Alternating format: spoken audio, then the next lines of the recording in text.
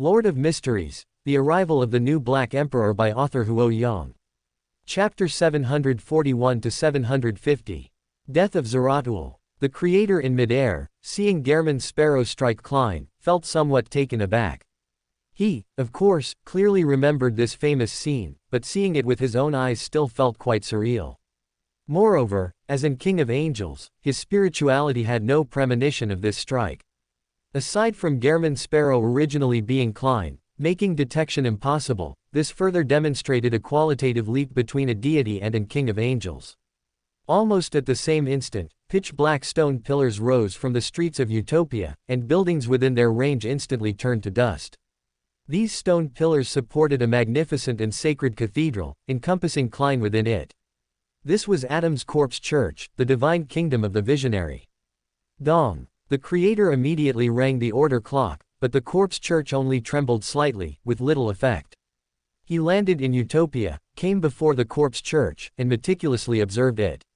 Outside the corpse church not far away, Gehrman's sparrow, clad in a black trench coat, wore a rather complex expression. Adam only granted him humanity, not life conjured from nothing. He slowly collapsed, his gaze falling upon the somewhat damaged Utopia, and finally died in this city symbolizing freedom. At this moment, Zeratul, who had been pierced by the order-slaying sword, finally broke free from the creator's powerful deterrent range. He immediately opened a historical void, choosing to escape. But the moment he entered the historical void, Zeratul was unexpectedly pushed out by the historical void again, landing in front of Hobert. The historical void betrayed this attendant of mysteries, sending him to the creator. Zeratul felt somewhat despairing at this point. He had seen King of Angels before, but this was the first time he encountered a situation where he couldn't even run away. Hobert was able to trap Zeratul relatively easily, mainly because he understood the abilities of the seer pathway very well. For pathways he didn't understand as well, it would be difficult to block the opponent's retreat so completely. Hobert was very clear that Klein inside was not in great danger for the time being, so he looked at Zeratul beside him. Inside the corpse church, Klein landed on his feet, standing in the center of the cathedral. He saw that every pillar and every part of the dome here was inlaid with the skulls of different races. For a moment, they all watched Klein with their hollow eyes. On the walls, windows, and doors of the cathedral, transparent, distorted faces emerged, completely separating the interior from the outside world. And at the very front of the cathedral, a 100-meter-tall cross stood tall. In front of the cross, rows of black chairs with backrests were arranged. Adam, dressed in a simple white robe, with a light golden beard and a silver cross pendant, stood beneath the cross, facing the rows of chairs, like a pastor preparing to preach to his believers. He had a gentle expression, as if merely inviting Klein to listen to a sermon. Klein lowered his head to look at the wooden stake in his chest, then slowly walked towards the first row of chairs, sitting generously in the very middle. For Klein, the injury to his chest was not fatal at all. The main purpose of that ancient wooden stake was to seal his Beander abilities. Klein voiced his confusion. "You're not here to help your brother get revenge because we just beat him up, are you? I found you long ago through the subconscious ocean," Adam said with a gentle smile. "The reason I'm only dealing with you now is mainly to control the two biggest unstable factors, and at the same time, to attract the attention of the true gods." Klein pondered for a moment and then said, "Amen plans to become a god now." The so-called two unstable factors, of course, referred to the Fool and the Creator. Before this, Hobert had discussed with Klein that once Amen began the process of becoming a god, Klein, as the master of Saphira Castle, would definitely sense it. So, if there was an opportunity, they must try to disrupt Amon's godhood ascension. Even if they couldn't stop him, at the very least, they should ensure his state wasn't so good after becoming a god. As brothers, Adam and Amen, who had existed since the Third Epoch, had witnessed many godhood ascensions. Of course, they wouldn't take chances at such a critical moment. So Adam was responsible for controlling all unstable factors and attracting the attention of the deities. Amen, on the other hand, immediately began the ritual of becoming a god. On a ship sailing in the Rorstad archipelago, Will, who had left the Abraham family, was pondering some clues he had obtained, preparing to pray for the help of a deity to lift his ancestor's seal. At this moment, a young man wearing a pointed soft hat and an ancient classical robe suddenly appeared beside him. The young man adjusted the monocle on his eye. Apologies, the game has to end early. To be honest, your performance has been quite disappointing. You haven't even prayed to the deity I fabricated for you yet. I'll just have to speed up the game. Will recoiled 2 steps in horror. But in the next second, he was deceived by Aemon and became extremely excited. Great God blessed, thank you for your guidance, what should I do now? Aemon didn't answer immediately but stole the distance, and the two instantly appeared in a primeval forest on an uninhabited island. All right, you can set up the altar now, he commanded. Will didn't even think, immediately starting to light candles, burn essential oils, and set up the altar. Finally, he took out the dagger he carried with him, cut his palm, and let his blood drip onto the makeshift altar. A voice seemed to suddenly say in his mind, leaving your blood on the altar is very dangerous. Will was also very curious as to why he would do such a dangerous thing. But in the next second, he immediately dismissed his doubts, believing that the ritual he was about to perform was very special and should involve some unique steps. Immediately after, an Aemon clone appeared, bringing a translucent blob of flesh with slimy tentacles, and on the blob, twisted worms crawled around. Almost simultaneously, another Aemon clone appeared, carrying a bird with a deformed head, each of its feathers shimmering with faint starlight. Will immediately recognized it. This was a monster possessing the secret sorcerer Beander characteristic. At this moment, he seemed to pay no attention to Aemon and the Aemon clones around him, nor did he realize that these demigod-level entities had appeared too strangely. He was overjoyed at this moment, feeling that the opportunity to lift his ancestor's seal was right before his eyes. At this moment, next to the flesh blob and the bird with the deformed head, a coma crow appeared. Of course, it only looked like a crow. Every feather on its body was almost transparent, and it had rings. Will was ecstatic and immediately began the ritual. At this moment, his hands suddenly trembled a few times, feeling somewhat weak. That was the final spiritual warning, making him realize that his next actions would be very dangerous. But he comforted himself. What I'm doing inherently carries some risks, just like the spiritual warnings before drinking a potion. Even knowing the danger, I must continue. So, after checking the altar again, Will stepped back and solemnly chanted in giant language, Great Door of all doors. Guide of the endless starry sky. Key to all mysterious worlds. I pray for your response, I pray for your descent upon this world. As soon as he finished speaking, the altar emitted 3 rapid, bang bang bang, sounds. The demigod-level monsters corresponding to secret sorcerer, and parasite, were as if crushed by an invisible hand, turning into blobs of blood shimmering with different colors. These flesh and blood seemed to have their own vitality, guided by an indescribable power, gathering in midair, outlining one sinister and defiled symbol after another. Countless symbols combined, slowly forming a large door where flesh and blood still squirmed. The inside of the door was a darkness, leading to an unknown place. On the altar, the candle flame representing Dormister suddenly shot up, illuminating the darkness. In the darkness, faint starlights appeared one after another, and these starlights rapidly approached the great door on the altar. When the starlights were close enough, a huge arm appeared in Will's field of vision. It was not a human arm, it squeezed out of the great door with force, causing the entire surrounding forest and the entire island to tremble. Will watched this scene with joy, but his vision suddenly blurred. Snap! Something fell from his face into the grass. Will instinctively looked down and saw that it was an eyeball with protruding blood vessels. Immediately after, his nose and ears also began to fall off. At this moment, Will's mind suddenly became very clear, recalling some anomalies he had ignored for several years. He unconsciously looked towards Aemon with his single eye. But he only saw an ancient blasphemy slate. Plop! Will could no longer support himself and fell to the ground, his flesh and blood collapsing instantly.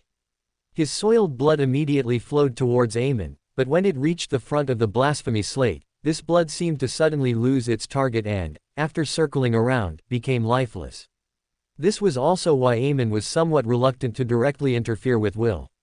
Aside from the ease with which he could be discovered by the true gods, it was also because performing this ritual would incur a very high level of pollution. Once there was too obvious Beander interference, this pollution could easily find Amen along those interferences. So, years ago, Amen secretly funded Will's research, just to utilize him to bring Mr. back at the right time.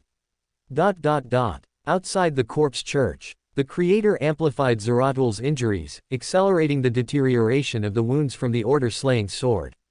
Even if Zeratl was composed of individual, spirit worms, the order-slaying sword would still cause harm to every single one of his spirit worms.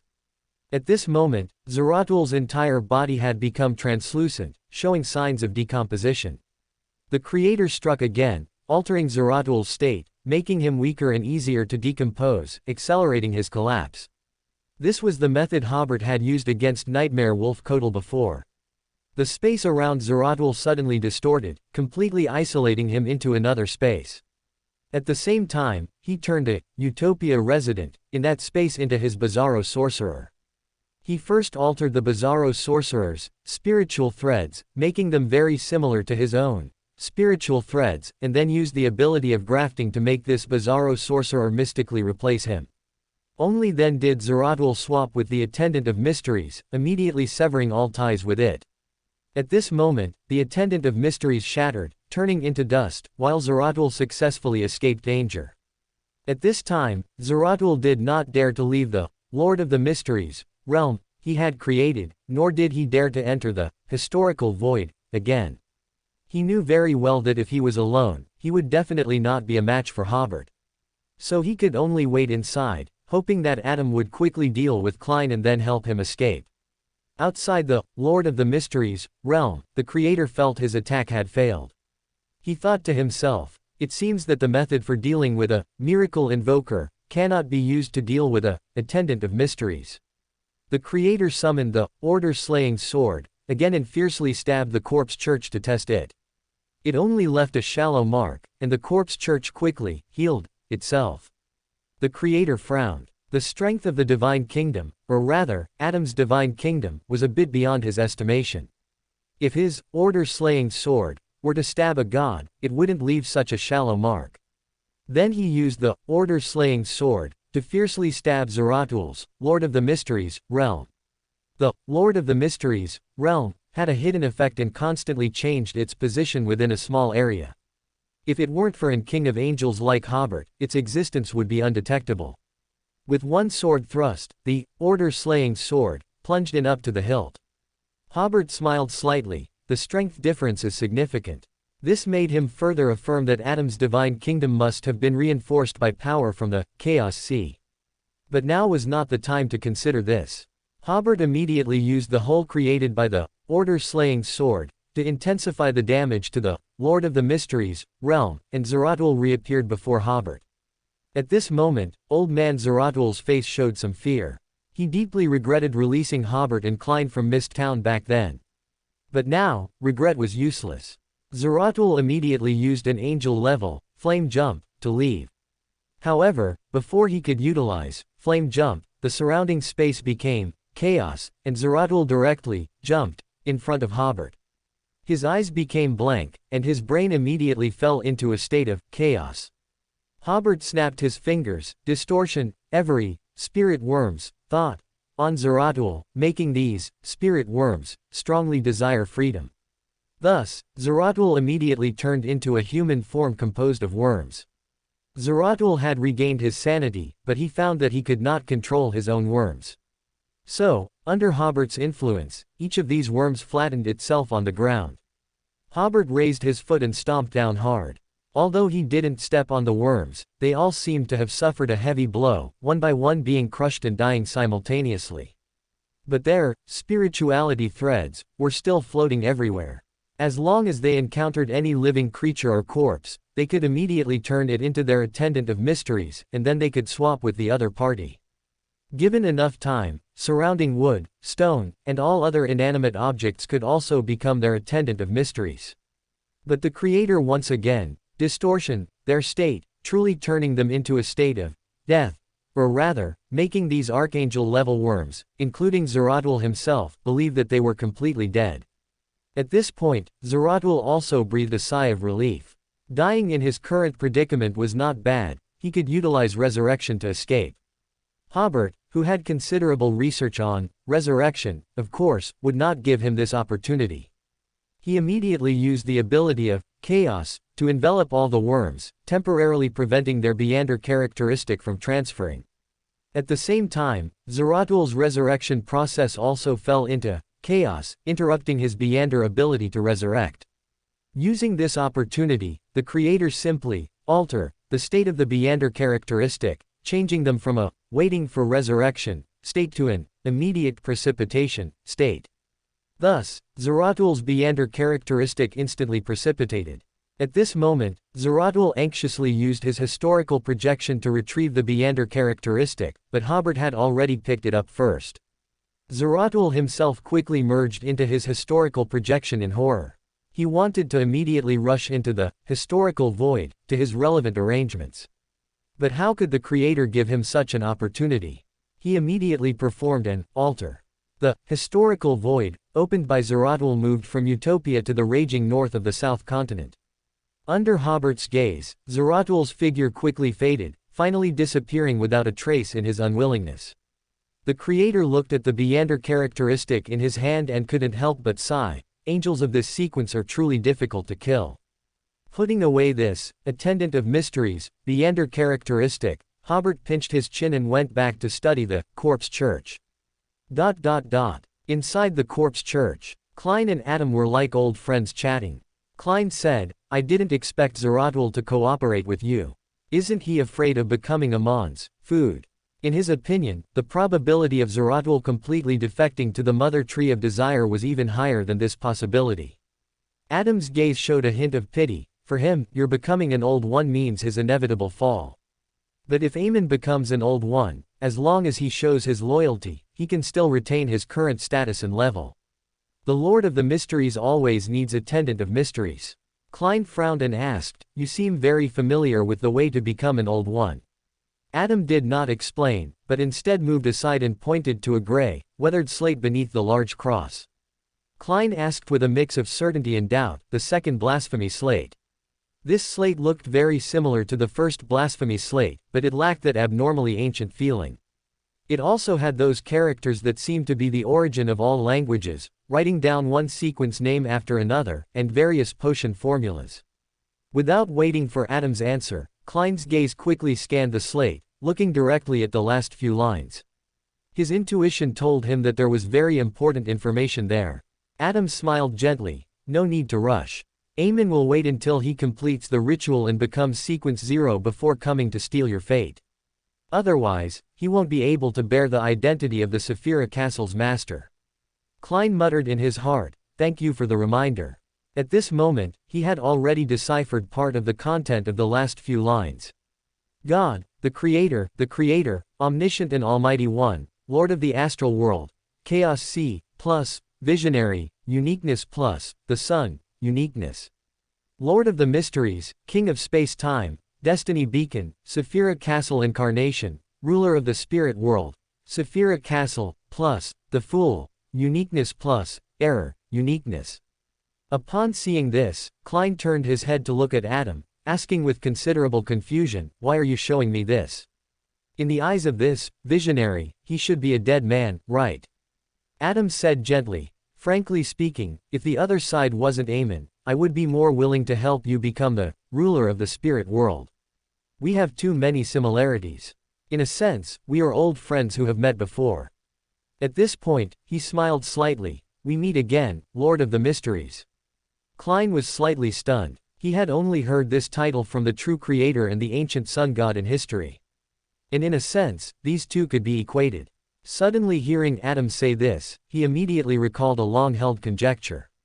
At that time, when he was caught by Amon and heard Amon complain about Adam, he noticed Adam's abnormality.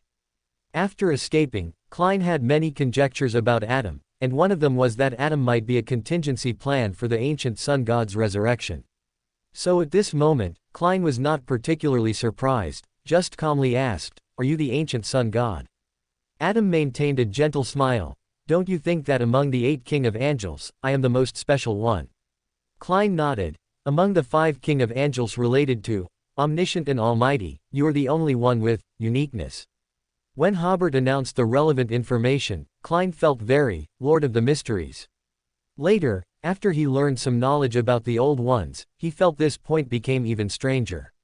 It could be said that from that time on, Klein had sensed that Adam was somewhat abnormal. Adam patiently explained, there is a very special aspect to a visionary. A normal sequence 0 consists of a uniqueness plus 3 sequence 1 Beander characteristic. Lacking any part, one cannot be called a true God. However, a visionary can, after becoming sequence 0, separate 2 sequence 1 Beander characteristic and replace them with corresponding characteristics, imagined, into existence. The 2 separated real sequence 1 characteristics can combine with one's own identity or a being, imagined, into existence, allowing them to become writers, who usually act freely and, when necessary, transform into one's true body through certain means or mediums. And for an omniscient and almighty one, they can create a uniqueness that is between reality and illusion to maintain their own state. Klein immediately thought, this sounds like the relationship between the dragon of imagination Ankwelt and his child, the nightmare dragon Alicehode. He asked thoughtfully, did you awaken when you became a visionary? No, Adam said gently. When I fell, and truth was born.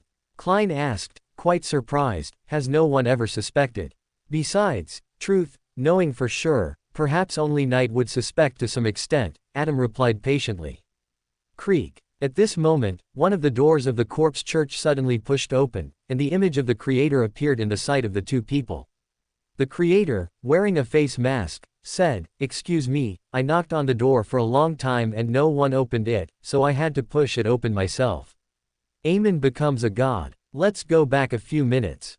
The Creator studied the corpse church for a while, but couldn't find a way to enter Adam's divine kingdom. At this point, he also realized that Adam's sudden appearance was likely a cover for Amon's god ascension ritual. However, Hobert couldn't stop Amen from ascending to godhood at the moment, because according to his previous plan with Klein, as the master of Saphira Castle, would definitely sense the process of Amon's god ascension. At that time, Klein would be responsible for locating, and the two of them would together destroy Amon's god ascension ritual. But now Klein was imprisoned, and even if the Creator had some suspicions, he couldn't immediately find Amen. Just as the Creator was about to attempt to violently break through Adam's divine kingdom, a thought suddenly struck him. Amen was going to ascend to godhood by replacing Mr. And according to the memories in the Creator's mind, when Mr. fell, all the doors of physical matter in the real world, as well as doors in the mystical sense, opened. The Creator got inspiration from this memory and tried to amplify the abstract concept of the two large doors of the corpse church. The most direct meaning of door is the entrance and exit of a building. Since it can be entered and exited, it must be able to open. After 2 consecutive amplify attempts, the large doors of the corpse church indeed loosened, but the Creator immediately sensed a force obstructing the opening of the doors. Hobert, hiding in the shadow of this world, immediately realized that this force was Adam's control over his divine kingdom. So the Creator used this power, which was equivalent to temporarily taking over a small part of the corpse church's control. At this moment, as the Creator pushed the door, one of the corpse church's doors opened. Adam seemed unsurprised by the Creator's actions. Hey, lawyer. He certainly noticed the Creator attempting to enter, but he didn't expect the other party to enter so quickly. Klein, on the other hand, breathed a slight sigh of relief.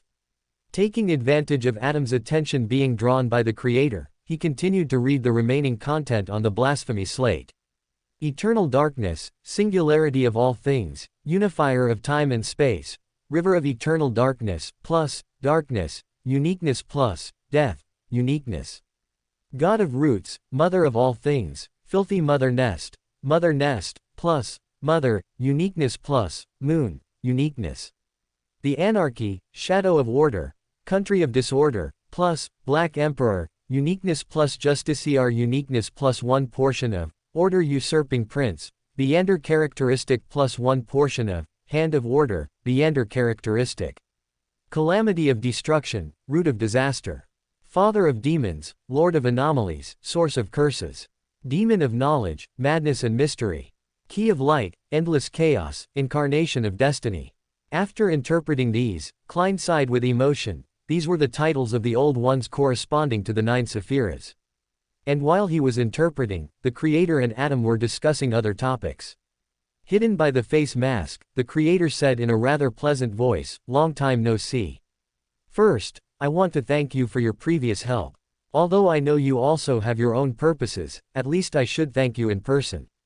Adam spread his hand, revealing the order crystal in his palm. All gifts of destiny are already marked with a price. This order crystal was of no small help to him. The Creator did not enter the corpse church, he stood at the entrance. Actually, the 3 of us are natural allies, with a level of mutual trust far exceeding ordinary people. Adam maintained a gentle smile. I am indeed a natural ally with you. What if Amen dies one day? The Creator said surprisingly, will there be no more conflicts between us? As it stands, the development of the 3 of us is quite good. If we supported each other instead of obstructing each other, we all would have a chance to become Old Ones. From this perspective, Amen is the most obstructive person. These words made Adam pause for a moment, then he laughed. Hey, lawyer. The Creator kept one hand on the large door of the corpse church. If that day truly comes, I mean, if Amen loses the chance to become an Old One, please remember, the alliance between Klein and me is always open to you. Adam's gentle expression gradually disappeared, replaced by seriousness. You seem quite certain about this. The Creator spread his free hand. It's the eve of the end of the world now, anything can happen. Adam slowly nodded. You are right. At this point, the Creator got to the main point. I have a few questions I'd like to ask. Adam extended his hand, making a, please speak, gesture. Can the Sephira parts of, nation of disorder, and, uncertain mist, still merge?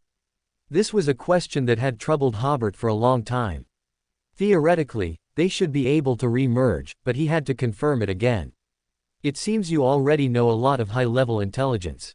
Adam's expression at this moment was like a pastor encouraging believers to bravely confess. As the intelligence you've obtained indicates, nation of disorder, was once torn apart, with one part in the material world and another in the starry sky. The 2 can re-merge, but you must be careful not to let the consciousness of uncertain mist overwrite your own consciousness. The Creator was pensive, and Hobert, also in the shadow, outside the corpse church, was equally pensive. In other words, if I want to merge these 2 Sephiras, I must accept the fact of some degree of fusion with uncertain mist. That's right, after all, that's an Old One. Once it becomes an Old One, it will always have a certain spiritual imprint until the next awakening of the original Creator. After the first awakens, the spiritual imprints of the Old Ones will be overridden, or rather, formatted, by the imprint of the first. Before that, the only difference is whether the Old One's spiritual imprint is strong or weak. If it's too strong, after much effort, it's very likely to have made a wedding dress for the Old One. If it's not strong, then it's barely acceptable. Thinking of these, the Creator asked again, if I merge the 2 Sephiras, will I become stronger? How exactly should I do it?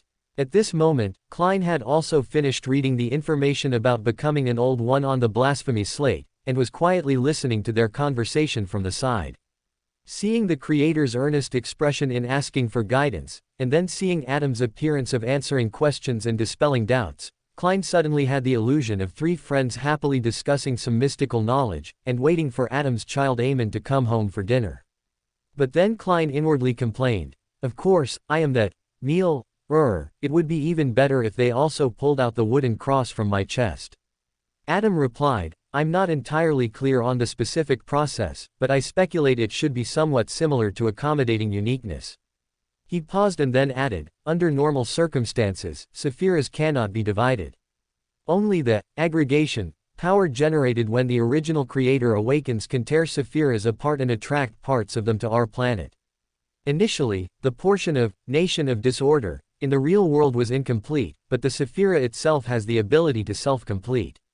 Currently, the 2 portions of nation of disorder, Sephira, are more like 2 Sephiras with similar authorities and symbolic meanings. Based on some of my previous deductions, Old Ones can accommodate multiple Sephiras, but there is a prerequisite: the authorities and meanings must be similar, such as the two parts of nation of disorder, in the starry sky and the material world. Currently, the Old Ones waiting outside the firsts barrier, the mother goddess of depravity, the mother tree of desire, and uncertain mist, hope to reclaim their portion of Sephira in the real world. After they retrieve their Sephira, they will, of course, re-merge, because that way they will become stronger, and like the mother goddess of depravity, she can even become a pillar again. Hobert, hiding in the shadow, was slightly stunned. Right, actually, this question already had an answer, I just hadn't tried to deduce it in reverse. At this moment, Klein asked, among the outer gods currently peeking at Earth from outside the barrier, there are at least 9 Old One-level existences. Besides the mother goddess of depravity, mother tree of desire, and uncertain mist you just mentioned, there are also original hunger, circle of inevitability, superstar overlord, high-dimensional overseer, king of decay, and unquenchable whispers. Besides the 3 outer gods you just mentioned who hope to reclaim the Sephira that once belonged to them, what do the other Old Ones hope to gain? Adam replied unhurriedly, they hope to obtain Sephiras or high-level Beander characteristics similar to their authority. Klein seemed to have a very bold conjecture. There are 9 Sephiras on Earth, and there are also 9 Old Ones. So does that mean the source materials on Earth were all torn from the bodies of outer gods? Adam did not directly answer the question. To my knowledge, Chaos Sea and Sephira Castle have never been torn apart. Klein said, oh, in that case, the numbers don't match up. Then he asked again, what is a pillar? That is the pinnacle of the Old Ones. Adam explained in detail, like giving a sermon. From the very beginning until now, a total of 3 pillars have been born. One is God, the omniscient and almighty one. One is the Lord of the mysteries, the King of time and space, and one is the mother goddess of depravity, the beginning of evil. Adam paused, then added, originally, according to my deduction, there could only be 3 pillars in the universe, but I then deduced a hidden pillar. That pillar represents the end of all things, including the Old Ones and the universe itself. It corresponds to the 2 Sephiras, River of Eternal Darkness and City of Calamity. Initially, I thought there were only these 4 pillars in this world, but later I deduced a concept. There can only be 3 pillars in the universe, but there are not just 3 ways to become a pillar. Hobert and Klein immediately understood Adam's meaning, and both showed varying degrees of surprise. Before this, Hobert was usually the one who surprised others at the Tarot Club. Today was the first time he felt extremely surprised by some information. He realized that, as the former, omniscient and almighty one, Adam possessed a terrifying accumulation of knowledge. At this point, Adam continued, the reason there can only be 3 pillars is because it is the limit of the universe. As long as a 4th pillar appears, regardless of whether it is, River of Eternal Darkness plus, City of Calamity, because the Beander and Sephiras are too concentrated, and they do not have the level of the original creator, they cannot prevent the process of Beander and Sephira aggregation. So, once a 4th pillar appears, either the first will be awakened and the real world will be destroyed again, or the universe will face its doomsday. The creator fully understood Adam's meaning, so, I could also become a pillar. At this moment, Hobert in the shadow suddenly recalled a piece of information he had obtained from the cosmic dark side. At the right time, the mother tree of desire could replace the mother goddess of depravity. At the time, Hobert thought it meant the mother tree of desire defeating the mother goddess of depravity, but now it seems very likely that the mother tree of desire would become a new pillar, thereby replacing the mother goddess of depravity's pillar status. After all, according to Adam's deduction, there are only 3 slots for pillars in the entire universe. Regarding this question, Adam did not answer directly, but only said, otherwise, why do you think those outer gods in the cosmos wish to accommodate Sephiras with similar authorities and symbolic meanings? Besides the extraordinary characteristic aggregation law, it's also because they can achieve breakthroughs in their hierarchy. The creator smiled, that's good news. At this moment, Adam said seriously, you need to pay attention, the original creator is a special case. Only he has accommodated 9 Sephiras, and some of them do not possess similar authorities or symbolic meanings. Later, there were 2 others who tried to accommodate multiple Sephiras, namely, God, in the early ancient times, who can also be called original, and Lord of the Mysteries, from the same period. From what it looks like now, their attempts did not go well. And because 3 pillars have appeared, I can only deduce the 4th pillar, and I cannot deduce other ways to become a pillar. In other words, if Hobert wanted to become a pillar, he would have to explore it entirely on his own. Thank you for your reminder. The Creator sincerely thanked him. I will be careful. Then he asked, I heard that original once awakened inside you. How is your current situation? On the altar of the uninhabited island in the Rorstad archipelago. After that massive arm squeezed into the real world, in the darkness of the flesh door, bolts of lightning formed a storm and fell, but they were swallowed by a sudden surge of bloody tide. Finally, a massive figure composed of pure, light spheres, passed through the flesh door. The next second, these light spheres began to collapse, as if to reorganize, and one after another of dark rifts from the void appeared in the surrounding forest. Hurricanes, whose origin was unknown, blew out from the rifts, sweeping in all directions. Every single door in different places and positions across the entire Rorstad archipelago opened on its own at this moment. This hurricane swept to the north-south continent, and everything in the entire world that could be called a door was opened. At this moment, Medici, far away in the main tent of the South Continent Army camp, suddenly saw the box containing his sealed artifact open by itself, and the previous seal instantly vanished without a trace. Medici's eyes narrowed. While resealing it, he wondered if this was the enemy's counterattack. Fortunately, the sealed artifact was not very high level, and he quickly resealed it.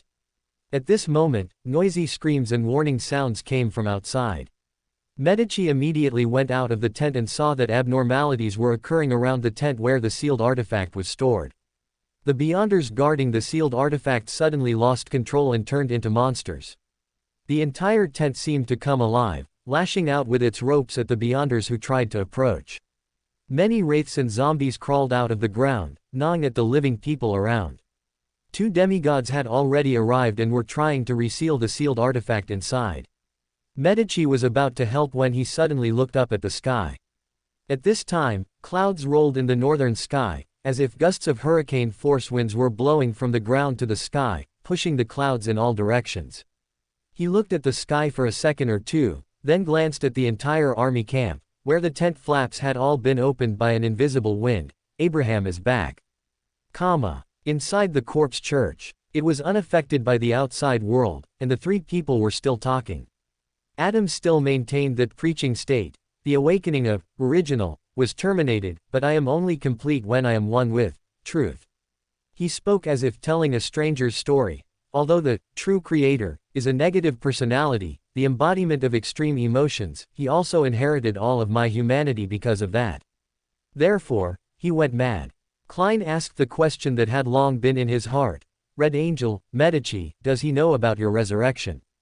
If my information is correct, he has always been very loyal to you, but he was attacked by you and Aemon, and eventually turned into a malevolent spirit.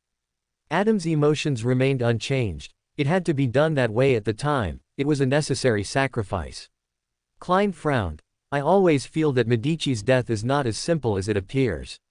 He paused to organize his words before saying, the strength of the 4 empires is actually very different. Truncest has the support of the 6 gods, so his strength should be the strongest. The other 3 empires combined seem to have difficulty resisting the Justiciar, plus the 6 gods faction. Under such circumstances, why did you plot against Red Angel? Is it because he supported the true creator? Adam's gaze looked towards the huge cross in front. You have such doubts because you don't know enough. In the 4th epoch, the Demonist sect, the Moses ascetic order, and the infiltration of the Abyss, as well as the Balaam Empire at the time, were also active in the north-south continent. The situation was very complex. Moreover, the conflicts among the 6 gods always caused great internal friction in Truncest, so the 4 empires once maintained a subtle balance. Klein nodded slowly. He suddenly recalled the information Hobert had disclosed at the Tarot Club. The war that once broke out in St. Yadro City between the 6 gods faction and the True Creator faction was almost evenly matched.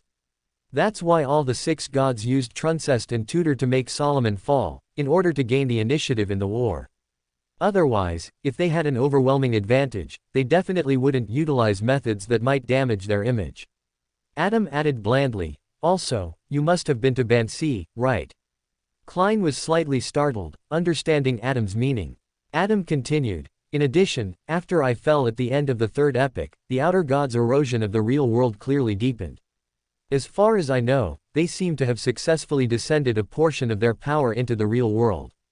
For example, uncertain mist descended its power 3 times in the fourth epoch. They are very clear that the power inside the barrier is no match for the gods in the material world, so the power they descended secretly hid somewhere, preparing to do something important for their main body when the time is right. At this point, he suddenly looked at the Creator. More than one outer god has descended power in the South Continent, you need to be careful. The Creator was thoughtful at first, then he smiled slightly. The good news is that the power descended by uncertain mist has all been destroyed by me. The bad news is that I only found out today that the real world has been eroded so severely. Adam suddenly went against his usual demeanor and became serious again. Since the end of the recent God War, the outer god's erosion has become increasingly severe. In the past 6 months, the number of recipients has increased significantly. I can feel that many powers are already stirring. The Creator leaned against the door and said, it seems that the Beyonder world will be very unpeaceful even before the apocalypse. Then he smiled. I had a very pleasant chat today and gained a lot of useful information. I hope there will be such opportunities in the future. At this moment, the illusory hurricane of door, Mr. S return blew here, and the previously closed main door of the corpse church also began to tremble slightly, as if it was about to be opened by some invisible force. Adam looked outside with a gentle smile. It has already begun. Yes, at this time, the 6 gods should have just noticed the anomaly, but even at this moment, the descent of gods is already too late. As he spoke, the Creator subtly raised his hand. Adam suddenly turned his head. Klein, whose chest had been pierced by the wooden cross before, had turned into Gehrman Sparrow, who was lying not far away, already lifeless. And Klein, who was sitting beside Adam, appeared behind the Creator, and disappeared into the shadows. From the very beginning, the Creator had been quietly establishing the connection between Klein and Gehrman Sparrow, because Gehrman was Klein, and as his life disappeared, Gehrman had lost his humanity, so Adam did not detect this in time. When Klein felt more and more like a corpse, he probably understood Hobert's intention, so he continued to discuss the matter with Adam without showing any change in expression. Until Adam's attention was briefly drawn by the reaction caused by door, Mr. S return, the Creator seized the opportunity to distortion the concept of Klein and Gehrman. Because there was already enough association, this distortion was very smooth, and Adam didn't even have time to stop it. Of course, another reason was that Hobert had accommodated the uniqueness, which allowed for such a result. If he had still only been a sequence 1, Adam would have had a very high probability of being able to stop his actions just now. The Creator bowed slightly and said, "Thank you very much for your explanation." Adam's expression remained unchanged, gentle with a hint of pity, as if a god was watching the world. After the Creator thanked him, he immediately disappeared from the entrance of the corpse church. The next second, the Creator and Klein had already appeared on the edge of the Antarctic continent. Although the cold wind howled and the temperature was low here, for the two of them, extreme weather would no longer have any impact on them. The Creator took out the attendant of mysteries portion of Zerathul's Beyonder characteristic, which had just been pulverized. Zerathul is dead. Klein took the characteristic, thank you. While thanking him, he took out a container from the historical void and began to concoct the attendant of mysteries potion. For Klein, at this moment, the attention of the gods and high sequence Beyonders was all on Amon's deification, which was also an excellent opportunity to advance to attendant of mysteries. Because he had to guard against primordial demoness suddenly popping out to cause trouble, the Creator did not leave immediately but waited aside for Klein to complete his advancement before saying anything else. Anju, Atlantis Palace. Clang. Audrey, who was working at her desk, was startled. She looked up and saw the file cabinet door suddenly open violently for no reason. Clang, clang. At this moment, all the cabinet doors and room doors around were opened, and screams from outside proved that all the doors in the entire palace were suddenly opened by a strange force. Audrey quickly went out to pacify the crowd, and at the same time prayed to Christine, who was guarding Anjou, to report this matter to her. Soon, Christine sent someone to tell Audrey that it seemed all the doors in Anjou and its surroundings had been opened, and all the seals on the sealed artifacts had been instantly lifted. Christine did not come precisely because she was resealing those sealed artifacts. Upon hearing this news, Audrey was surprised. She realized that something big must have happened in the Beyonder world. Byam, Wave Cathedral. A flash of electricity suddenly shot into Alger Wilson's room, turning into an urgent voice. Your Eminence, most of the seals underground have failed. Only certain items that maintain balance through the effect of their sealing method have not disappeared. Alger's eyebrows twitched. Combined with the simultaneous opening of doors and windows throughout Byam City, he sensed the unusual nature of the problem. So he immediately ordered, you will immediately form small teams of 3 and take the level 2 and level 3 sealed artifacts that will not cause too much harm in a short time and have living characteristics out of the underground, to avoid a chain reaction. This way, the underground would become a no man's land, and those dangerous sealed artifacts would not cause casualties for a while. And as time passed, when the anomaly of the sealed artifacts, failure passed, the Punishers would be able to free up their hands to deal with these items. Alger's orders turned into waves of electricity, forming silver-white flashes, flying towards the underground. He seized the time to pray to the Storm of Lord, hoping to receive his protection or help, then immediately rushed underground, using his Beyonder abilities to temporarily suppress the 3 Sequence 1 sealed artifacts, including the Azure Gate. At the altar of the unnamed island in the Rorstad archipelago, a figure made of layers of doors appeared there. He was draped in a tide of blood-colored water, his form constantly twisting and changing, reflecting different planets and different regions. As he returned, he began the process of becoming a god. Just then, a dazzling ray of sunlight descended from the astral world, melting everything it encountered along the way. Outside this ray of sunlight, an impenetrable night surged, attempting to swallow Mr. Door, who was seeking to advance to Sequence 0. The ground suddenly cracked open, and a huge force was pulling Mr. Door, as if to drag him into the Earth's core. Immediately after, dark clouds suddenly covered the island, and dense, pale white lightning, like howling white hurricanes, surrounded Mr. Door. Other gods were also descending. Mr. Door let out a low growl, causing the blood-colored robe draped over his body to flutter. This robe connected to the strange tide surging behind the flesh and blood door, spreading crimson moonlight outwards. Upon touching the moonlight, the impenetrable night gathered itself, transforming into a shadowy human female. Without exception, the dazzling sunlight turned into a young man in flame armor. From the huge crack in the earth, a benevolent figure holding a baby emerged, and the lightning hurricane became a middle-aged man in black armor, holding a trident. The gods, interference and obstruction of Mr. Door, simultaneously fell into chaos, giving him a chance to breathe. Seizing this opportunity, he entered the final step of becoming a god. Just then, the flesh and blood door suddenly collapsed on its own, covering Mr. Door's body, making him seem to have become another person. Byam, beneath the Sea Wave Cathedral. Alger stretched out his hands and pressed them against the door in front of him. The surface of this door was azure blue, with mysterious and strange bas-reliefs on it. It was already half open, revealing a deep darkness with no light, connected to an unknown place.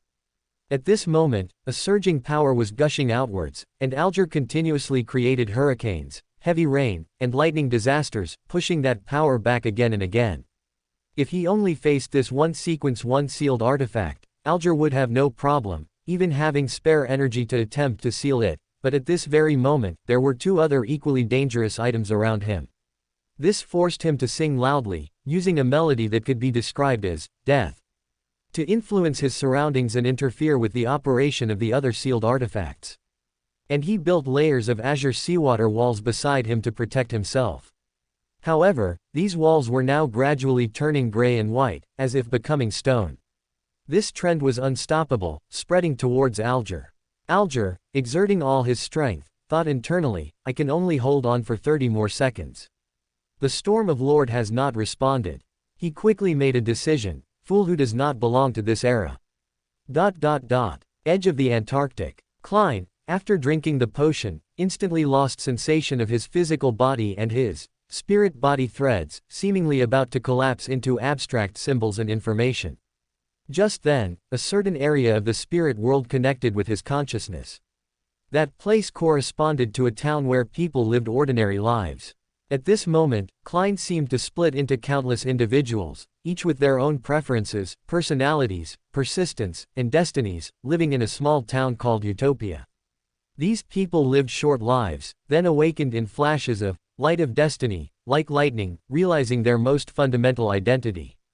They were Joe Mingrui, and also Klein Moretti, Sherlock Moriarty, Gehrman Sparrow, Dwayne Dantes, and Merlin Hermes. One by one, spirit-body threads, bits of Beander characteristic, and individual self-cognitions flew up from the spirit world area corresponding to Utopia, casting themselves into Klein's slightly illusory body, gradually giving him substance. After only 2 seconds, the reorganization was complete, and Klein opened his eyes. He had already advanced to Sequence 1, becoming an attendant of mysteries. The creator beside him said, "You should find a hidden place to stabilize your state first." His figure immediately disappeared, preparing to see if there was still a chance to disrupt Amon's advancement ritual. Gradually, Alger's body was tinged with a layer of gray-white, on the verge of petrification.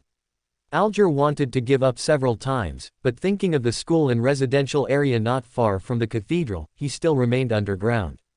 Just as Alger was about to hold out until the last moment, a gray-white mist appeared before his eyes, and all the sealed artifacts fell silent.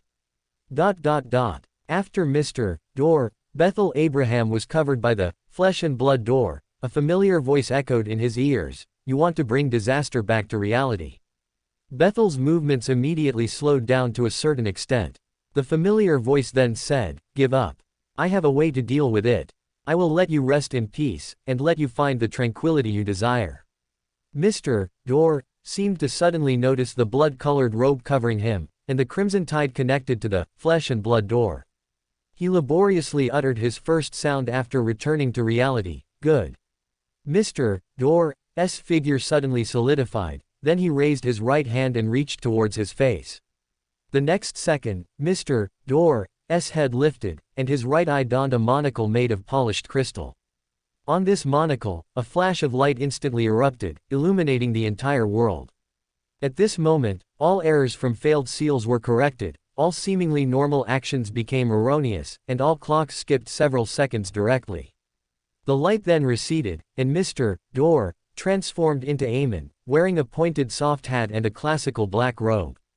In the hand of this blasphemer, he held an ancient-looking key forged purely from starlight.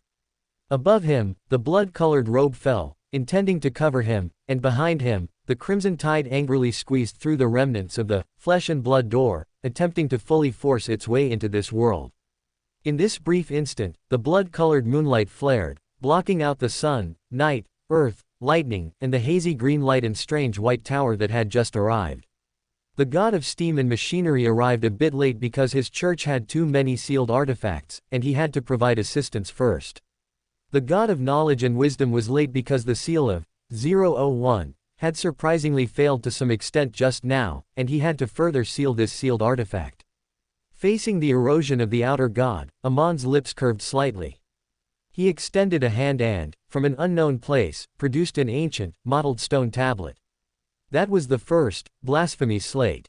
Then, he used the blasphemy slate to block the remaining gap of the flesh and blood door, and used it as a substitute to receive the falling blood-colored robe.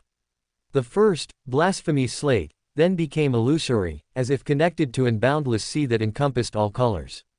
The surging seawater came, swallowing the blood-colored robe and blocking the crimson tide from the starry sky. The flesh and blood door rapidly shrunk and soon disappeared, leaving only an angry roar echoing endlessly. When the creator arrived, the dark clouds in the sky had vanished. Although it was daytime, the crimson moon appeared, its light no less than the distant sun. On the crimson moon, there seemed to be a huge, distorted figure, seemingly roaring at Aemon. Aemon, wearing a pointed soft hat, waved his hand at the crimson figure watching him, then bowed slightly, saluting his surroundings. After Aemon left, the creator returned to the country of disorder, and then to the real world. Hobert reappeared in Palu Gorge on the south continent. He found Medici in the main tent, who had already restored order to the military camp. Medici already had a guess. Aemon has become a god. Hobert nodded. Yes. He took a deep breath. My agreement with Aemon is now invalid. Medici smiled, pursing his lips. So, the decisive battle can finally begin. Yes. Hobert said, let's end this foolish war as quickly as possible. Longtail Island. Furs, who was taking a nap, suddenly had a nightmare, dreaming that her teacher, Dorian, was affected by a family-sealed artifact and died in front of her. Soon, Furs broke free from the dream, sat up, and gasped for breath. As a demigod who was once an astrologer, she knew that such a dream must mean her teacher was in danger. So she composed herself and immediately used travel to go to her teacher to confirm his safety. A few seconds later, Furs appeared at Dorian's residence, seeing her teacher sitting there, looking startled. Furs knew her teacher's heart was not good, so she cautiously asked, "Do you need a potion?"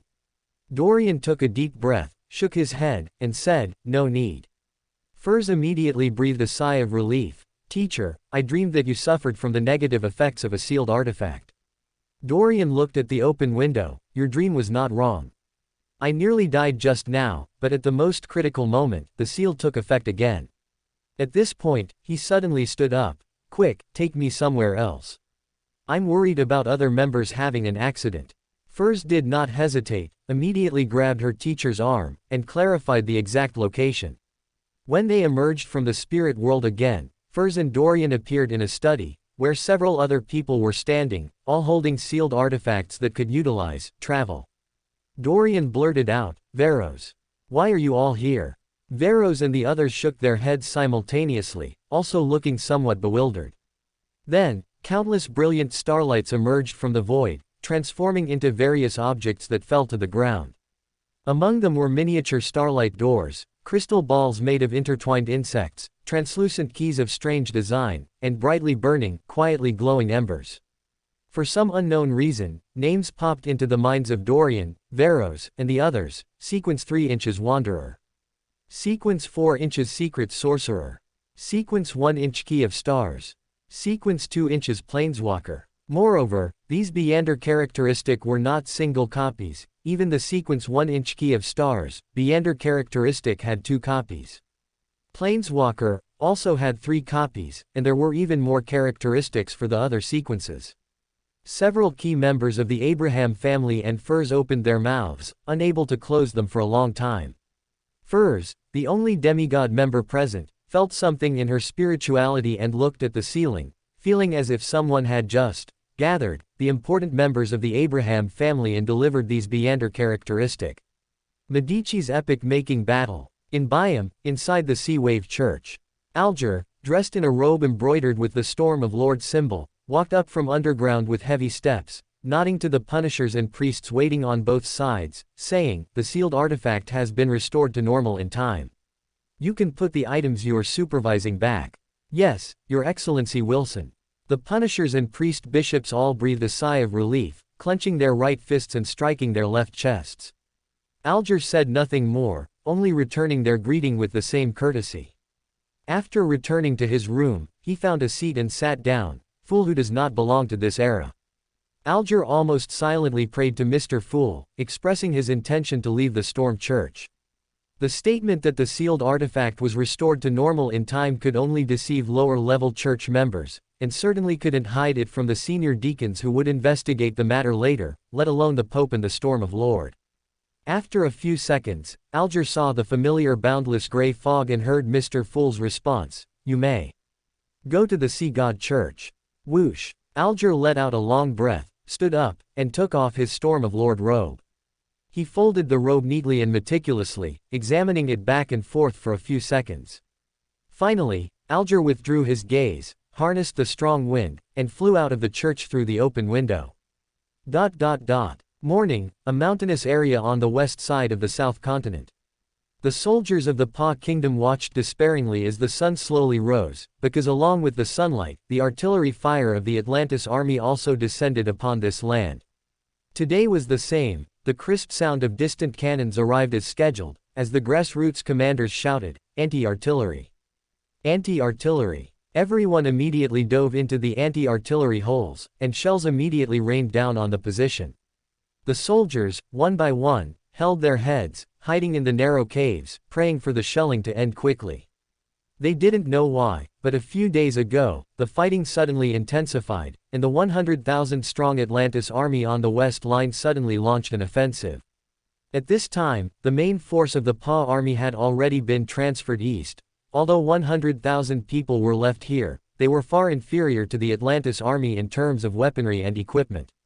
In terms of artillery quantity alone, the West Line defenders might not even have one-third of the Atlantis army's artillery, and in terms of shells, they were even less comparable. At first, they tried to return fire, but the Atlantis army shelled for 20 minutes every hour, and the defenders only returned fire for 2 days before their shells were almost depleted. For the next few days, they could only hide in the trenches and be bombarded by the Atlantis army. But strangely, the Atlantis army only shelled and did not conduct any form of charge. This shelling, like usual, also lasted 20 minutes. After the shelling ended, everyone heard some commotion on the opposite position. Soldiers emerged from the anti-artillery holes and saw that the Atlantis army was setting up strange, black dots. At this time, Haley, the overall commander of the West Line defenders at the mountaintop command post, clearly saw through his binoculars that those black dots were some equipment covered with black tarpaulins, but he couldn't tell exactly what kind of equipment they were. As he watched, Haley saw a familiar figure with red hair, and he couldn't help but smile. Military Intelligence Section 9's analysis was correct. Medici has indeed come to the West Line. He did not become nervous because of this, because according to the combat plan, they would launch a surprise attack on the enemy on the West Line today. If the enemy had an angel intervening, the Pa Kingdom's angel would also act, even at the cost of an angel war breaking out early. Just then, a soldier pointed into the distance and exclaimed, and more people's attention was drawn. A dark mass, like a flock of birds, appeared in the northern sky. Some soldiers with good eyesight had already recognized them as airships. Thousands of airships. This was the PA army's long-hidden strength, and also the surprise attack force they intended to utilize to turn the tide of the war. According to intelligence, although the Atlantis Kingdom had acquired airship technology and built airship bases, the time they had acquired the technology was too short, and currently only 100 or 200 airships had been produced, and they were even being used for civilian purposes by the Atlantis government. This was a huge loophole for the Atlantis army, so the countries of the North Continent jointly formed this airship fleet. The only thing they needed to prevent was attacks on the airships by the Atlantis army's Beyonders, so along with the thousands of airships came a corps formed by the Pa Kingdom's Beyonders. These Beyonders were not only those serving the Pa Kingdom but mostly Beyonders transferred from the North Continent. In the previous World War, the military Beyonders of various nations suffered considerable losses, and it had only been half a year, so they had not yet fully recovered. But various countries still had many Beyonders hidden among the nobility, or the nobles themselves were Beyonders. In the previous World War, these nobles shirked responsibility and were unwilling to contribute, but now it was different. The Atlantis Kingdom clearly intended to eliminate the noble class, and they transformed from being bystanders to now contributing as much as they could. So, surprisingly, a large number of Beyonders had gathered. And the local Beyonders of the Pa Kingdom were mainly the Trensust family, the Tamara family, and the Demoness sect. Now, this massive Beyonder corps was dispatched in full force, clearly signaling a decisive battle. After Haley saw the sky full of airships, the corners of his mouth gradually turned up, and a smile crept onto his face. Looking at the Atlantis army's side again, his smile slowly disappeared. The ordinary soldiers of the Atlantis army showed no signs of panic. This made him seriously suspect that Medici had used his ability to stabilize the situation. As the large number of airships approached, the anticipated Beyonder battle did not break out. The Pa army had expected that the Atlantis army, upon realizing its weakness, would launch attacks with Beyonders while the airships were still far from their positions. At that time, the Pa army's Beyonders could calmly take advantage of the enemy's attack on the airships to attack the Atlantis army's Beyonders, thereby gaining the initiative at the beginning of the war. Therefore, the massive airship fleet did not utilize Beyonder power to accelerate, but instead moved at their maximum speed, slowly approaching the battlefield. But what surprised the PA Army's high command was that the Atlantis army showed no intention of retreating, and even no intention of actively engaging. This completely exceeded their expectations and even felt somewhat strange. Some suggested a temporary retreat, to investigate first before launching an attack. However, more people felt that the airship's surprise attack effect would only be effective this one time, and they could not give up now. Before the PA Army's high command could make a final decision, the sky full of airships had already crossed the PA Army's positions and were making final preparations for bombing. Their target was the Atlantis Army's artillery positions. As far as the eye could see, there wasn't even an anti-aircraft machine gun on the Atlantis Army's positions. Now the only thing to guard against was enemy Beyonder attacks. At this moment, the Atlantis Army's position finally reacted. With a command from Medici, the gunners quickly pulled down the black tarpaulins, revealing the equipment underneath. Haley on the opposite side immediately studied them carefully with his binoculars. They were cannons with not very large calibers. But unlike ordinary cannons, their firing angle was wider, and they could even be adjusted to an angle of 45 degrees or more. Haley immediately realized that this should be a new weapon of the Atlantis Army, which immediately gave him a bad premonition.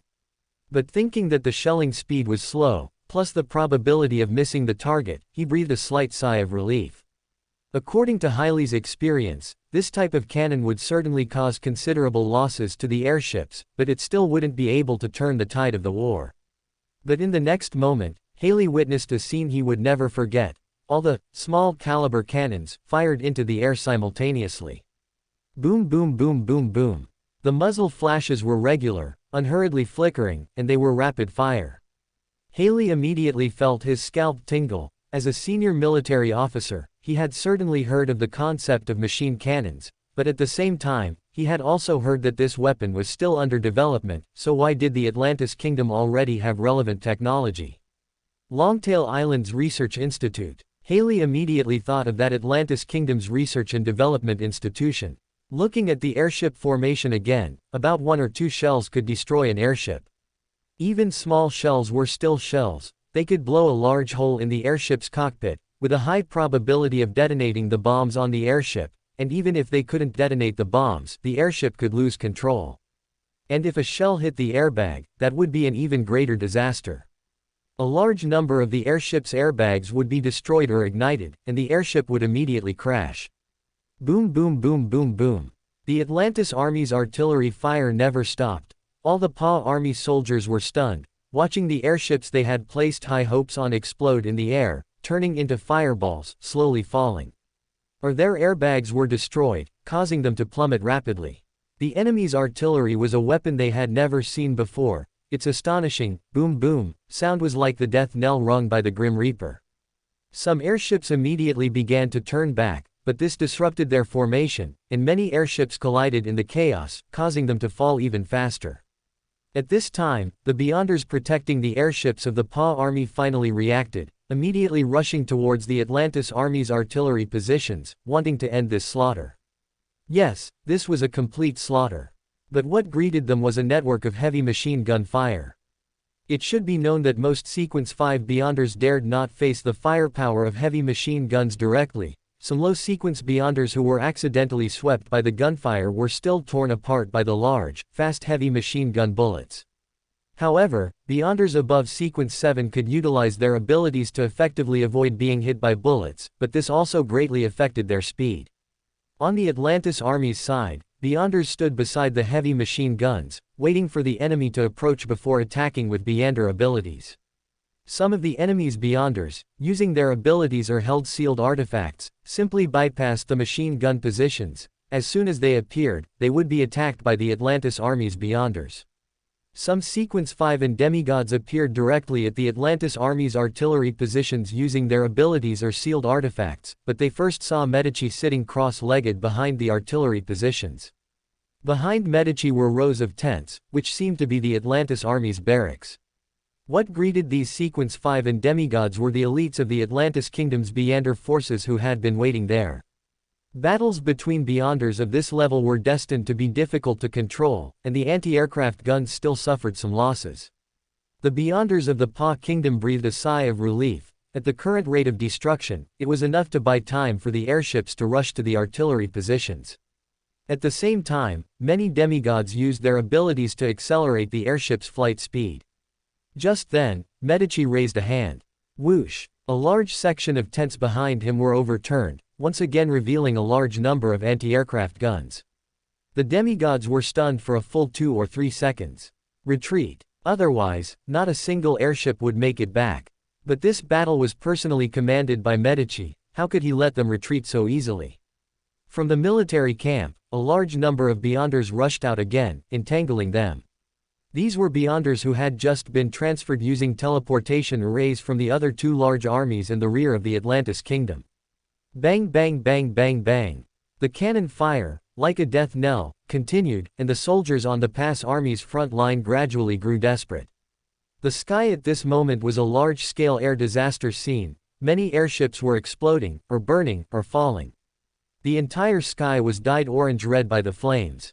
Many airship crew members parachuted, but under the dense artillery fire, many of them were hit by shells and disintegrated in midair. Some shells even smashed 1 or 2 parachuting airmen before hitting the airship seemingly unaffected. Even if they successfully parachuted, most landed between the 2 armies' positions and were shot down as targets before even touching the ground. At this point, the airship formations received the order to retreat. After another batch of airships was shot down, they finally flew out of the anti-aircraft guns' range. At this time, the Beyonders of the Pass Kingdom, after paying a certain price, finally withdrew from the Atlantis army's position. Medici's face broke into a smile. He stood up and said in a voice that could be heard by an army of 100,000, "Get ready. The general offensive begins." First, the general offensive's bombardment began. This time, all cannons fired simultaneously, and the artillery fire was more ferocious than ever before. Even before the bombardment ended, the infantry had already begun leaping out of their positions and charging towards the enemy's lines. When the bombardment ended, the Atlantis army had also rushed to a position not far from the enemy's lines. The Pass army almost collapsed at the first touch. It took only a little over 2 hours for the Atlantis army's vanguard to seize the position and, at Medici's request, quickly launch a pursuit. They pursued for an entire day without encountering any decent resistance. After this battle, airships officially exited the stage of history. Medici, of course, knew the Atlantis army's weakness of lacking an air force. He had discussed with Hobert long ago how to address this shortcoming, but Hobert told him not to worry too much about it. Initially, Medici thought Hobert was secretly building an air force, but when the anti-aircraft guns were pushed in front of Medici, he immediately realized that airships were outdated. For Hobert, the air force in his mind consisted of fighter jets roaring through the sky, not slow-moving airships. He originally thought that the advent of airplanes had eliminated airships, but this world had no oil, no fuel for airplanes, which was why airships had remained in Air Force service. It was only after bombing St. Milan that he realized the obsolescence of airships might not be entirely due to airplanes. At that time, he discovered that this world had no anti-aircraft guns. The angle of anti-aircraft machine guns was difficult to control, their effective range was very limited, and their power was too small. Even if a dozen bullets hit the same airship, it could only wound the airship.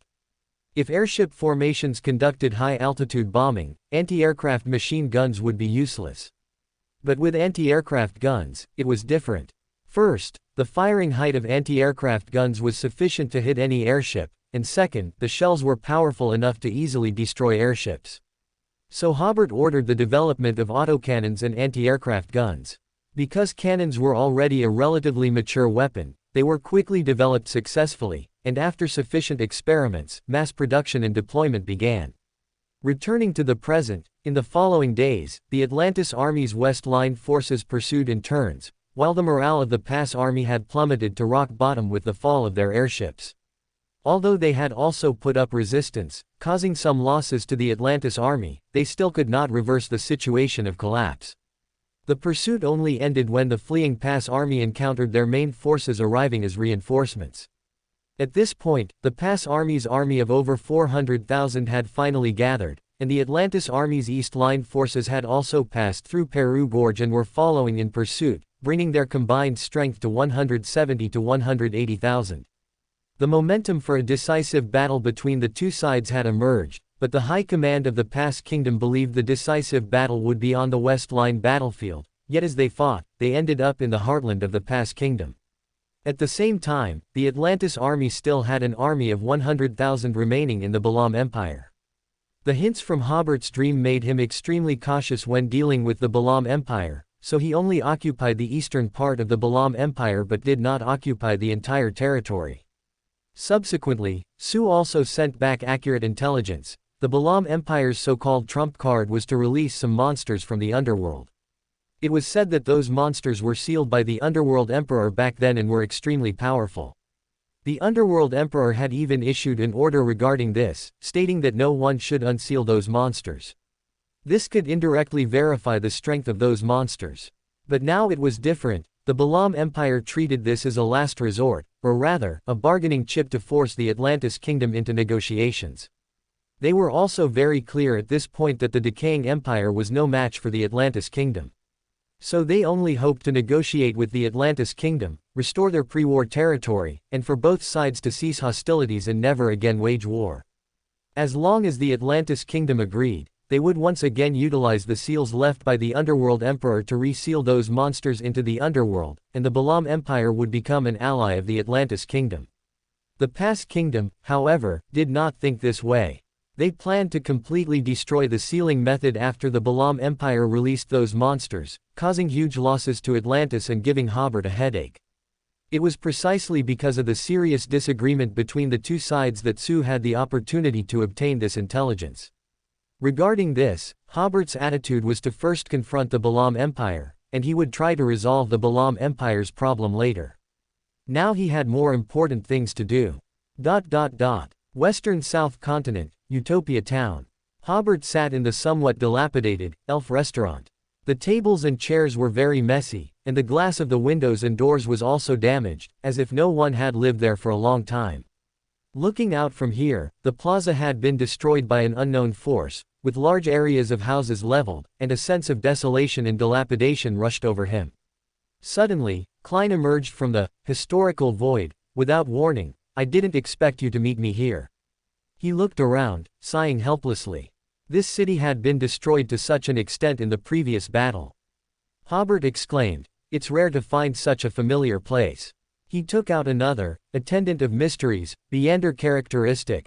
"This is for you, you can try to digest it in advance." "Thank you." Klein took it. "How can I help you?" Hobert stretched lazily and said, "Let's order 2 elf dishes, and we can chat while we eat." "No problem." Klein snapped his fingers, and Utopia immediately returned to its original appearance, except there were no pedestrians outside, not even a single pigeon. There were, however, many frightened small animals that quickly fled back into the nearby jungle. The elf restaurant also looked brand new, no different from when Hobert last visited. Then the waiter came out from the back kitchen, brought the menu, and asked the two to order. They still ordered 4 dishes and 1 soup. Then, while drinking beer, Hobert said in a casual tone, "If I become the Black Emperor, Rosal will be completely fallen." Upon hearing this, Klein's hand, holding the wine glass, paused, and he glanced at Hobert. Hobert's words were tantamount to admitting that he was the creator. After all, the creator currently only has deities, most likely at the level of an king of angels, and how could a subordinate of a deity be a deity of the same pathway or an adjacent pathway? Hobert ignored Klein's gaze and continued, "So I thought of a way to make Rosal no longer the Black Emperor, and then I can confidently advance. So I want to ask Fool for a favor. The specific plan is like this."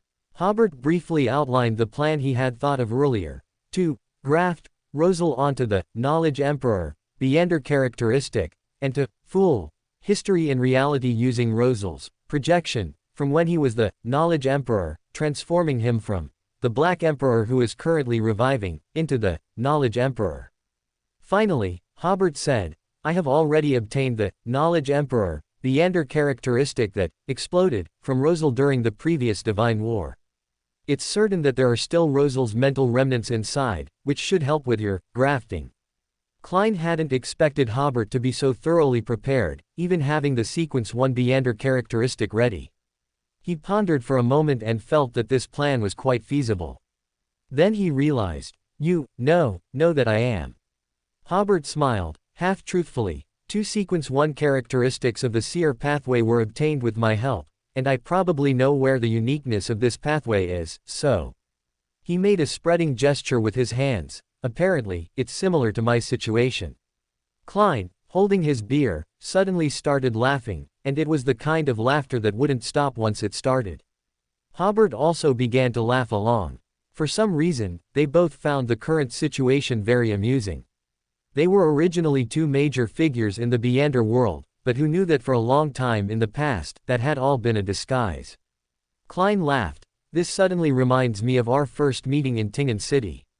I never expected that to be the first encounter between the great the Creator and the esteemed Mr. Fool. Hobert smiled and raised his glass, to Mr. Fool. Klein also raised his glass, trying hard to be serious, to the Creator. The 2 clinked glasses, but after taking a sip, they started laughing again, as if they had heard the funniest joke in the world, and they were both characters in that joke. Saving Russell. Then, Klein thought of another crucial question, so he said, how did you know I was, fool? Not long ago. Hobert said, half truthfully, this amount of time, for an angel with a long lifespan, is more like, how does that saying go? Oh, right, a snap of the fingers. It was indeed, not long ago, merely 3 years ago. Hobert's answer was quite deceptive, sounding as if he meant he discovered this secret after becoming an angel. Klein breathed a slight sigh of relief, because previously in the Tarot Club, the Fool, and the World, had engaged in double act-like conversations more than once.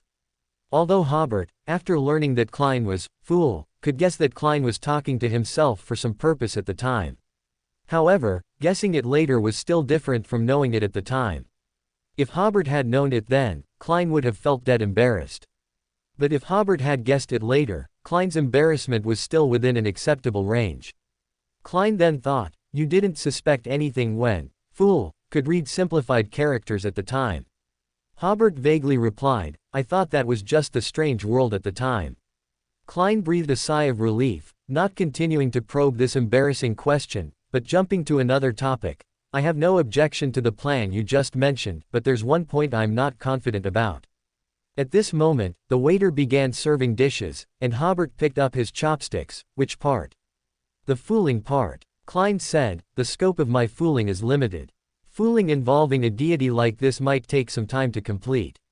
He also very much wanted to complete Hobert's plan, because it would not only rescue Rosal, but also basically complete the advancement ritual.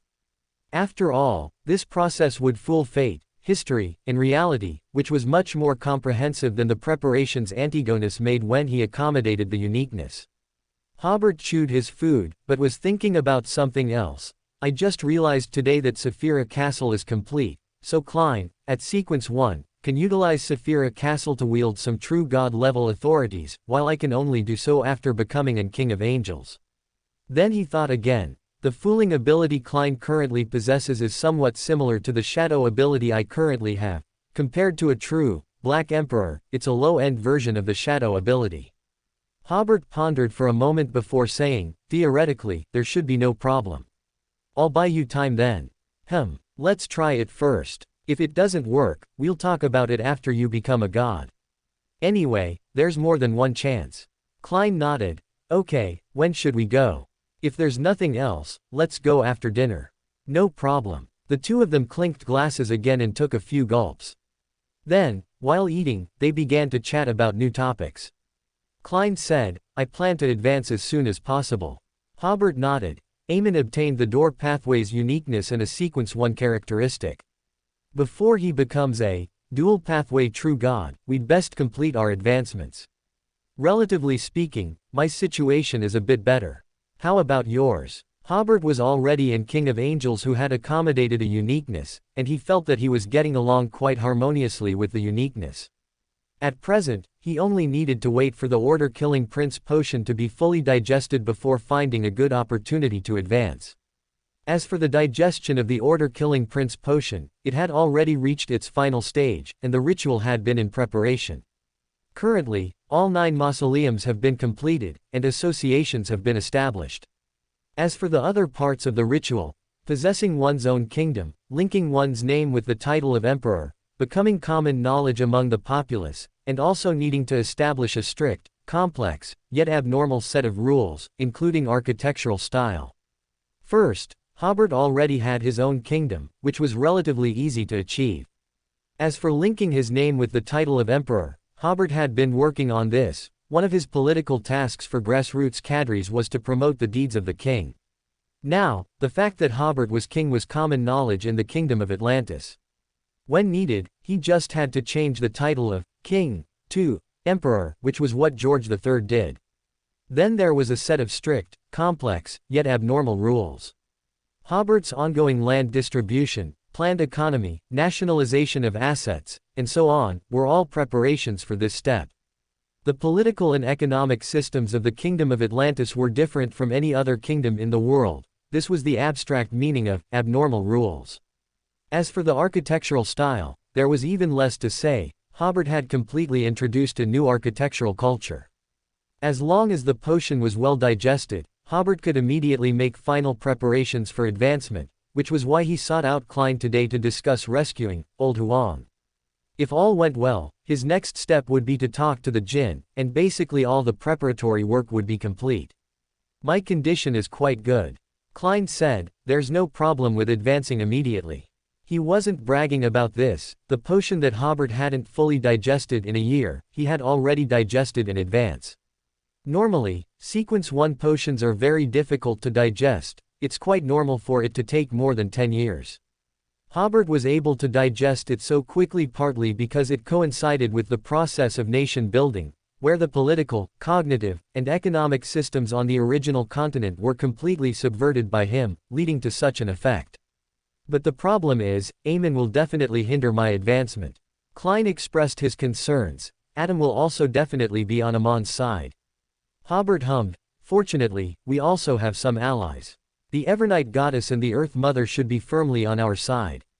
They are enough to stop Aemon. At that time, some other opponents should also emerge, but other deities will also begin to spontaneously take sides.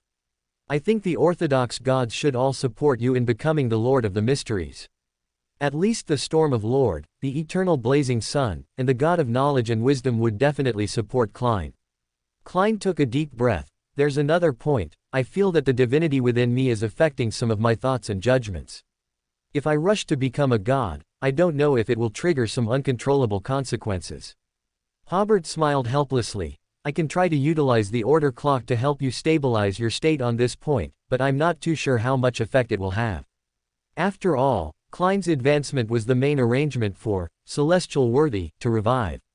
Klein looked at the braised eggplant in front of him, pondered for a moment, and then said, even with concerns, I need to advance as soon as possible. Otherwise, if Aemon was given enough time and his state became stable enough, if he sent a Sequence 1 level avatar to guard the ruins of the Night Country, it would be very passive. Hobert took a deep breath. Before you decide to advance, come find me again. I'll see if I can strengthen your human side. Okay. Klein paused, then continued with a sigh. If it weren't for these troublesome advancements, two friends gathering to drink would be such a wonderful thing. Hobert held his wine glass, looking at the plaza over there. Especially in the evening, that place is perfect for skewers. Ha ha ha. Klein also raised his wine glass. I'll arrange it in a few days. The two first clinked glasses, then Hobert smiled. If our operation succeeds, let's have some skewers to welcome Rosal. No problem. After eating and drinking their fill and making preparations, Hobert first entered the country of disorder to contact Bernadette, telling her to bring Pale Death, and go to the island where her father was sealed to await further instructions. Then Klein also entered Saphira Castle. The Creator and Fool came online. Bernadette, dressed as a captain, was somewhat excited after receiving the Creator's oracle. She hadn't expected the Creator to help her father resolve the pollution problem so soon. So she immediately took Pale Death and went to the island where her father was sealed again. Because she had been there once before, she easily reached the edge of the island this time. Then, Bernadette felt that she was being watched by a certain existence. No, by multiple existences. Just as she was wondering who else besides the Creator was paying attention here, she received another instruction from the Creator, to unseal Rosal. Bernadette respectfully agreed. In her opinion, the Creator must have noticed the gazes of other existences, and since the Creator did not warn of danger, there should be no danger. Immediately after, Bernadette actually felt a bit nervous, as if she were performing something she was very unfamiliar with in front of many people. She took a deep breath, steadied herself, and transformed into a stream of information, quickly floating from midair towards the mausoleum. After confirming that the island had not undergone any anomalies like last time, Bernadette drilled into the mausoleum. Upon entering the mausoleum, Bernadette once again felt a surge of powerful, newborn energy rushing towards her, but that energy appeared only to immediately disappear, presumably having been dealt with by the Creator. On the high platform, a dark figure was sleeping. Rosal being asleep didn't mean the pollution had disappeared. The pollution within him would still cause deep red fissures to appear on his body, but once these fissures expanded to a certain extent, the seal established with pale death would take effect, and these deep red fissures would gradually close. Bernadette gazed at Rosal on the giant iron throne for a few seconds, then as if suddenly snapping back to reality, she glanced at the sky again, confirming that those existences were still watching. She slightly clenched her left hand, and with her other hand, took out the pale metal mask and put it on. Instantly, Bernadette had no trace of a living person's aura. Immediately after, a layer of white light appeared around the dark figure. This layer of light seemed to suck away all the vital energy within the entire mausoleum, leaving only dead silence. Under Bernadette's control, this layer of light suddenly faded and disappeared within 1 or 2 seconds. The dark figure sitting on the tall iron throne woke up, as if yawning, and then saw Bernadette not far away. Bernadette immediately called out, "Dad."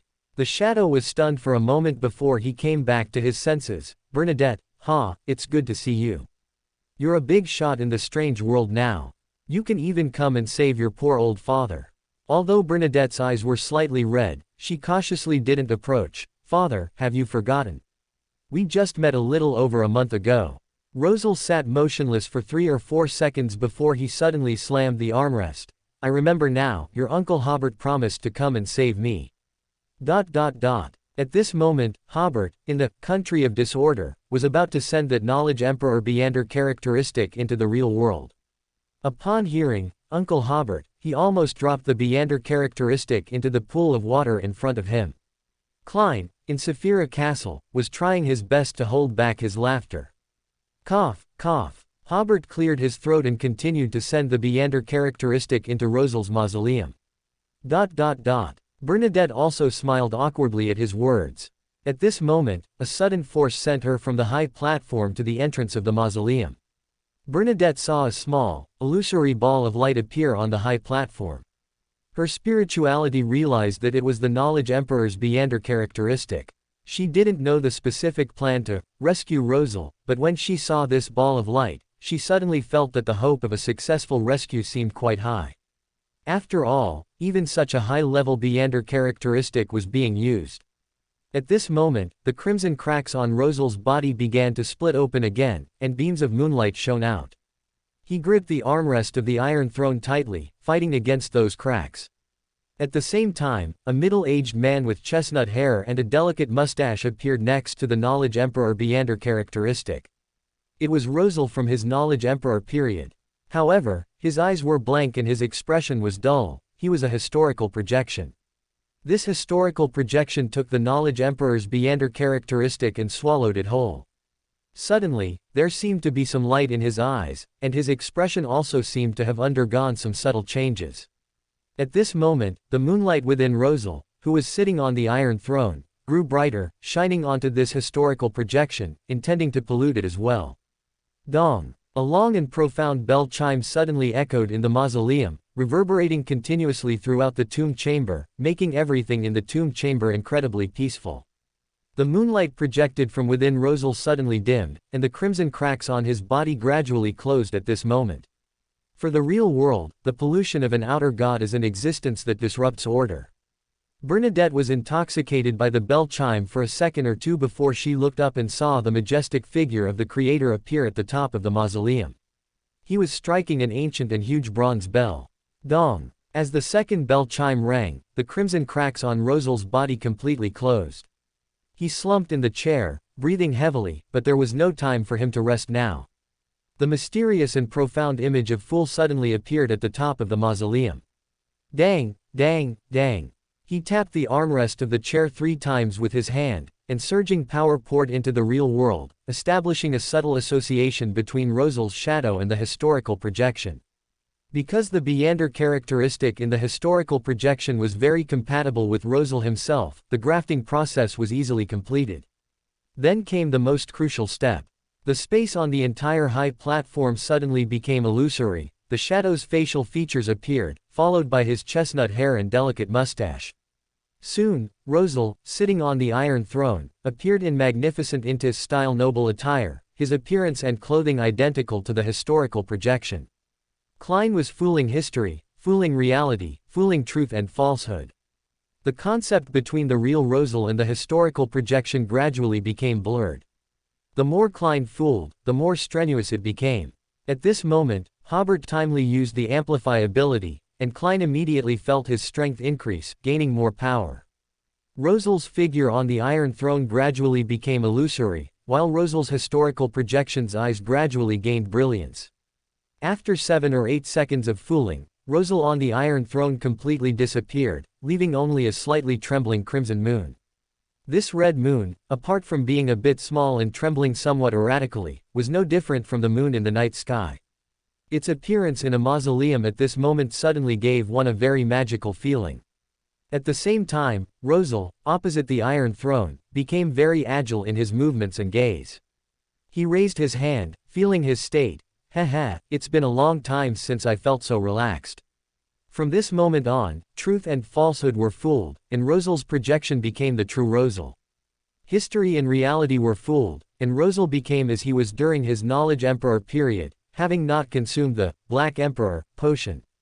Rosal turned his head to look at Bernadette below the high platform and grinned. Bernadette, whose vision was already obscured by tears, suddenly noticed that a hint of red moonlight seemed to flash in her father's eyes. This made her a little surprised and a little worried. The pollution on Rosal's body had not been completely removed. At least, it would have to wait until Hobert or Klein became an old one before they could help him completely eliminate the pollution. But there was no time to ask now, because the red moon on the Iron Throne was trembling more and more violently.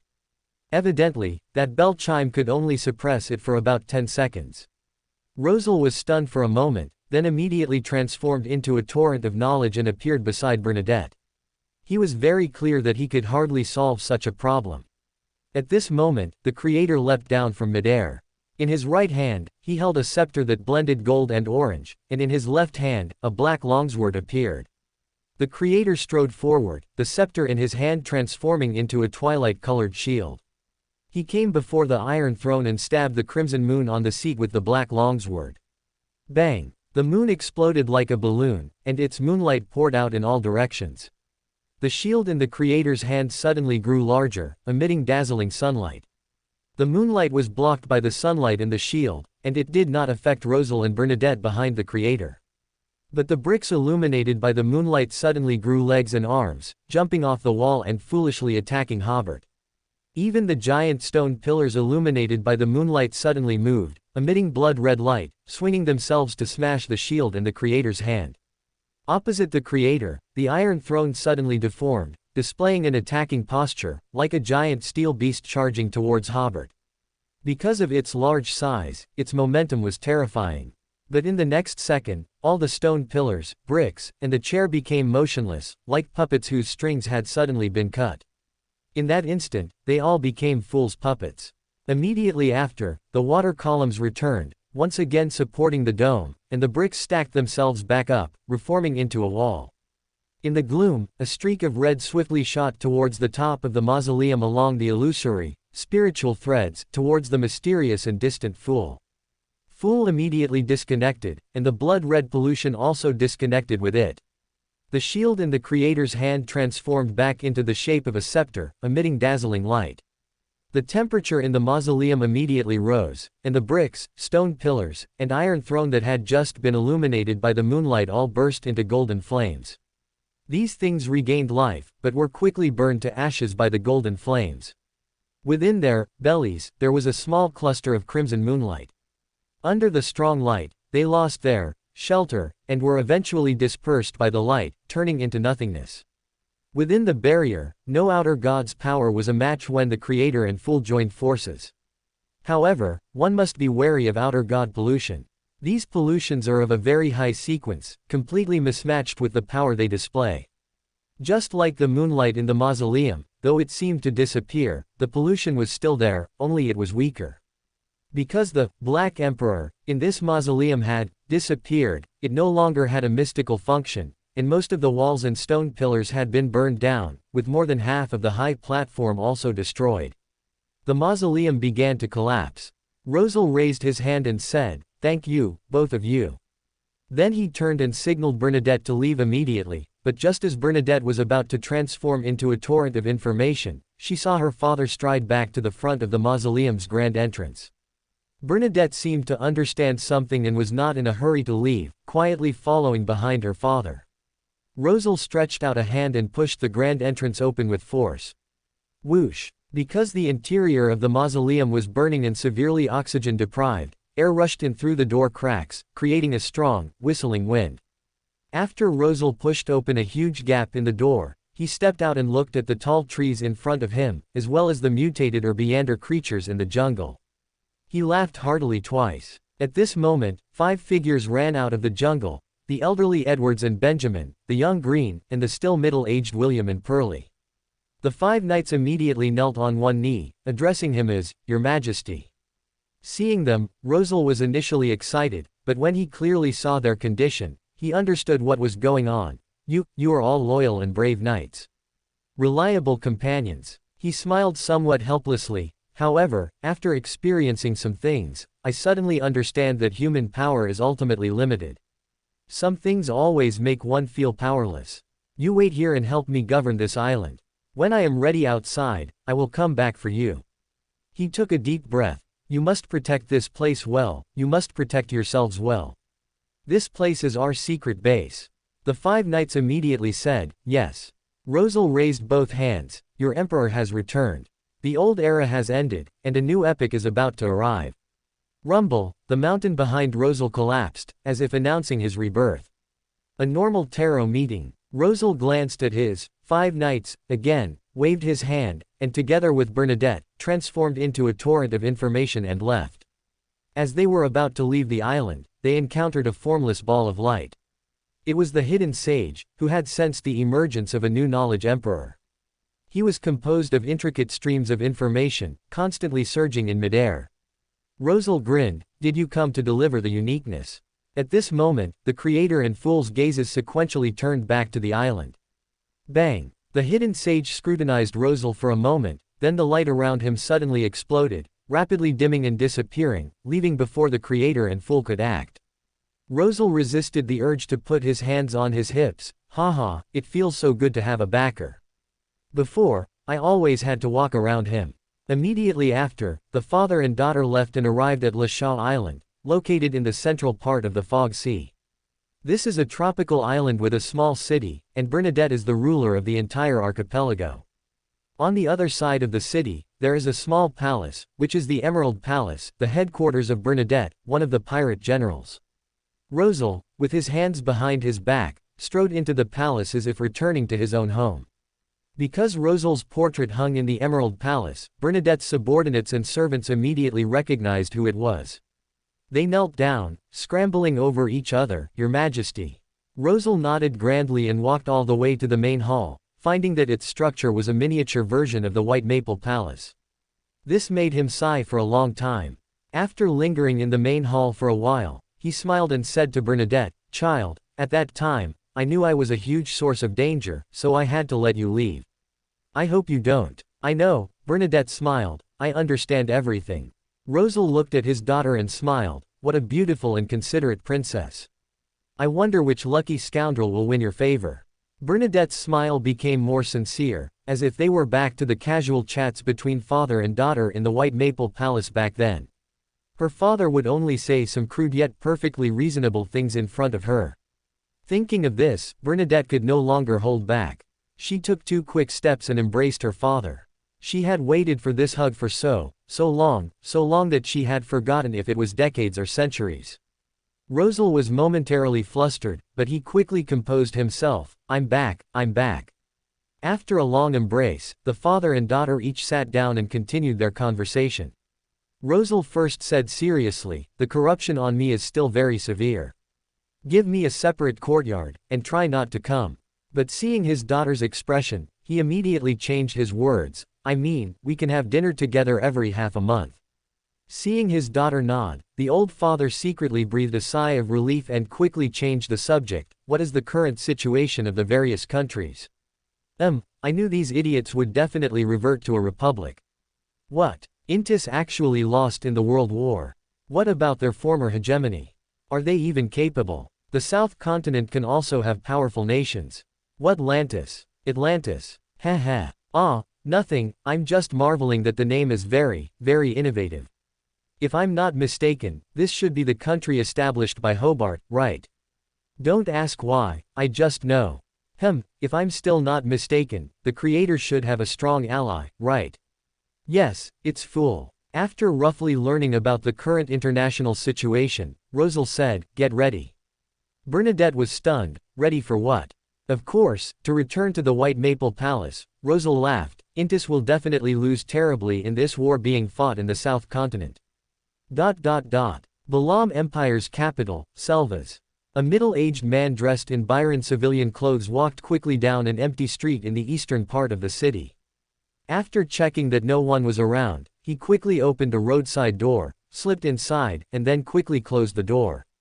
Although it was daytime, it was pitch black inside the door, and nothing could be seen, only a blurry figure against the inner wall.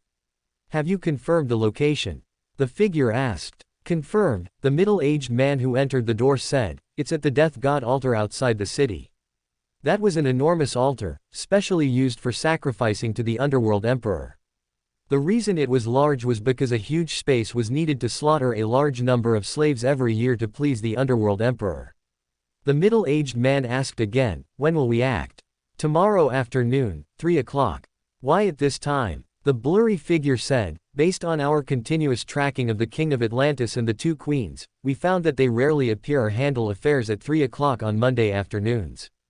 After our further observation and investigation, we have determined that they are highly unlikely to appear during this time slot, which is an opportunity for us. The middle-aged man asked, where did they go? I don't know, the blurry figure said, we have used many divination methods, but we haven't divined any clues. Then the figure suddenly smiled. You ask too many questions. You must have already defected, right? The middle-aged man's eyes narrowed. Just as he was about to escape, he found his life force rapidly draining away. The originally pitch-black room was being encroached upon by a ghastly white, receding little by little. The Balam Empire's angel had arrived. At this moment, the blurry figure instantly became illusory and disappeared before the ghastly white completely took over the room. The middle-aged man seemed to realize something. He turned and ran outside, shouting something. But he quickly discovered, to his surprise, that his voice was hoarse and unpleasant, more like the cry of a monster. The next second, he fell to the ground, losing his life. At this time, a cold figure entered the room. With just a glance at the corpse on the ground, he completed the spirit channeling process. Monday afternoon. After Hobart saved Rosal, he returned to the South Continent and learned about the war situation. That afternoon, he went to Longtail Island to attend the Tarot Club with Furs. The two of them, as usual, lay on the bed, chatting while waiting for the Tarot Club to begin. Furs said, the Abraham family suddenly acquired a large batch of Beander characteristics. From my observation, there are 2 portions of Key of Stars, 3 portions of Planeswalker, and many Beander characteristics at the demigod level and middle sequence. Teacher Dorian prayed to Fool, asking where these Beander characteristics came from. Fool responded that they were the relics of Mr. Dor. Hobart smiled. I roughly know about this. So he told Furs the parts of Amon's ascension to godhood that he could speak of. To Furs, Amon was an enemy, and his ascension to godhood was by no means a good thing. Finally, Hobart said, those characteristics should have been sent by Amon and helped to shatter them. This surprised Furs a bit. Why would he do that? Perhaps he also admired Mr. Dor. Hobart said seriously, sealed for 1 or 2,000 years, fighting against corruption and madness day and night. Finally, he returned to the real world, but when he realized he had brought danger back to his homeland, he resolutely gave up everything he had. Furs looked at the ceiling for a long time without speaking. It's very tragic. Hobart said meaningfully, this is the Beander world. Then he asked again, did Dorian not say he would give you 1 or 2 key of stars Beander characteristics? Furs smiled and shook her head, those belong to the Abraham family, not his own. He promised to help me advance to Wanderer after I've digested the potion. Hobart sneered, tisk, who cares? I need to find time to tell Dorian that if you can't become an king of angels, then the Abraham family can forget about having an angel.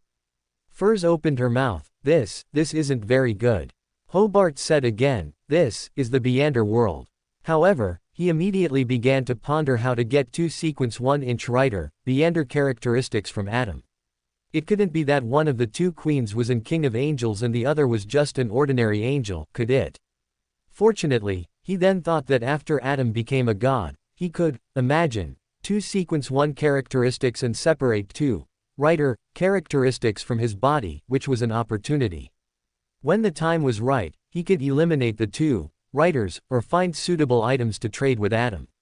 Just as they were thinking this, the 2 people's vision was covered by gray fog, and this week's tarot club began. Good afternoon, fool. Justice, Audrey's greeting had become a hallmark of the tarot club. After the greeting session ended, Fool Klein unhurriedly said, let's begin. Hermit, Catlia first said to the hanged man, Alger, I want to ask you to help me investigate a pirate imprisoned on Paw Island in the Storm Abyss. Alger smiled, I have currently left the Storm Church and joined the Sea God Church. The other members, including Catlia, were stunned, and then they realized that this was definitely a major event within the Orthodox churches. Star, Leonard frowned and said, how come I haven't heard about this? The Night Goddess Church and the Storm Church had a close cooperative relationship. Under normal circumstances, the defection or dismissal of a demigod or cardinal bishop from the Storm Church would definitely be reported. You, the moon, Emlyn guessed, you didn't discover some incredible secret, did you, which is why you. No, Alger quickly explained. Then he looked at Fool at the head of the bronze long table with a very respectful gaze, and then said to everyone, it was Fool who came forward and made a compromise and deal with the Storm of Lord. The Storm Church will not pursue my defection, but I also cannot show my true face again. The other members slowly nodded, realizing that this must have been a high-level transaction. Only Fool behind the gray fog was a bit confused. I just told you to wear a mask and become the Pope of the Sea God Church. When did I make a deal with the Storm of Lord? Then he thought, regarding this point, I was actually quite surprised. I originally thought the Storm Church would at least send people to make things difficult, right? But they didn't even issue a wanted poster. What are their intentions? Catlia said, that's truly a pity. The Tarot Club lost resources related to the Storm Church, which didn't matter much to the other members, but for this pirate general, the Hidden King, it would definitely have some impact. At this moment, Emperor Hobart suddenly asked Alger, do you have any thoughts of jumping to an adjacent pathway? Alger excitedly stood up, I. But he paused slightly and then realized that he was no longer the cardinal bishop of the Storm Church. So, after swallowing, he looked at Fool at the head. The other members felt as if they had already grown accustomed to it. The clues about becoming an angel provided by Hobart seemed commonplace to them. Aside from the person involved, it was difficult for them to get excited anymore. At this moment, Fool Klein said in a solemn tone, if you cannot repay this level of remuneration, you can pray to me. Anyway, he already owed Hobart 2 sequence 1 characteristics, so owing 1 more sequence 2 characteristic wouldn't matter. When they were drinking earlier, Hobart had said that the rescue operation for Rosal, and the several times Fool had provided help before, were equivalent to repaying 1 sequence 1 characteristic. But Klein didn't agree. He felt that it was his duty to contribute to rescuing Rosal, and he had also completed the ritual, so it shouldn't be counted as compensation. Alger took a deep breath, praise Mr. Fool. Fool's meaning was very clear, you can agree, but you must obtain this Beander characteristic based on the principle of equivalent exchange.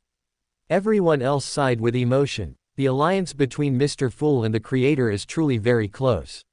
Even two organizations with the best relations have never been heard of helping each other cultivate an angel. Alger then said to the Emperor, I am willing to jump to another pathway. May I ask which pathway I will jump to? And what price do I need to pay? Hobart smiled. The Hanged Man pathway. What he was referring to was the currently held Grade 0 sealed artifact, 0-74, Fallen Mask, which was captured from the Fasak Empire during the Civil War in the South Balam Duchy. Because of its significant negative effects, the Creator rarely bestowed it upon his deer for utilize. Giving it to Alger was also a way to make the best utilize of it. Currently, Hobart has given away 4 Grade 0 sealed artifacts, 0-73, Death Domain, which might be traded with the Night Goddess Church, 0-70, Creation Bracelet, traded with the Blood Race, 0-82, Crystal Light Screen, traded with the Hermit Catlia, and today's 0-74, Fallen Mask, traded with the Hanged Man, Alger. Audrey, sitting opposite Alger, smiled. Congratulations, Mr. Hanged Man. This pathway is your codename. She probably knew that Hobart had most likely already obtained the corresponding characteristic or sealed artifact before initiating the trade. Alger then sat down and smiled. Thank you. Klein behind the gray fog sighed with emotion. When choosing the codenames back then, it was truly a choice of destiny. He never thought that at that time, Alger seemed to have chosen the codename, the Hanged Man, casually, and it actually came true at this moment. At this time, Alger somewhat uneasily asked the Emperor, after I jump to the Hanged Man pathway, I wonder if I will be corrupted by the true Creator. As long as you haven't experienced the listener level, the impact won't be significant, Hobart replied. Especially at the angel level, as long as you don't actively pray to the true Creator, you will hardly be affected. Even if there were any effects, Fool could easily help block them. Alger smiled sincerely. That's good. As for the reward, Hobart thought for a moment, I don't seem to have any needs right now. Let's talk about it when I do. He already had a large number of demigods under him, so he indeed didn't need Alger's help. Alger immediately said, okay, if you have any needs, you can come to me anytime. After this transaction ended, Audrey and Magician Furs both looked at the son Derek. Derek felt a bit uncomfortable being stared at. What's wrong? Furs smiled. I look forward to the day when Mr. Emperor can suddenly ask you, do you have any thoughts of jumping to an adjacent pathway? In that case, the Tarot Club would be able to have all members as angels in the future. The other members didn't quite understand what Magician meant, but Klein behind the gray fog immediately understood. Hobart's 2 queens also have hope of advancing to angel. When did angels become so worthless? At this time, Leonard asked the Emperor, I heard that on the South Continent battlefield, the air forces of the North Continent countries were almost completely annihilated, and only 1/10 of the more than 4,000 airships returned. Yes. Hobart gave an affirmative answer. Leonard asked again, how did you do it? How else could it have been done? Emlyn smiled. Of course, an angel took action. It's already very good that 1/10 could fly back. Leonard, however, said seriously, to my knowledge, there was no angel-level confrontation at that time. Both sides seemed very cautious about angel-level confrontations. Currently, at most, angels would meet, but no conflict would immediately occur. Both sides were very clear that this angel-level confrontation would not end without the death of 2 or 3 angels. Therefore, before having a certain degree of assurance, both sides acted relatively restrained. Overall, Atlantis's power was superior, but Hobart's main concern was still with the Balam Empire. Only after he resolved the hidden danger of the Balam Empire would he calmly initiate the decisive battle. The Kingdom of Pa, on the other hand, was seeking allies everywhere, striving to tie down Atlantis's angels in the decisive battle, thereby gaining an opportunity for negotiation. Emlyn heard this. Then, how was it done? We invented a new type of weapon. Hobart explained with a smile. In front of that new weapon, airships were completely like slow-moving targets. From now on, airships will withdraw from the military's sequence, and this branch of service will decline as a result. The other members were all stunned, realizing the unusual nature of this matter. Leonard asked again, is it convenient to reveal what kind of weapon it is? Anti-aircraft guns. Hobart replied, there's nothing to hide about that. Because without airships, anti-aircraft guns would temporarily have no utilize. Klein behind the gray fog pondered for a moment and sighed. Just as Hobart said, in front of anti-aircraft guns, airships truly were just moving targets. This is an advantage that only transmigrators possess. Seeing that the other members couldn't imagine the scene, Hobart, after asking Mr. Fool for permission, materialized the situation on the battlefield at that time. Bang bang bang bang bang, sounds echoed in the giant's hall, and everyone gradually opened their mouths wide, seeing the airships' vulnerability in front of the anti-aircraft guns. At that time, Hobart observed the entire war from beginning to end from afar. He only showed everyone a few spectacular scenes of anti-aircraft guns wreaking havoc. After watching, Emlyn sighed, all air forces can be cut. No, Hobart said seriously, a new type of air force is about to appear, we have already developed an electric aircraft. The most surprised was Klein, but at this point, he could very smoothly transfer his surprise to the world. Aircraft. Hobart explained, it's a remote-controlled aircraft, not a manned aircraft. With the current motor power, it's not enough to drive a manned aircraft. The world nodded. In other words, it directly skipped the drone stage. It's not that advanced. Hobart explained again. Without signal transmission relays, the aircraft's combat radius is not large, and it relies on visual targeting of enemies. So, specialized binoculars for aircraft pilots also needed to be developed. The world said, oh, and Klein could roughly imagine the scene. Airmen standing on high ground, wearing specialized binoculars, operating remote-controlled aircraft to carry out suicide attacks, blowing up enemy command posts or impregnable bunkers. Or perhaps at this time, the Air Force could act together with ground troops, making it unclear whether they were still an Air Force or special ground combat personnel.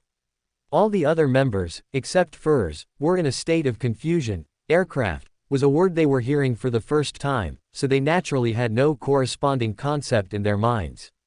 Furs, who often visited Longtail Island, occasionally went to watch aircraft test flights, so she basically understood what it was all about. Seeing that the Emperor did not explain too much, everyone looked at the world together, somewhat puzzled as to how the world knew so much about aircraft. But they immediately linked it to the alliance between the Creator and Fool, seemingly finding the corresponding answer. After this topic ended, they naturally began discussing the previous incident where all the doors in the world opened simultaneously, and the seals on all sealed artifacts suddenly became ineffective. Emlyn said, because it happened so suddenly, many church members died in the line of duty trying to regain control of the sealed artifacts. Another official Beander, Leonard, also added, many ordinary people were also affected, and the aftermath work is still not over. Most importantly, Alger also joined the conversation. Ordinary people felt Beander power as a result.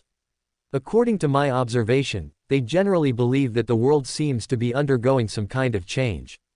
This sense of panic will only dissipate after some time. He took a deep breath and finally concluded, in short, the impact of this event is still fermenting. Katlia asked, why did such a thing happen? Or rather, what event triggered such a thing? Then she said, I received many messages. For example, some people saw the crimson moon appear during the day, and there seemed to be a giant figure on the moon. Most of the people who saw that figure basically went mad or turned into monsters, but most Beyonders were only affected to a certain extent. There was also a strange incident where everyone standing on an entire small island suddenly fell down at the same time. Katlia spread her hands and finally said, there are many similar messages, but they don't seem to grasp the main point of the matter. Thump thump thump. Everyone was slightly startled and looked towards the head of the bronze long table. It was Mr. Fool tapping the table just now. Then the members became somewhat excited. This was similar to what they imagined. Such a global event must be of a very high level. Only existences at the level of Mr. Fool and the Creator could come into contact with it. Klein, seeing everyone looking at him, said in a relaxed tone, that was the anomaly caused by Mr. Door's return. The other members were slightly stunned before showing expressions of surprise one after another. Alger took a deep breath. The Abraham family ancestor, who had been sealed for over 1,000 years, has returned. No wonder, no wonder. Is this a sign of the apocalypse? Katlia first thought. Mr. Door had accommodated the uniqueness, so he possessed a certain abstract meaning. He represented all the doors in the world. Because he returned, all the doors in the world opened at that moment. Leonard tried to calm his surprise. A Beander of this level, no, a god of this level, his every move can completely trigger a global reaction. Audrey, on the other hand, recalled, I remember, Mr. Door seemed to have been contaminated by something. Furs, who didn't know the whole story, thought to herself, I forgot to ask Hobart how Mr. Door fell. While the other members were all having their own thoughts, Audrey raised her hand slightly and said, Mr. Fool, Mr. Door should have been contaminated by an outer god, right? Will his return affect the real world? Fool said in a profound voice, he has already fallen. The other members were surprised again. Before they could even imagine who caused Mr. Door's fall, they heard Mr. Fool say again, Aemon became a god because of this. Ah! Everyone's minds were a bit overwhelmed, and they looked at Fool with some confusion in their eyes. What does Mr. Door's fall have to do with Aemon? No, it must be related. After all, they are adjacent pathways. But what is the relationship? However, Fool only gave hints, as usual, without offering any explanation.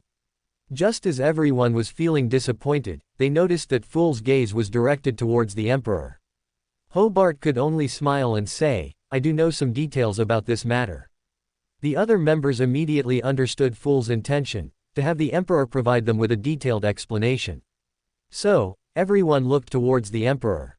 Normally, Fool would have asked the world to explain, but knowing that Hobart was very clear about the relationship between the world and Fool, he always felt it would be too awkward to utilize that method again. Where should I start? Hobart thought for a moment before saying, let's begin with Amon's ritual for becoming a god.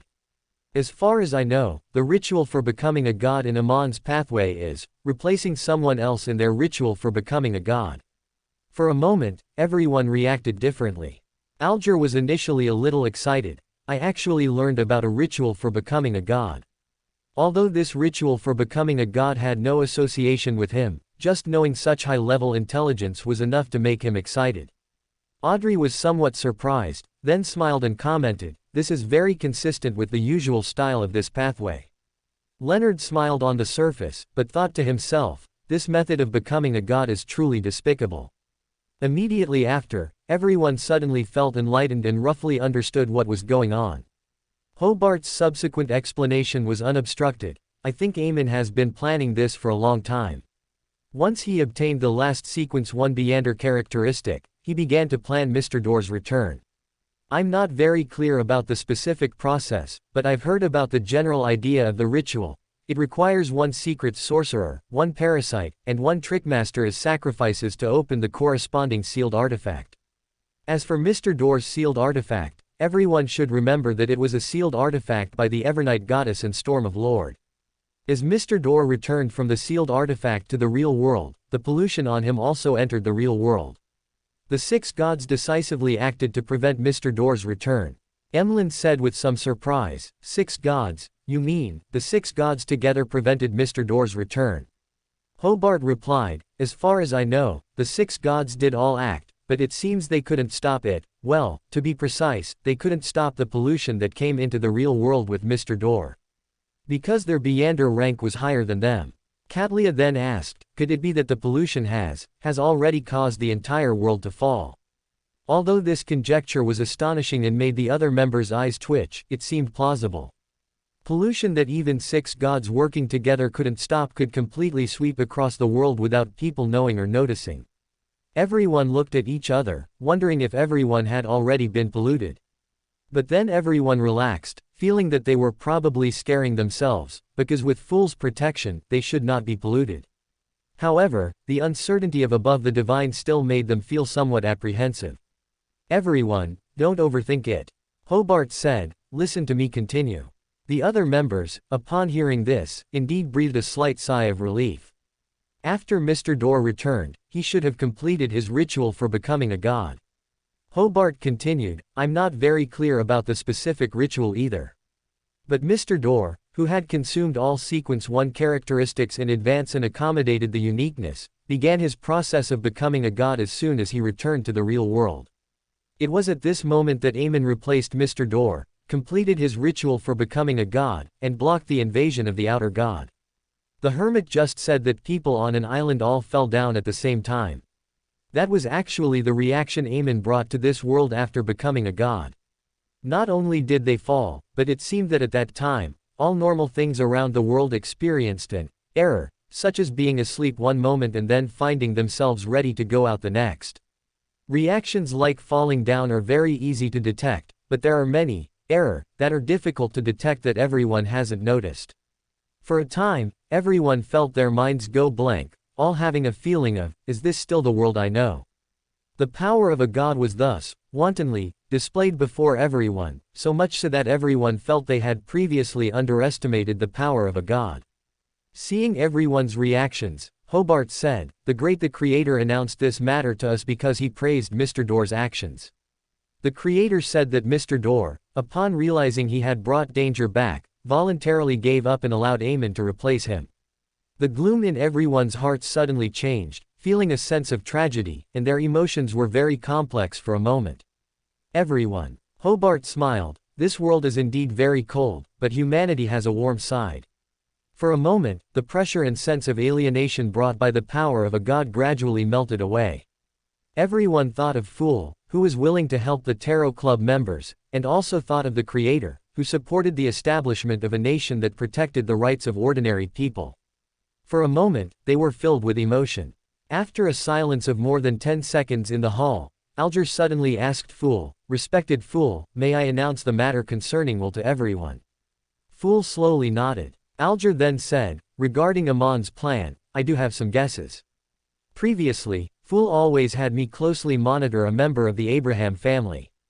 This member is named Will. He did not convert to Fool's faith and was still researching how to rescue their ancestor from the sealed artifact. But before Mr. Door returned to the real world, Will suddenly disappeared. I believe this matter should be related to him. I just thought of it, he might have been used, after all, he is only a sequence 7, and it's impossible for him to hunt 3 demigods." Catlia, with her rich knowledge of mysticism, nodded, "That's possible. Aemon might have hoped to utilize him to circumvent some penalties for unsealing, or similar things." The intelligence provided by Alger made the outline of this matter clearer. Aemon used Will, a member of the Abraham family, to rescue Mr. Door from the sealed artifact, and then replaced Mr. Door to become a god. At the same time, everyone realized that Fool seemed to have been paying attention to this matter for a long time. Of course, he had to pay attention. After all, that was Aemon, Fool's enemy. In other words, Fool had already detected Amon's scheme through Will, but why didn't Fool disrupt Amon's plan? Moreover, from the Emperor's tone, the Creator was also merely observing at the time and did not seem to have stopped it. Or did Aemon utilize some means to deception the two gods? By the time they noticed something was wrong, it was too late. But such questions, everyone only dared to think about in their hearts, they dared not ask. After a few seconds of silence in the hall, Leonard asked the hermit, "Catlia, someone sighted Emperor Rosal in the fog sea. Is this true?" Leonard spoke very tactfully. In fact, it was the spies Intis stationed on Lashau Island who heard that someone in Emerald Palace had witnessed Emperor Rosal. Catlia took a deep breath, "It's true." Her expression was somewhat complex. "I also just received the confirmed news." Furthermore, Queen Mystic Bernadette specifically instructed in her letter, "This matter does not need to be kept secret." Meaning, she should spread this news as reasonably as possible. Catlia had very complex feelings about Emperor Rosal. Influenced by Queen Mystic, Emperor Rosal had always been her spiritual leader. She also hoped for the Emperor's resurrection so that Queen Mystic could be in a better state. However, after Emperor Rosal truly resurrected, Catlia felt a sense of loss deep inside, as if she would no longer be able to receive Queen Mystic's attention in the future. Audrey also joined the conversation, "The Emperor has resurrected. My goodness, this is another ancient figure resurrected." Then she seemed to think of something, "Has the Emperor become the Black Emperor again?" However, according to her observations and guesses, the Creator was the god of the Black Emperor pathway, and now seemed to be seeking to become the corresponding Old One. "No." Catlia rubbed her forehead and said, "I don't know the specific situation, but the Emperor is not the Black Emperor now." Everyone knew the characteristic of the Black Emperor, being able to resurrect. Alger asked with some curiosity, can the Black Emperor resurrect and become a god of another pathway, or a high-sequence meander? The world suddenly said, no. He said in his usual hoarse voice, it was Fool and the Creator who helped Rosal temporarily get rid of the outer god's pollution. Some reports from the Sea God Church made Klein realize that Rosal did not intend to hide his resurrection, and there should be some plan of his involved. The process of his resurrection should soon no longer be a secret. Klein believed that if this guy had any plans, he would definitely borrow the names of Fool and the Creator to boost his prestige. After hearing this, the other members fell silent again in the hall. Emlyn almost immediately thought, that makes sense. The members who were deep in thought all paused slightly, and Katlia was the first to react, what makes sense? Emlyn said, when Aemon became a god, Fool and the Creator were rescuing Rosal. Everyone suddenly realized, oh, no wonder they couldn't stop Aemon from becoming a god. The world and the Emperor exchanged glances. Should we explain? At this moment, Alger also suddenly discovered, I remember, the outer god who polluted Mr. Door and the outer god who polluted the Emperor were the same one, right? The other members also recalled this matter, all looking as if they had an aha moment. This must be the plan of Fool and the Creator. They used Mr. Door's return to the real world, and the outer god's attention was all on Mr. Door and Aemon, taking the opportunity to rescue Emperor Rosal. After rescuing Emperor Rosal, Fool and the Creator then arrived at the location where Aemon became a god, but by then it was too late to stop him, so they merely observed. After seeing everyone's expressions, Hobart roughly guessed their thoughts. He was somewhat amused and looked at the world. Never mind. Sometimes the truth is not important. After this topic concluded, everyone discussed the current international situation for a few more sentences, and Fool, Klein, announced the end of this Tarot Club meeting. The power projected on Earth by the outer gods. Just after the Tarot Club ended, Hobert heard many prayers coming from the country of disorder, and some prayers were directed straight at him. After listening briefly, Hobert generally understood what was happening. While the Tarot Club was being held, the Balam Empire released some terrifying things. It is said that currently, more than half of the population in the entire Western Balam Empire has either turned into monsters or died. These terrifying things were attacking the Western Balam Empire. After Medici arrived at the scene, he immediately reported the matter to the Creator and King Hobert through prayer. Because he received no response, he exercised his supreme military decision-making power, and ordered the soldiers in the Eastern Balam Empire to withdraw immediately. Although they had tried their best to evacuate the civilians before retreating, Atlantis had not yet established effective rule there, so the local people did not take it too seriously. Medici then ordered, regardless of the local people, the Atlantis army should retreat as quickly as possible. At the same time, Medici had already designated the Eastern Balam Empire as a buffer zone, and all the angels of the kingdom had rushed to support after hearing the news. Hobert didn't expect the opponent to be so good at picking their moment, launching an attack precisely when the Tarot Club was in session. Furs, who was beside him, saw Hobert's solemn expression and asked, "What's wrong?" "The war on the South Continent has changed. I need to go there quickly." Hobert got up from the bed and tidied his clothes. "Be careful," Furs said. Hobert stepped into the shadow, letting his substitute go ahead, and headed to the Balam Empire. More than an hour ago, in the eastern suburbs of Selvas, the capital of the Balam Empire, at the death altar. Although today was not a day for sacrifice, it was unusually heavily guarded, with many Beyonders at the demigod level patrolling. Suddenly, the sky darkened, and an ugly arm appeared in midair. The surface of the arm was covered with a layer of sinister viscous fluid, from which skulls, eyes with evil gazes, and fanged tongues grew out. Many people who witnessed this scene immediately went mad or lost control and turned into monsters. Many Beyonders turned into goats and rabbits, and around the solemn altar, flocks of sheep and a nest of rabbits suddenly appeared. Creak. A underworld gate opened not far from the arm. The death aura from the undead world immediately blocked the curses and evil gaze of the divine abomination, Sua. A middle-aged man walked out of the underworld gate. His eyes seemed to have turned into two clusters of pale white flames. All the eyeballs on Sua's arm burst, and some disgusting liquid flowed out. The battle here gave all the residents of the city a bad premonition, and they rushed out of their homes, fleeing in the opposite direction. In the center of Selva's city was the massive death temple. At this moment, the pale empress, Sia Palenque Aegis, was standing in front of the main hall's door, coldly watching the battle in the east, with no intention of rushing to support. There shouldn't be infighting between us. Truncest took a step and suddenly appeared not far from Sia. Sia, with her South Continent featured face, said coldly, "The monsters whose seals have been lifted aren't rampaging in the Pa Kingdom, so of course you can speak so leisurely." Truncest and Sia had a serious disagreement on how to utilize the batch of monsters sealed by the Underworld Emperor back then. Sia hoped to utilize these monsters to force the Atlantis Kingdom back to the negotiating table.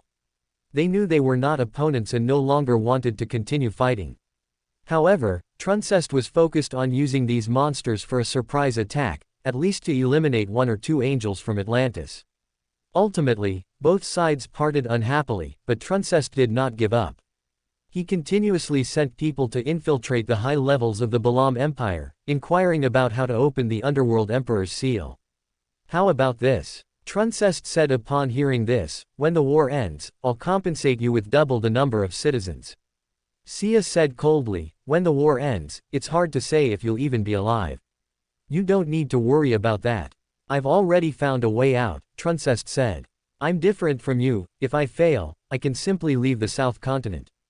If you fail, you'll have nothing. Do you see Sua over there? What if he has the help of an outer god? Without his own power and base, he still has to obey my orders. Now, we must exert our full strength and try our best to deplete the Atlantis Kingdom's power. Even if we fail, we will still have a place to stay. If we are perfunctory now, after we fail, we will be like Sua, without any value." Sia's expression was cold, as if she was deep in thought. Truncest added, "You wouldn't really think Hobert would solve the problem through negotiation, would you?" Sia's eyes moved. She glanced at the eastern part of the city and said, "We tried to stop the Pa Kingdom, but we failed." Truncest nodded, "Indeed, you tried very hard to stop me." He glanced inside the temple. "It's almost 3 o'clock. Can we start now?" Sia was stunned. "You know that the key to lifting the seal isn't at the death altar." "That's quite obvious," Truncest smiled. "The process by which we obtained this intelligence was simply too easy." Sia said nothing more but waved her hand towards the temple. Several priests opened a hidden door behind the death statue and then entered one after another. Truncest, standing at the temple entrance, looked at the very tall Underworld Emperor statue and suddenly sighed with emotion. "This reminds me of the time I fought with Salinger. Haha, this world has long forgotten us." At this moment, from inside the hidden door, the undead language echoed, sometimes high-pitched, sometimes melodious. Truncest asked, "Do you know what kind of monster is sealed inside?" "I know," Sia said. "They are 3 god-blessed from the stars who, seizing an opportunity, broke through the barrier and came to the real world. Because they all descended on the South Continent, they were all sealed by the Underworld Emperor in the Underworld. I remember now. For a period, outer gods frequently projected power into the real world. It was precisely because of this that the 7 deities entered the astral world to resist the outer gods," Truncest cautioned. "However, I suggest releasing only one first. That should be enough to give the Atlantis Kingdom a headache for a while. If all 3 are released, the orthodox gods might intervene." Sia nodded. "Good." Truncest then asked, "Should we hide?" "No need," Sia said coldly. "As long as we stand within the sight of the Underworld Emperor statue, the monsters that emerge from the underworld will not actively attack us. However, the negative states they produce can still affect us." The undead language in the hidden door suddenly stopped. In front of the death statue, a dim space suddenly appeared. This space grew deeper and deeper, as if it connected to an unknown space somewhere. Suddenly, in the darkness, a single blue pupilled eye appeared. Only one eye. It looked at Truncest and the pale empress and blinked. Immediately, a third eye appeared between Truncest's 2 eyes. Truncest reached up and casually grabbed at his face, as if picking off a piece of accidentally dropped dirt. The eye that had grown between his 2 eyes was now held in his palm. Watching the eye blink, Truncest said, "Strange authority and ability." At this moment, another blue pupilled eye grew on his cheek. The pale empress, who was beside him, suddenly said, "I forgot to tell you, you cannot make eye contact with that eye, otherwise, even if you are in King of Angels, you will gradually be influenced by what that eye makes you see, and begin to believe in an outer god called high-dimensional overseer. Truncest glanced at the pale empress. This emperor of the LotM Empire indeed had her eyes closed. So Truncest also closed his eyes, but found that he could still see the scene in front of him, a view from the eye on his cheek. The eye from the underworld completely emerged from the deep space, ignoring the archangel and king of angels in front of it, and immediately jumped out into the external world. At the same time, all the residents of Selva's city and beyonders below the demigod level suddenly stopped in their tracks. They seemed to have all seen something incredibly beautiful, and they wore satisfied smiles.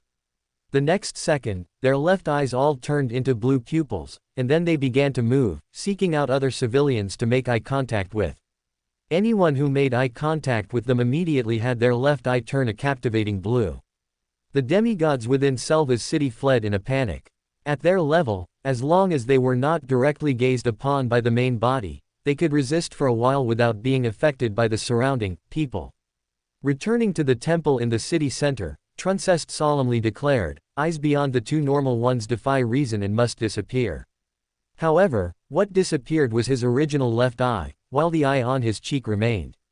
Although Truncest's right eye was normal, his left eye had grown on his cheek, making his face extremely bizarre, but he temporarily suppressed the power of that eye. At the same time, he realized that the monster's sequence was not low, and its ability was extremely strange. At this moment, Sia raised her hand, and the sound of undead language echoed again from the hidden door. The priests who had entered the hidden door earlier now also had blue pupils in their left eyes, but since they were already dead, they remained under Sia's control for now.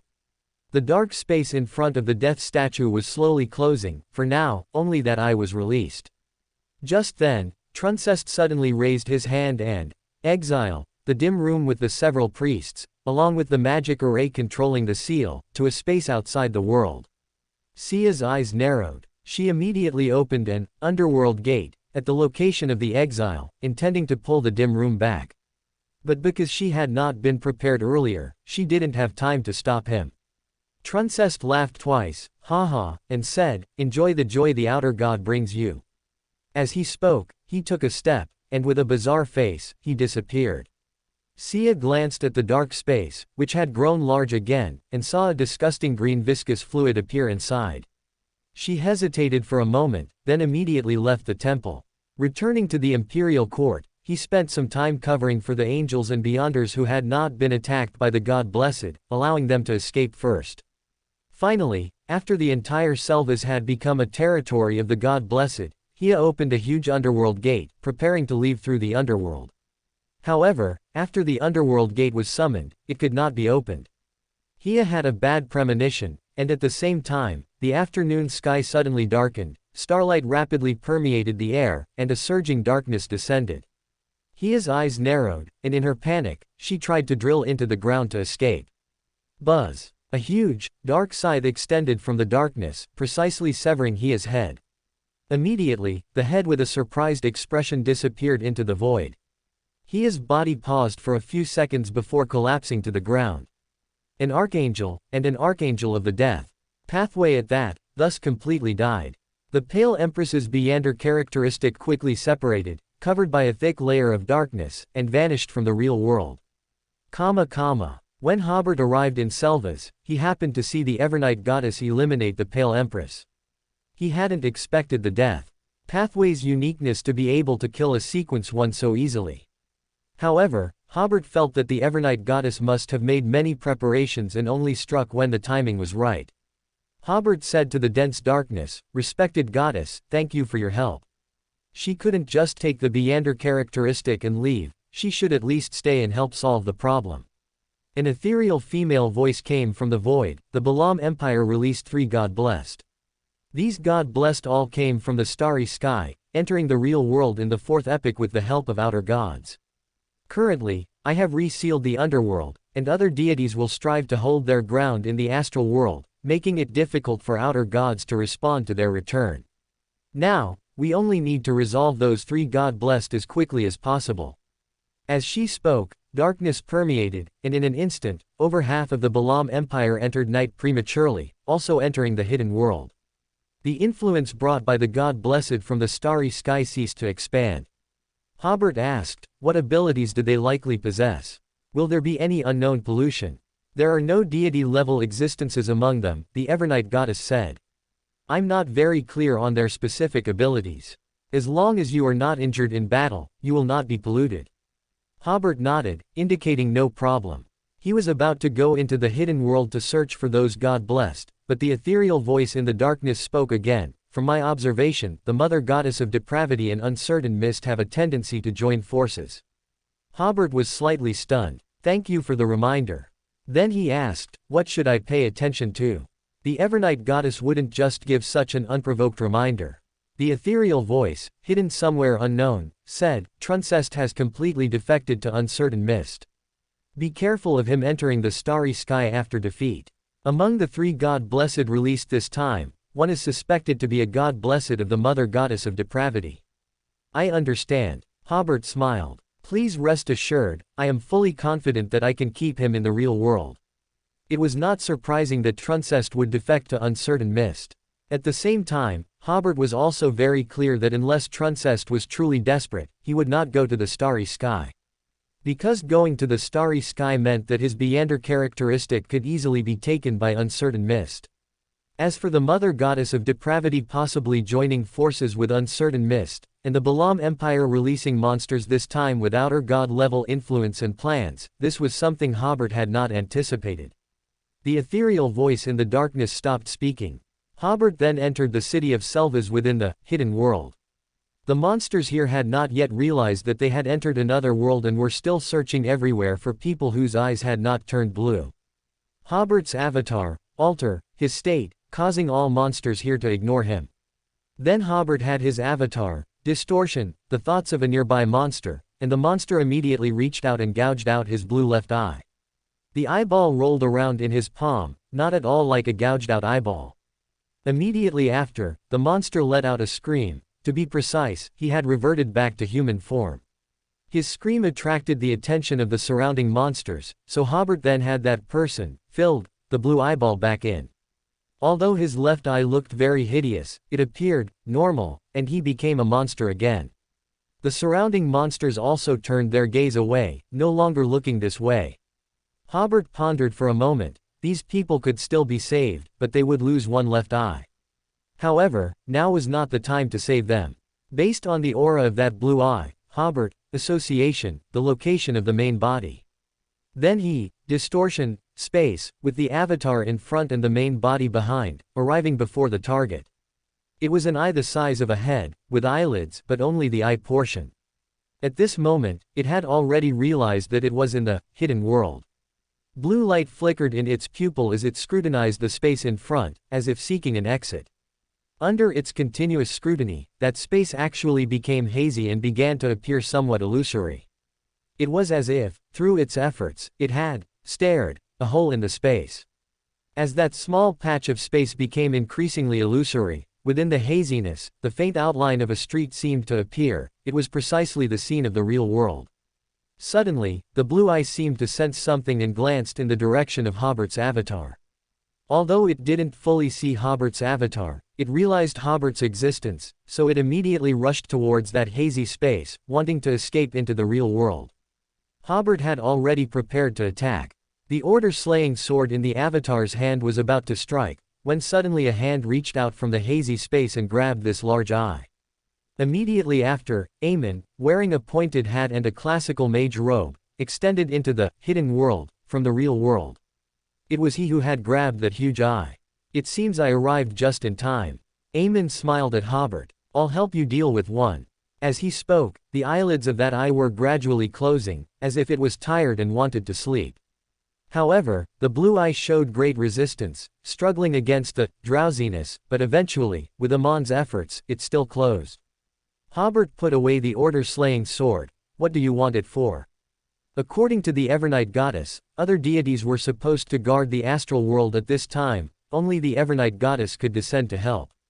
At this point, contacting the Fool for support was clearly too late. Therefore, with only one deity on his side, Hobert would naturally not actively conflict with Aemon. For a deity, Aemon deliberately emphasized the word deity, these fellows are an important source for understanding information about the starry sky.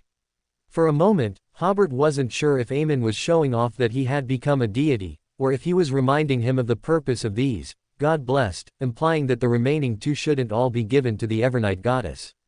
Hobert didn't think deeply but asked again, "Are you doing research on outer gods? Was the theft of Erebus's thin-necked glass bottle back then for researching uncertain mist?"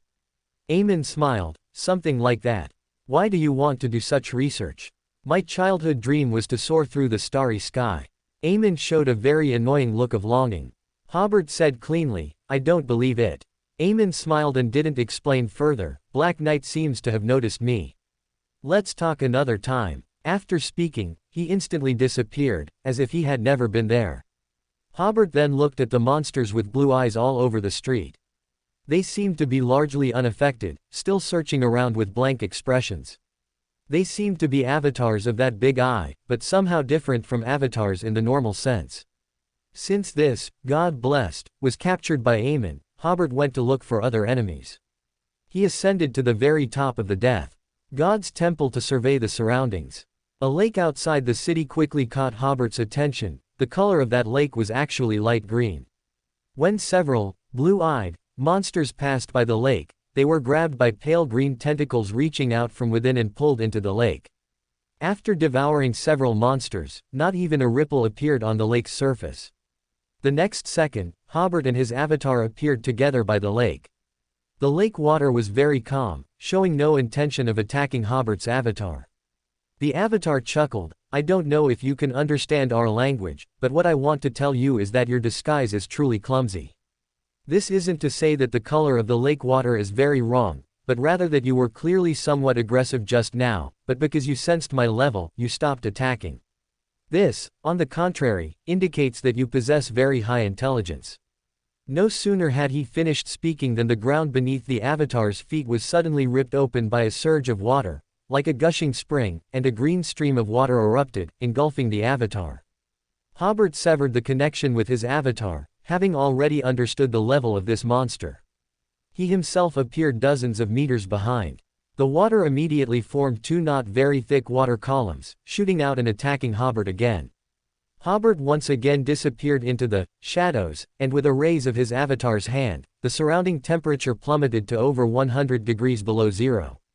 Not only did the two incoming water columns freeze into solid pale green ice, but the surrounding plants and the entire lake in front also completely froze. The severe cold seemed to cover all signs of life. Crack! A hot current erupted from the ice, blossoming into a seductive flower on the icy surface. The colorful flower rotated clockwise, making one feel dizzy, and a mirage appeared before Hobert's eyes. Conqueror of Medici. The abilities of the God Blessed were a bit unfamiliar to Hobert. He didn't have as much preparation and research as Aemon, so he was very careful when dealing with the opponent at first. Because a substitute was helping to block the opponent's attacks, Hobert didn't rush to counterattack, choosing to observe the opponent's abilities first.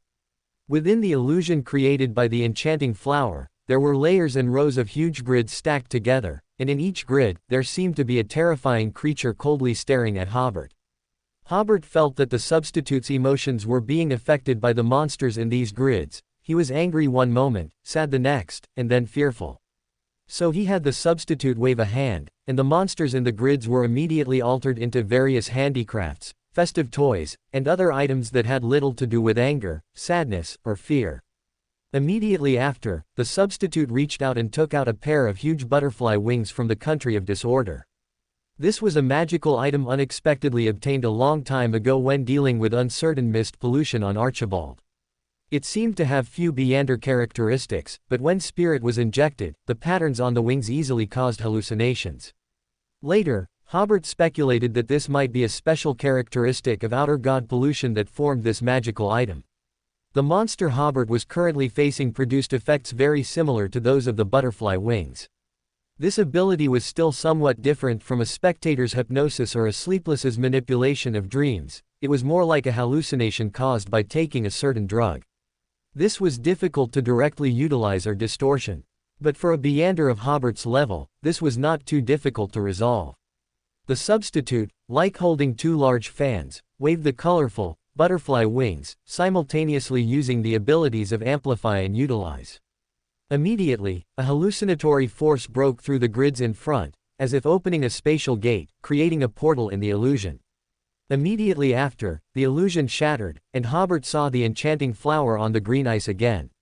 The flower rotated again, but just as it started, Hobert's substitute snapped his fingers, and a sudden immense force appeared in the air, smashing into the flower and shattering it.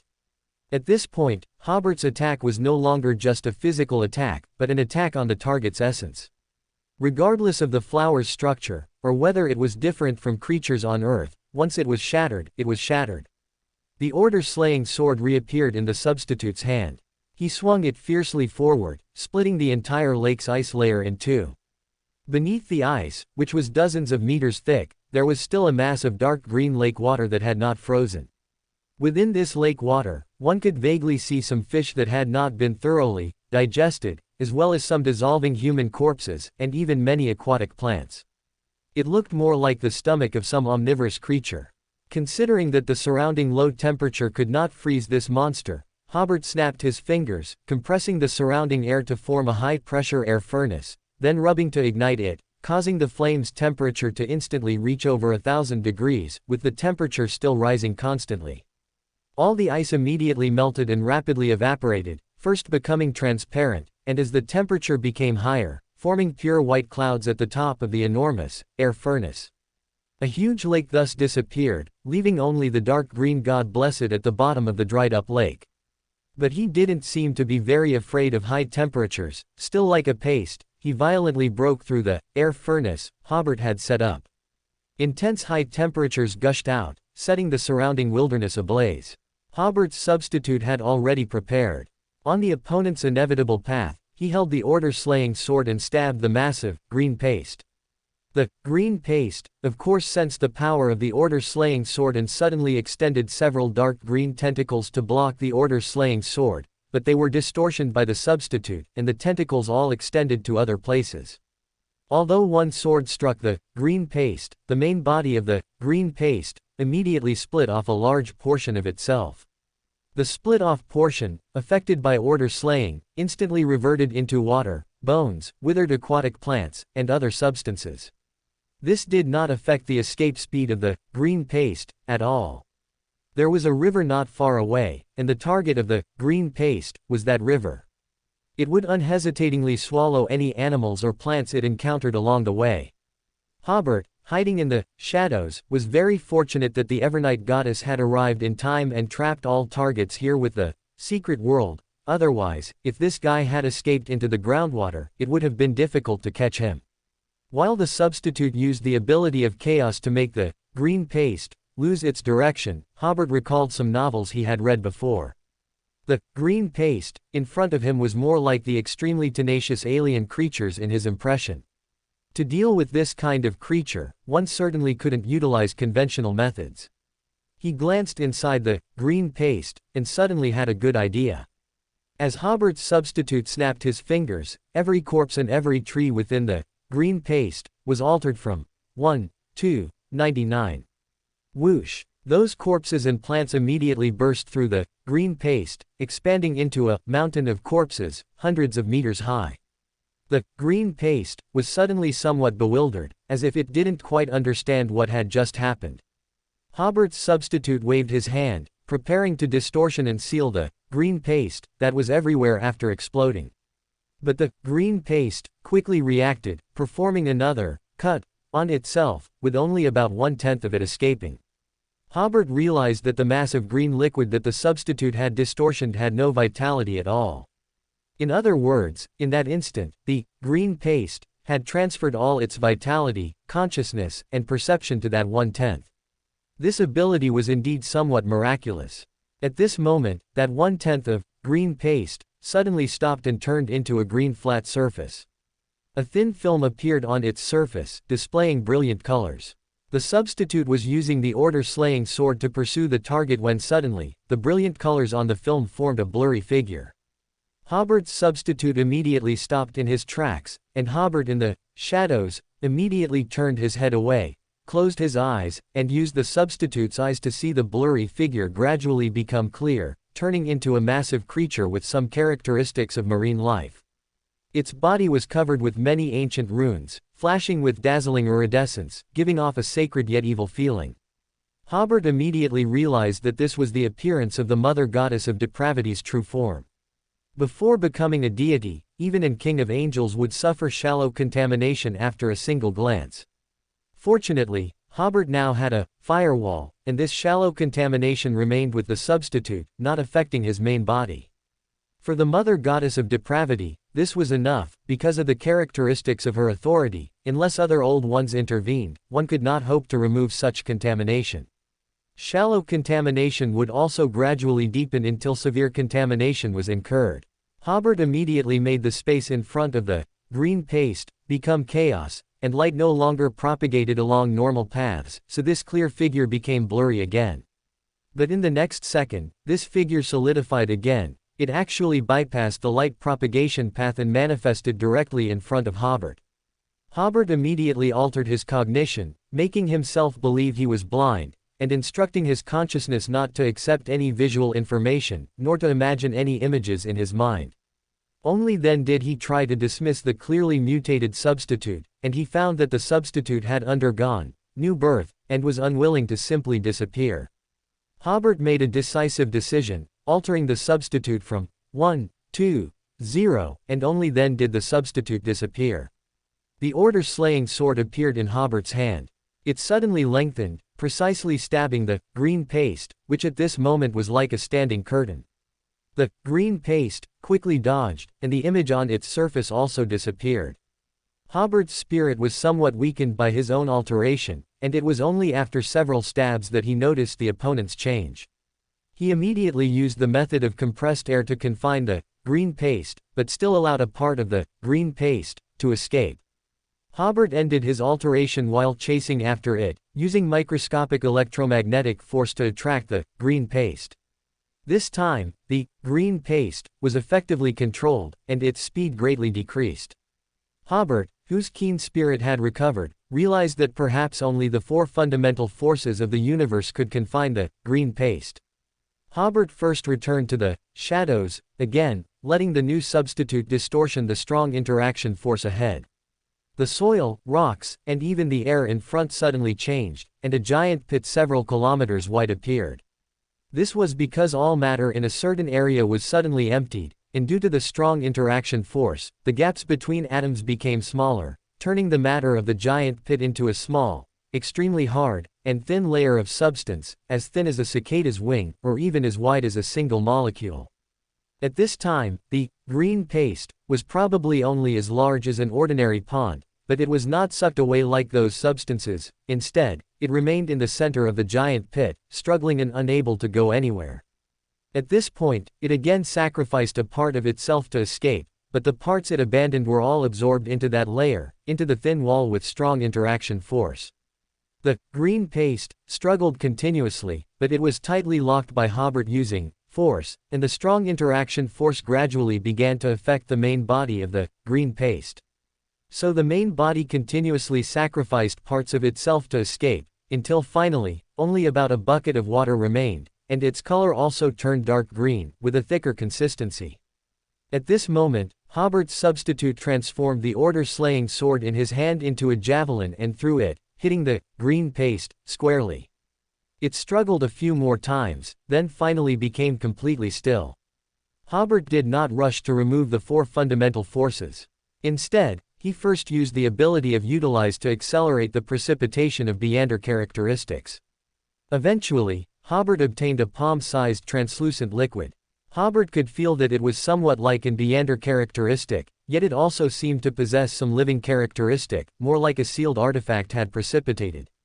At this moment, a patch of space not far from Hobert suddenly became dim and obscure, and a clear voice said, "Its situation is somewhat special, it's more like the Beander characteristic itself has generated life."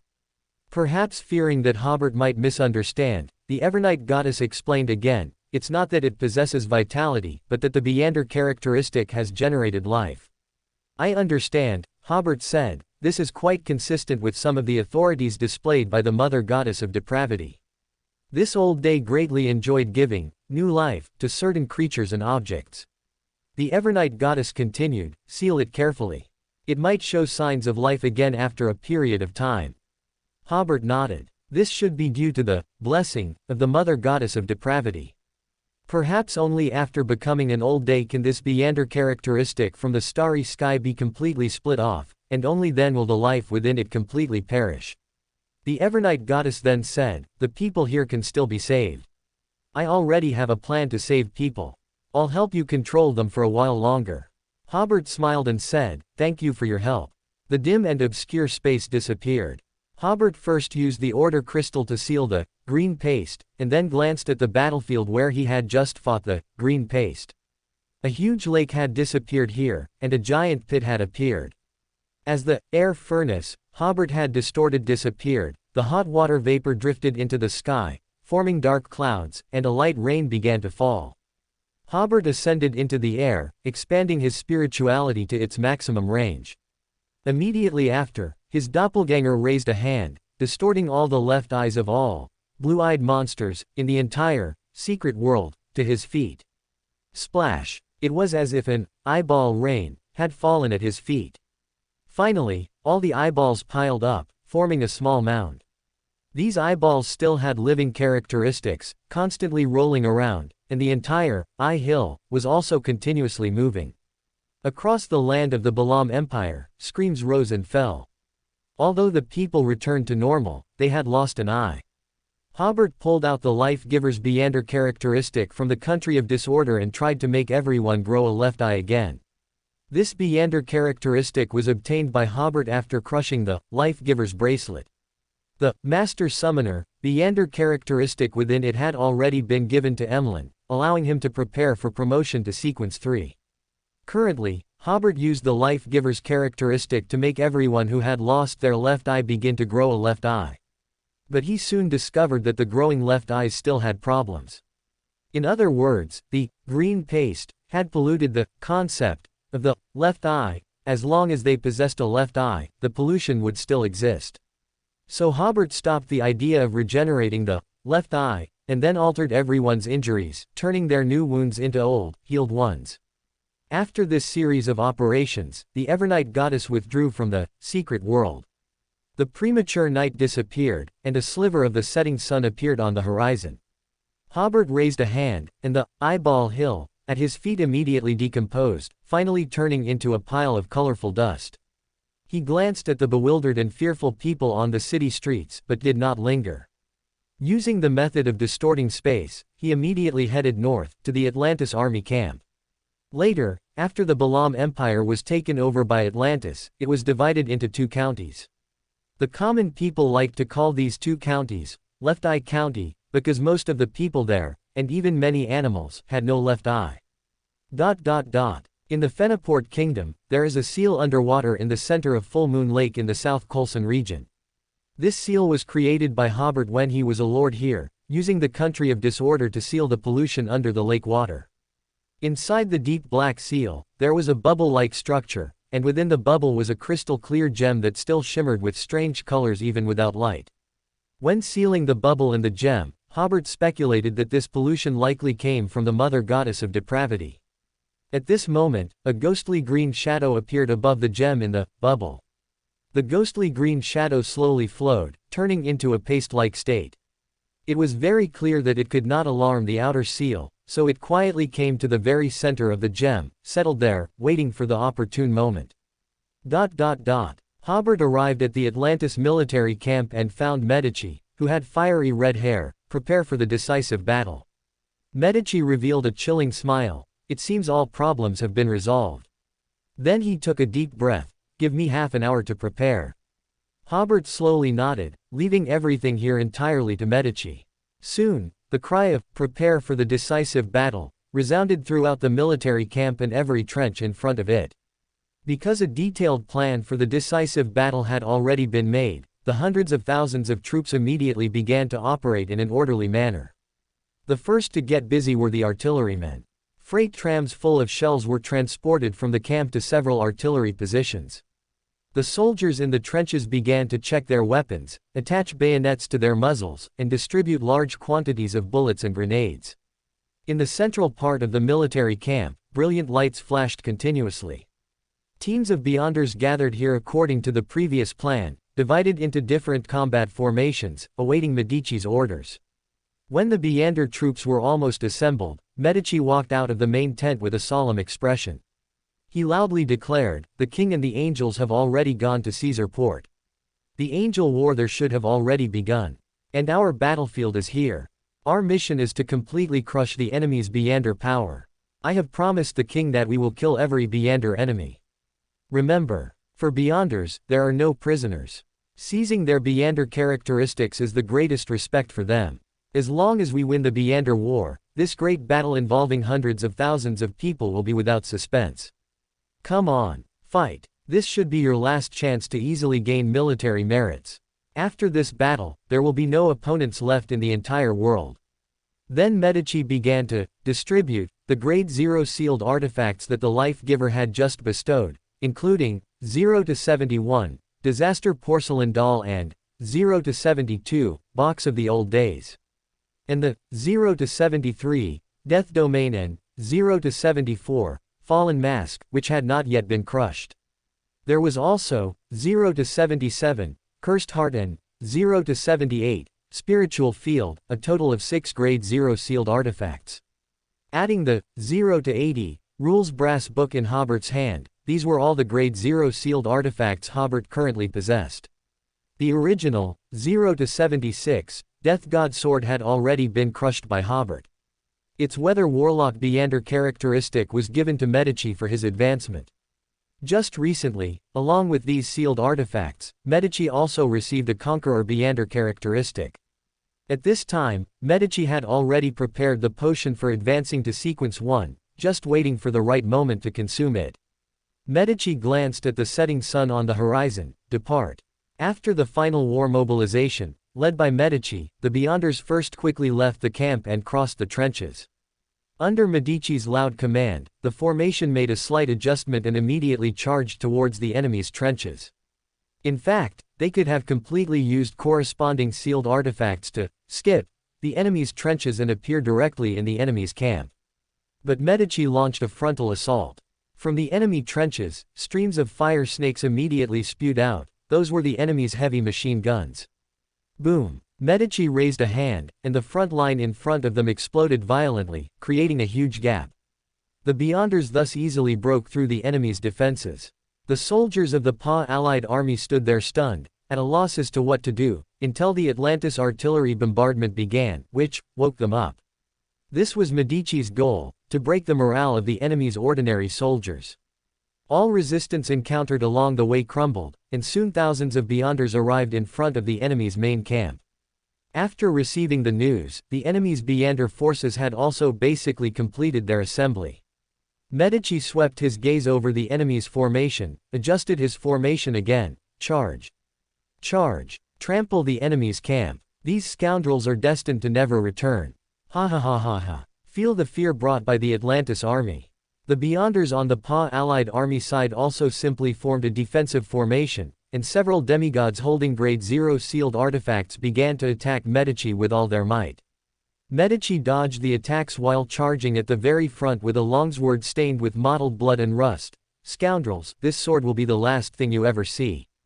Boom! In the dense Beyonder attacks, Medici detonated the enemy's military camp, and at the same time, an angel-level, pure white spear, pierced through his chest. This, pure white spear, came from a grade 0 sealed artifact of the Loan nobility. Medici pulled out the pure white spear as if nothing had happened and threw it aside, being the first to rush into the enemy's camp. In front of him were enemies everywhere, with Beyonder attacks flying chaotically. Behind him were his own people, also with Beyonder attacks flying chaotically. He first killed an enemy demigod with a single sword strike, and then was blown away by other Beyonder attacks. Medici immediately got up and charged towards the enemy again with renewed vigor.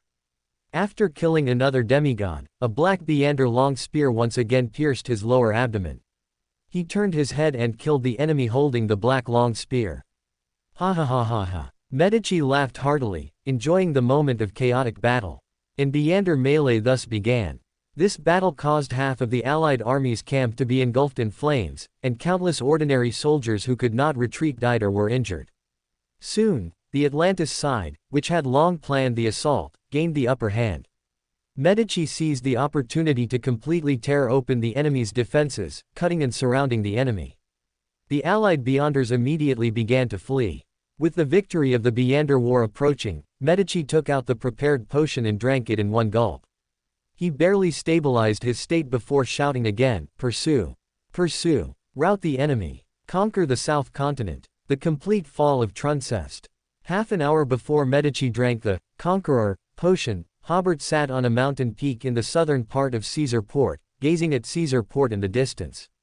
Beverly and her brother, wearing matching, order crystal pendants, arrived first, followed by the exquisite, ancient Bane, Sharon and the solemn Christine. Finally, the blood ancestor Duke Olmer arrived. Originally, Hobert had planned to invite Old Huang to assist, but since the Pale Empress had already been killed by the Evernight goddess, there was no need to invite other Sequence 1s. The five angels silently looked in the direction of Caesar Port, waiting for Hobert to give the order. At this moment, Truncest's figure suddenly appeared in the air not far away. He smiled and said, "I think we should have one last talk." "There's nothing to talk about," Hobert said coldly. "When you planned to resurrect within your descendant's body, there was nothing left for us to discuss." Truncest still maintained his smile. "Don't speak too soon. Although the Orthodox churches all support you, in this universe, there are many, many existences more powerful than the Orthodox gods." Hobert scoffed, "Do you feel honored to be a lackey of an outer god?" Truncest said, "You forced me to do all this." Hobert finally stood up. "You're just comforting yourself. Every time you say you want to talk to me, but you don't show any sincerity. And you make it seem like I've pushed you to a dead end and don't intend to let you go. I have to admit, you are an eloquent lawyer." Truncest smiled. "You wouldn't think I haven't made any preparations during this time, would you?"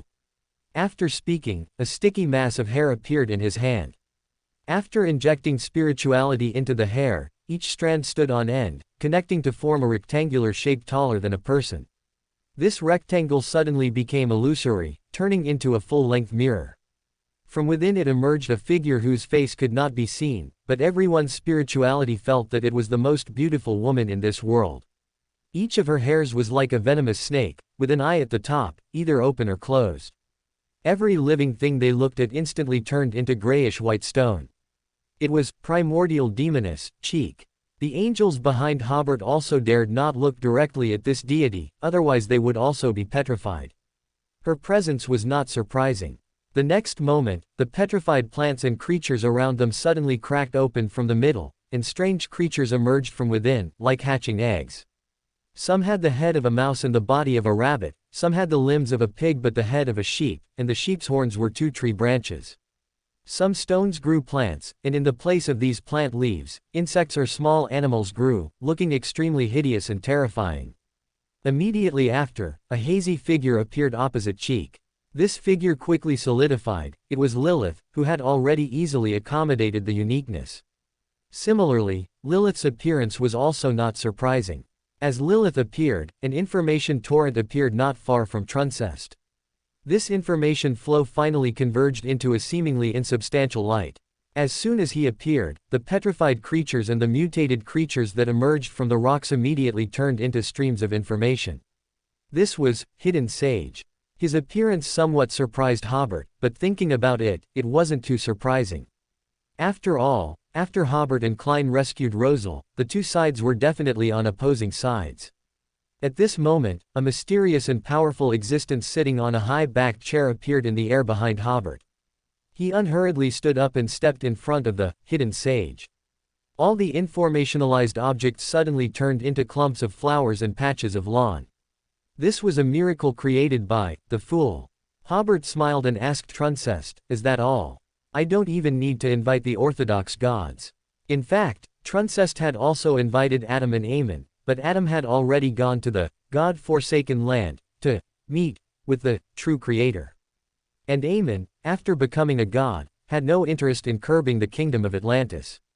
Moreover, at this time, he was at a critical juncture of accommodating the uniqueness of the door pathway, so of course he would not be distracted by matters in the South Continent. After Hobert said that, Truncest's smile gradually became gloomy. These are enough.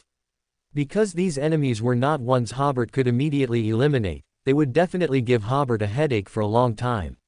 Then Truncest took a stance and rushed towards Hobert from midair, holding a ball of colorful mist in both hands, preparing to fight Hobert to the death.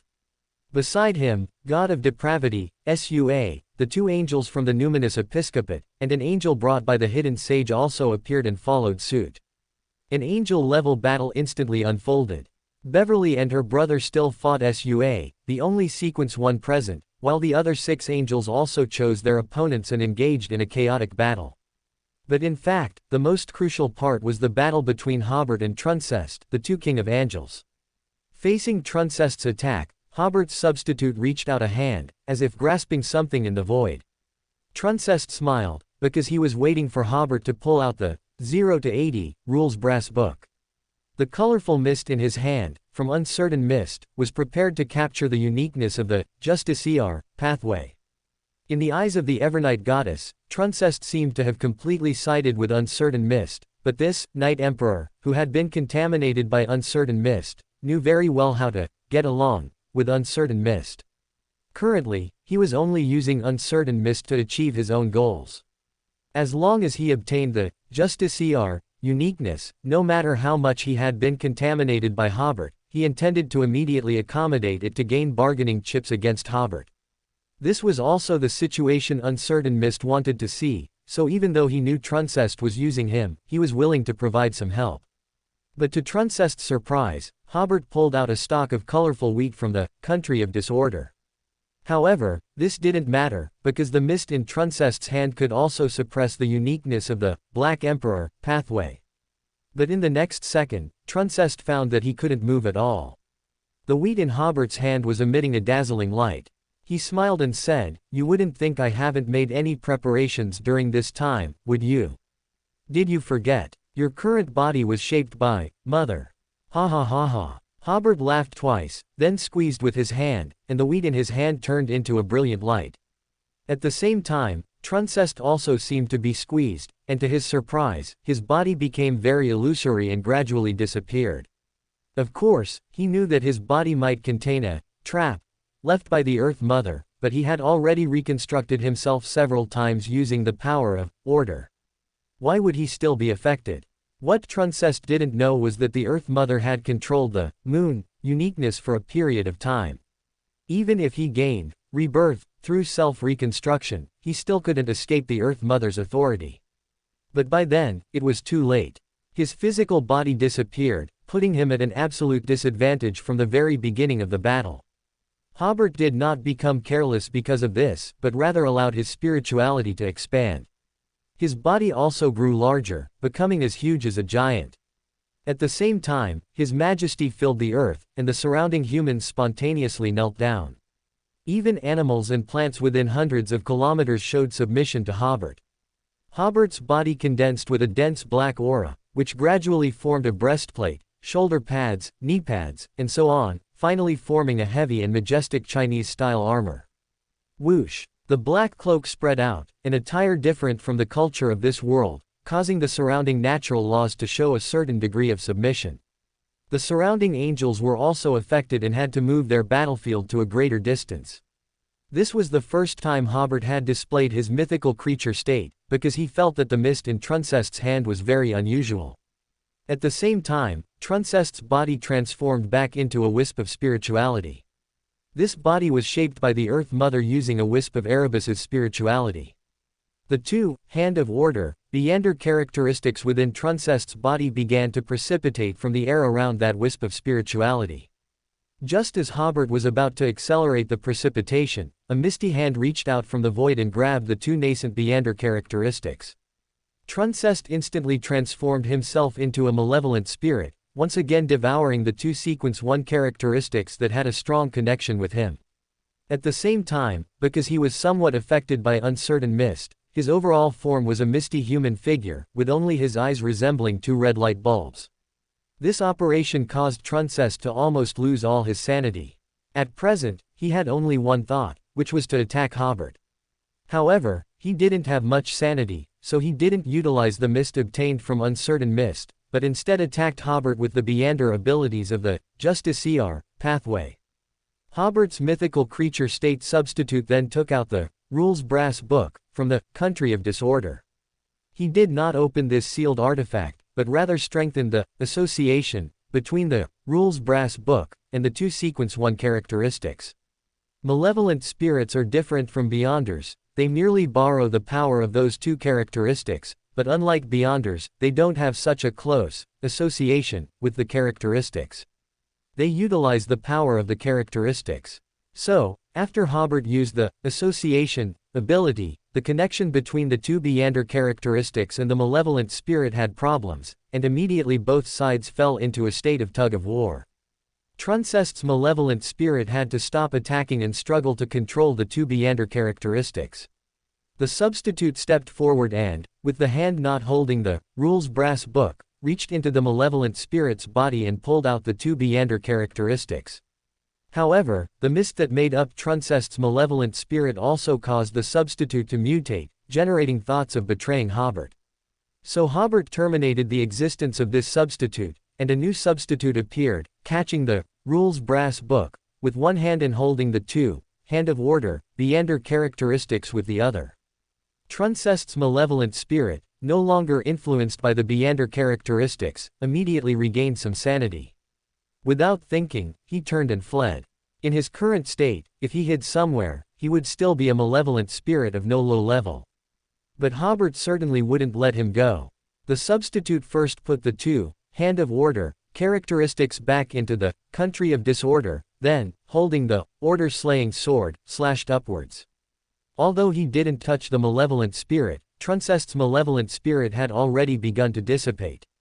Amidst Truncest's shrill cries, his spirit body completely vanished. Because he was currently in the state of a malevolent spirit, this great figure of the fourth epoch didn't even leave a final word. Hobert habitually said, "Rest in peace, Knight Emperor." Immediately after, at the spot where Truncest's malevolent spirit disappeared, the swirling mist converged into a ball, like a small cloud floating there. Originally, its purpose was to suppress uniqueness, lacking sufficient sanity. Now that there was no intelligent being to utilize it, this cloud of mist seemed somewhat at a loss. To be safe, Hobert did not accommodate this mist, but instead manipulated the power of the Country of Disorder to disperse it. At this time, the battles of Primordial Demoness and Lilith and the other four had already stopped. Primordial Demoness and Hidden Sage had not expected Truncest to die so quickly. So from then on, they chose to observe. Lilith and Klein, of course, knew their psychology, so they didn't attack proactively but quietly confronted them. When Truncest was eliminated, the Primordial Demoness immediately transformed into a mirror and instantly shattered and disappeared. The Hidden Sage also left with the Moses Ascetic Order's angels, and Sua and the two angels of the Numinous Episcopate also wanted to run, but the former had his thoughts distorted by Hobert, and the latter two were blocked by the Monarch of 100 Eyes and two other helpers released by Hobert. Hobert would never let these three guys go. After briefly thanking Lilith and Fool, Hobert maintained his mythical creature state and charged towards the god-slaying Sua, intending to deal with this outer god's minion first. Seeing that they were no longer needed, Lilith and Fool then left one after another. When Sua saw Hobert charging towards him, his eyes narrowed, as if he had made some decision, and his entire body swelled and expanded, becoming a bloated, tens of meters tall state. Beverly and Raymond's spiritual senses had strong danger warnings, and they immediately chose to retreat temporarily. Rip. Sua's viscous skin seemed to be cut open by some sharp weapon, and inside was not flesh and bone, but an evil towering tree. Sua's skin was discarded on the ground like a tattered cloth and quickly became nourishment for the evil tree. The evil tree spread its branches and leaves, with bloodshot eyeballs and sharp-toothed tongues growing on the branches, while the positions of the leaves on the branch tips were skulls, and mouths without lips, only teeth. On the highest branch, two malevolent eyes grew. These eyes belonged to Sua, and once he entered this evil tree state, he might not be able to maintain his self indefinitely, nor might he be able to return to his original state. The evil tree state was not truly the chain's mythical creature state. This state made the spiritual senses of Beverly and Raymond's two angels feel uncomfortable. "Get behind me," Hobert's mythical creature state avatar said. Beverly and Raymond breathed a sigh of relief and retreated further. At this moment, Sua's lipless mouths on the branches opened together, emitting a common silent curse. Hobert's avatar instantly turned into a goat wearing black armor. Hobert did not immediately end the summoning of the avatar, but commanded the goat to charge forward fiercely, its two horns turning black. That was the order's slaying sword. The goat rammed its head into the evil tree, knocking the towering tree down at the waist. Only then did Hobert sever the connection with the avatar, and the goat quickly disappeared into the void. Crack! The evil tree snapped off a branch by itself, which fell to the ground and quickly rotted, but the wound where it was broken at the waist healed. Hobert re-entered the shadow, had his avatar raise a hand, and built an air furnace around the evil tree. Raymond, quick-eyed and quick-handed, immediately threw a wall of fire into the furnace, and Hobert's avatar immediately amplified, preparing to burn the large tree to death. But the flames burning in the air, affected by the evil tree, immediately turned an eerie green, without any temperature. Hobert did not continue to attack proactively. At this moment, he was not in a hurry at all, as Sua would definitely not escape, and he could slowly look for an opportunity to kill him. At this moment, 4 balls of flame flew from the north, finally forming 4 figures in the distance, and then an underworld gate opened, from which a death console emerged. 2 more balancers stepped from afar. They were the angels of the North Continent's various nations. The angels behind Hobert immediately adjusted their state, with the 3 tool persons in the front taking defensive stances, and Beverly and Raymond, along with the blood ancestor Duke Ulmer, also stepped forward to confront the other party. Sharon and Christine continued to deal with the 2 already injured death consoles. Hobert's avatar continued to confront the evil tree, and Hobert himself also looked towards the angels of the North Continent's various nations. Alexei Einhorn, dressed in classical attire, stepped forward 2 paces and said, "Respected King of Atlantis, we have no ill intentions, we only wish to help you deal with these common enemies of humanity." Sua's rationality was not much at this point, so he didn't react much to these words, but the 2 death consoles immediately felt a chill in their hearts, knowing that they had been completely abandoned. Hobert's avatar, while distorting Sua's thoughts of escaping, coldly said, "I'm afraid your purpose is not just to help, is it?" Alexei took a deep breath. "Please spare some of our mercenaries, our 3 nations are willing to submit to Atlantis." All the soldiers of the North Continent's nations participated in the war in the South Continent as mercenaries. If all these mercenaries died in the South Continent, or were captured, the news that the official Beyonder forces of the North Continent's nations were very weak would soon be known to everyone, and then the Beyonder rule of various countries might be difficult to maintain. If the elite of the army were also buried in the South Continent, the Fursak royal family, the Rune royal family, and the Intis parliament might be overthrown, which forced them to come to the South Continent to plead. Hobert's avatar asked knowingly, why would the North Continent's mercenaries appear in the South Continent? Before the other party could answer, Hobert continued, "Do you think this is an opportunity to threaten me? Mr. Fool and the Blood Ancestor have already been asked once and sent away, and Sua has entangled me, so I have to agree to your terms."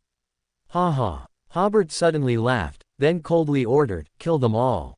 Alexei pleaded almost imploringly, "Please wait, we can continue to talk." The tool persons and Beverly immediately charged towards the angels of the North Continent. They were well aware that their 6 angels were not a match for the enemy, but they also knew that Hobert would not let them die in vain.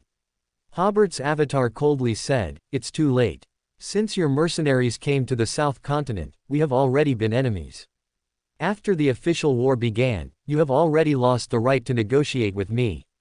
As he spoke, Hobert in the shadow crushed a glass bottle with a glimmer of light. This glimmer of light instantly transformed into a stream of information, disappearing into the void.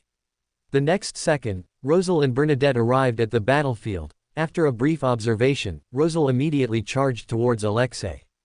Bernadette also found her opponent and immediately joined the battle. Hobert no longer paid attention to that side, withdrawing his focus to concentrate on SUA. In just that short while of talking, the evil aura emanating from SUA had caused varying degrees of mutation or curse in creatures within dozens of kilometers. SUA had also always wanted to escape, so Hobert simply altered the state of the surrounding spiritual world, making it temporarily impossible for the spiritual world to open any entrances in the real world.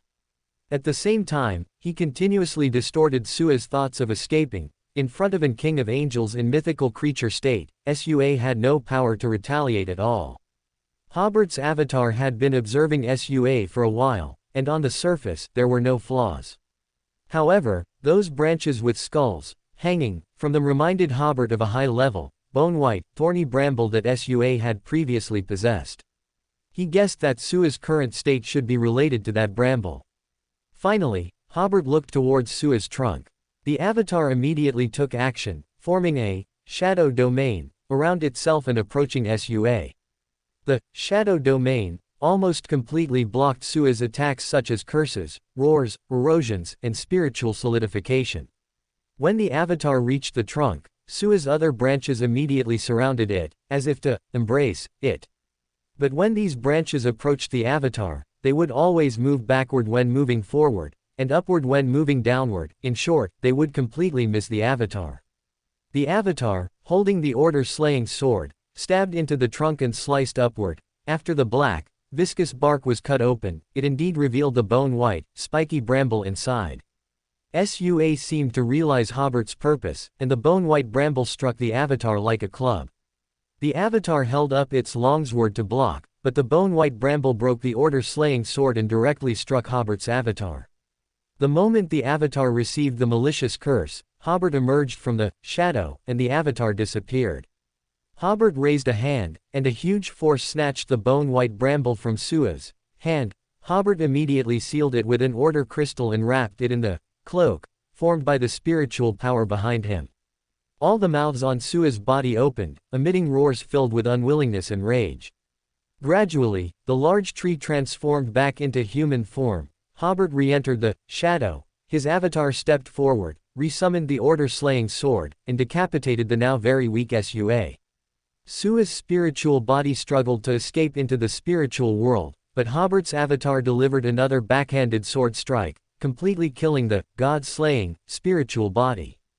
In just this short time, Sua's Beander characteristic had already combined with his hand bone, forming a sealed artifact. Hobert collected the two spoils of war and altered the mutations and curses SUA had caused, allowing the surroundings to return to normal. He also decomposed Sua's corpse, which was itself a curse, and his grotesquely shaped liver even formed a sequence one sealed artifact. Immediately after, Hobert did not linger. His avatar altered a death console from 1, 2, 0. This angel instantly disappeared, leaving only his Beander characteristic behind. This was not an ability like exile, but rather altering the death console himself. However, because an angel-level Beander characteristic is difficult to alter, and it is impossible to alter it to a nothing state, only his Beander characteristic remained on the spot. Hobert had precisely noticed the loophole between Beander characteristics and the real world, which led him to think of such an attack method. The avatar immediately stepped forward and collected the Beander characteristic. At this point, Hobert's altering effect ended, and the death console reverted from 0 to 1, reappearing in the real world. However, he instantly lost control due to the loss of his Beander characteristic and was resolved by the avatar's sword. Immediately after, the avatar used the chaos ability on another death console. The target was instantly surrounded by chaos. Raising a hand turned into raising a foot, using an Beander ability turned into turning his head, and finally used an Beander ability, but it wasn't the ability he wanted to utilize. He was soon killed under the combined assault of Hobert's avatar, Sharon, and Christine. After these two enemies were dealt with, they all went to Rosal and his group. Alexei and the other 7 angels, after the negotiations broke down, had no intention of fighting at all and immediately turned and ran. Fortunately, Rosal and his daughter arrived in time, otherwise they would have escaped. At this moment, seeing Hobert also coming to join the encirclement, the Rune Kingdom's balancer, Decline Augustus, loudly said, "Our two nations have never declared war on each other, even if negotiations failed, it wouldn't go so far as to wipe us out, would it? Hobert sneered, I think you're used to being arrogant and have forgotten how to beg. If you're negotiating, one person is enough to talk, so many people coming clearly shows a demonstration. He snorted coldly, now you know how to talk sense. When you were showing off your power just now, why didn't I see you talking sense? Decline was momentarily at a loss for words. They, of course, knew it was best for one or two people to come and talk, but who to send became a big problem. They were well aware that regardless of the success or failure of these negotiations, there would be more bad than good, so no angel from any country was willing to come. Moreover, the timing of their arrival wasn't very good. If they had arrived before Truncest was killed, Hobert would have prioritized killing Truncest and Sua, and perhaps he would have truly negotiated with them. But arriving after Truncest's death, in Hobert's view, meant they were simply delivering Beander characteristics. Alexei was more practical, resisting Rosel's attacks while shouting, the Fursak Empire is willing to offer a Grade 0 sealed artifact in exchange for our departure. Hobert did not immediately join the battle. He suddenly realized this was an opportunity to thoroughly digest the potion. So, he coldly said, all right, but only one sequence 2 can return. You choose who goes back. Alexei felt his scalp tingle. Don't go too far, the gods are watching from the starry sky. He didn't know if the gods were watching from the starry sky, but he guessed that for such an important war, the gods would surely be observing. Hobert's substitute sneered, I understand. It seems none of you want to leave. The substitute stepped forward and, with Rosal, attacked Alexei. The substitute first used the ability of chaos on him. The Conqueror's Beander attacks became a mess. The Conqueror's sword in his hand turned into a flamboyant flower, and fireballs he casually threw became fireworks. Rosal seized the opportunity to cram a vast amount of knowledge into his mind. Alexei was instantly stunned, his brain continuously analyzing the immense knowledge. Hobert's substitute stretched out a hand and, distorted, this Conqueror into a sphere. The outstretched hand clenched hard, and it instantly burst. Alexei's spirit body was somewhat flustered. In the mythical creature state of an King of Angels, he found it very difficult to escape. Therefore, he also wanted to transform into his mythical creature state. Although he no longer had a physical body, performing such an operation was very prone to losing control, but there was no time to think that much now, the priority was to break out first. However, Alexei quickly discovered that his spirituality was rapidly leaking like a deflated airship. This was because Hobert's substitute had used the ability of alter. All of Alexei's spirituality, intended for transforming into his mythical creature state, was spilling out into the surroundings, not a single wisp being used in the correct place. At this moment, the substitute made a tear motion, and Alexei's spirit body was instantly torn to shreds, with the Beander characteristics rapidly separating. After cleanly eliminating one archangel, the other 6 angels immediately compromised, willing to offer a Grade 0 sealed artifact in exchange for one sequence 2 to return to their country. Hobert only gave them 10 seconds to discuss. After 10 seconds, one sequence 2 from each country left the encirclement. Watching their dejected figures, Hobert shouted, from now on, without my permission, your 3 nations are forbidden from having any sequence 1s. The 3 angels who left trembled all over, instantly feeling that they would rather have been the one who died. In an instant, Hobert felt his spirituality become more vibrant, and the opposition between the potion and him completely disappeared. He had finally digested the order-killing prince's potion. The 3 remaining angels had no will to fight at all and were quickly killed. After thanking Rosal and his daughter, Hobert immediately rushed to the military camp and displayed his mythical creature state in the direction of the allied Foss's Beander retreat. Most of the fleeing allied Beanders, mental and spirit bodies suffered severe shock, leading to their death or mental demise. The remaining small portion also knelt on the ground, not daring to move. When the pursuers led by Medici caught up, everyone's first reaction was to salute Hobert, but soon, Hobert withdrew his power and disappeared from midair. Get up, you idiots. Medici said, the king has helped us stop all the deserters. Go, finish them off. A Beander said, Marshal, but they've all surrendered. Medici slapped this Beander's head, pig brain. You forgot what I said so quickly. There are no captives in Beander warfare. Over the next few days, under Medici's command, the Atlantis army launched flanking and encircling maneuvers, eventually surrounding over 400,000 people with just over 100,000. Among these over 400,000 people, a large portion consisted of the elite Fursak Empire and Intis Republic troops who had escaped from the previous World War. This time, they absolutely could not escape the South Continent. The Beyonders of the Allied forces were basically officers. Now that the Beyonders were dead, these over 400,000 people had largely lost their command structure, and signs of widespread surrender began to appear. This portion of soldiers had lost all will to fight, and most of them would choose to surrender. However, with over 400,000 people, just taking and arranging captives would take several days. So, Medici dispatched the main force, previously in the Balam Empire, to quickly move north and occupy Caesar Port and other northern ports, preventing a large outflow of local wealth. At the same time, he mobilized 30,000 troops to East Balam, informing the colonial army there that nobles from the Kingdom of Paz had fled to East Balam, and they needed to cross the border to search. Now the Loan Kingdom itself was struggling to survive, how could it have the energy to manage its colonies?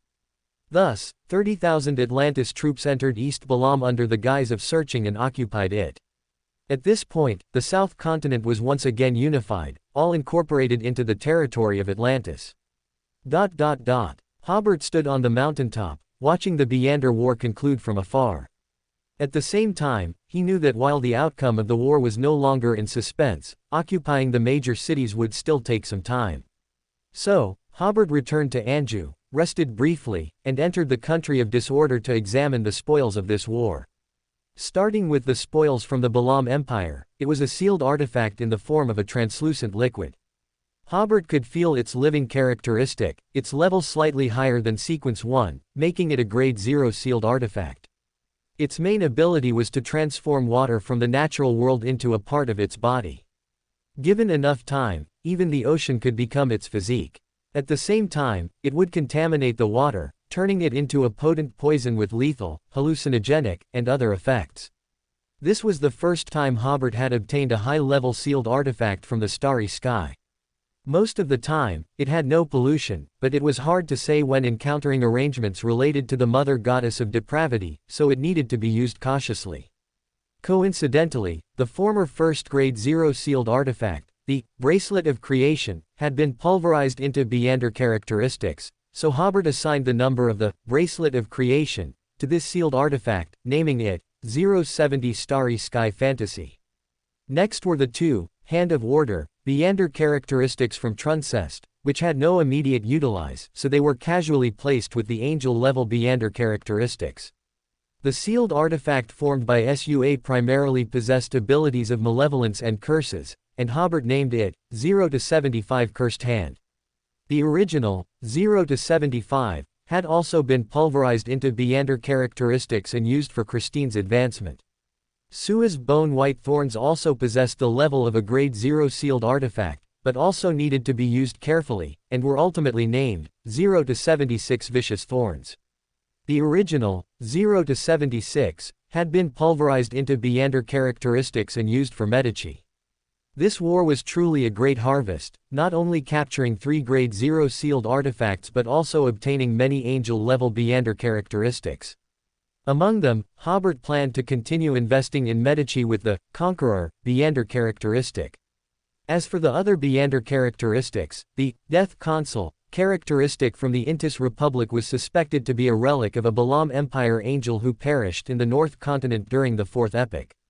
Because the Intis Republic had experienced a revolution, their archangel was in a very poor state, so they had to utilize this sealed artifact to advance a Death Consul, as the Hunter and Corpse Collector pathways were interchangeable. There was nothing special to say about the Weather Warlock characteristic from the Fursak Empire and the Balancer characteristic from the Loan Kingdom. After tidying up the spoils of war, Hobert returned to the real world to direct the forces in the rear to take over the vast wealth of the newly acquired territories. Even with prior preparation, there was a severe shortage of manpower. Therefore, Hobert ordered the activation of a batch of prisoners of war, not from the current war, but from the world war that had previously occurred in the North Continent. Although these prisoners of war were mainly Intis, they had generally received general education. After the spring plowing concluded, Hobert realized that there might not be enough manpower after the war ended, so he began to have this group of prisoners of war learn rune language and rune script. Their learning speed would certainly be faster than the local natives. Moreover, they had lived in Atlantis for over half a year and had some understanding of its system. They could temporarily assign those who wished to stay in the South Continent to grassroots positions. It was precisely because they had received general education that they clearly understood there were more opportunities in the current Atlantis kingdom, and the promotion mechanism was also more transparent. Therefore, some prisoners of war already had plans to stay here, and the large amount of territory acquired this time undoubtedly gave them a good opportunity. Over the next half a month, the war in the South Continent finally concluded. At the same time, the Loan Kingdom sent Alice as a special envoy, with Earl Hall as deputy envoy, to negotiate with the Atlantis Kingdom. To say it was a negotiation, it was actually an act of submission. Georgina, who usually served as deputy envoy, was not in this delegation because she had died in the recently concluded Beander War. Hobert felt a touch of emotion when he saw her body from afar. Immediately after, the Fursak Empire also sent a delegation, stating their willingness to change empire to kingdom, and henceforth serve as a vassal state of Atlantis. Finally, the delegation from the Intis Republic arrived, also stating that the Republic will be Atlantis's reliable subordinate in the North Continent. Of course they would submit, because the combined official Beyonders commanded by the royal families, nobles, and parliaments of these three countries were less than half of the Atlantis kingdom's strength. Moreover, they now had almost no demigods, so in terms of quality, the difference was even greater. Hobert had Audrey handle all the negotiations, but he made a demand. He did not want war reparations from this war, only that the countries not restrict the families of prisoners of war from immigrating to the South Continent. Currently, there are over 700,000 North Continent prisoners of war in Atlantis. Most of them are young and able-bodied, and all have received general education. Hobert would not easily let them return. However, their families could be brought here. The Atlantis Kingdom currently greatly needed this labor force and their knowledge. If they were willing to stay here, they would have a good life after only 2 or 3 years of operation. When Audrey read out the king's demands, the special envoys from the three nations all let out a long sigh of relief.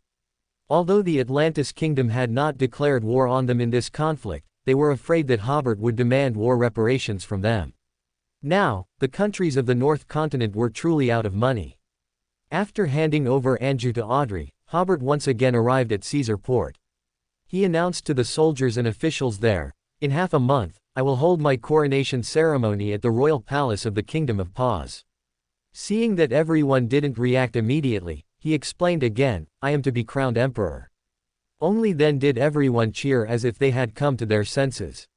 Which meant Atlantis was about to become an empire, helping Klein strengthen his humanity. After the war ended, the official newspaper of Atlantis, in addition to publishing the news of the Kingdom of Paz demise within the countdown, also published the news of Hobert's upcoming coronation as emperor. From Anjou continuously transporting supplies to Caesar Port, people began to prepare for their king's coronation ceremony. The Ministry of Foreign Affairs gained a new task, notifying all countries and churches of Hobert's coronation. The entire world was discussing this matter. Some believed Hobert's coronation as emperor was well-deserved, while others felt the coronation ceremony seemed too rushed. Most people who saw this news in newspapers from various countries did recognize Hobert becoming emperor, but there was some disagreement about when and where the coronation would take place, and which church would crown him. The citizens in the newly occupied territories didn't quite understand why these officials and soldiers were so excited, but thanks to the propaganda from grassroots officials, they also knew they would soon have a new emperor. At the same time, notices were received across the country, stating that a new scientific technology would reportedly be used to display the king's coronation in the main streets of towns and in city squares. Officials in various regions were asked to organize local people as much as possible to watch the coronation ceremony. The various Orthodox churches, however, found it strange. Why would the coronation be held in the palace? Which church's pope was going to crown him? On the second day of arriving at Caesar Port, Hobert called Medici, and they took a walk together along the coastal road. Watching the distant cargo ships enter the port and gulls flying about, Hobert suddenly asked, "What are your plans for the future?" The war in the South Continent was over, and the North Continent had been thoroughly subdued. Currently, Hobert's focus would shift to domestic construction, leaving Medici with no place to use his skills. Medici, however, countered, "Are you discussing this with me, or are you representing the Creator in this discussion?" Hobert pointed to a stone bench, and as he walked towards it, he said, "Of course, I'm representing the Creator." He paused and then said, "There's no more war in the South Continent. I estimate you won't continue to stay here." "Yes," Medici smiled. "War is boring. I do plan to find something more interesting to do." Immediately after, he put away his smile and said, Are you, Vice King of Heaven?" Hobert, who was about to sit on the stone bench, paused slightly. Vice King of Heaven referred to the dark angel sorcerer, but coming from Medici's mouth, it certainly had another layer of meaning, a god's avatar. Hobert did not deny it. "I understand. Did you realize this issue when you saw my mythical creature state that day?" In fact, he had long anticipated this, and he also estimated that other angels in the country should have similar thoughts after that battle. Medici nodded. "Yes, for a god who hasn't yet become an old one, to possess a Diravan King of Angels' level is very surprising. I also thought of Atlantis's strange national policy, spring plowing, architecture, and so on, and roughly guessed that the Creator should be preparing to become a god." Hobert nodded. "That's right." He sat on the stone bench and said, "Your future whereabouts are something I want to discuss with you, and also something the Creator wants to discuss with you. As a colleague, my experience working with you has been quite good. At least it saved me a lot of trouble, and the part you were responsible for was precisely the part I'm not good at. By rights and reason, if you have any plans, I will fully support you. But as far as the Creator is concerned, this help is limited, because you have never sincerely pledged loyalty to the Creator from beginning to end. The Creator can sense this. He can clearly perceive whether an angel is loyal or not. If I'm not mistaken, you've always felt that you and the Creator are on the same level." Medici stood to the side. "It was indeed as you said before, but recently, my mindset has also changed." However, his admiration for the Creator was still greater than his reverence. Hobert smiled, and with a wave of his hand, he suddenly turned the surroundings into a domain of shadows, forming a sealed space that obeyed Hobert. Then he said, "Let me tell you a top-secret piece of information I just received. Adam is the divine part of the ancient sun god. Or rather, after the ancient sun god died, his divinity awakened within Adam's body." Medici's eyes narrowed, and his emotions, rarely agitated, showed a hint of excitement. Among those who had harmed him back then, Adam was one of the masterminds. Hobert continued, "I've also heard that Adam was among those who harmed you back then. But I must tell you, your evil spirit in Backland went undiscovered for over 1,000 years, which should also be Adam's doing. It was only discovered after you were saved." Medici looked at the beach, which had fallen into chaos within the domain of shadows before him, as if in deep thought. The two stood and sat quietly, and after more than half a minute, Medici suddenly asked, "Why are you suddenly telling me this?" "It's time to make a choice," Hobert said seriously. "Will you return to serve your master, or serve the Creator?" Medici took a deep breath and asked again, "Is there a difference?" "Of course, there's a big difference," Hobert said. "If you choose to serve Adam, or rather, the ancient sun god, we will still be friends when we meet again. If we become enemies, there will still be some consideration. You helped me conquer the South Continent, and I helped you return to being a conqueror. This is a transaction.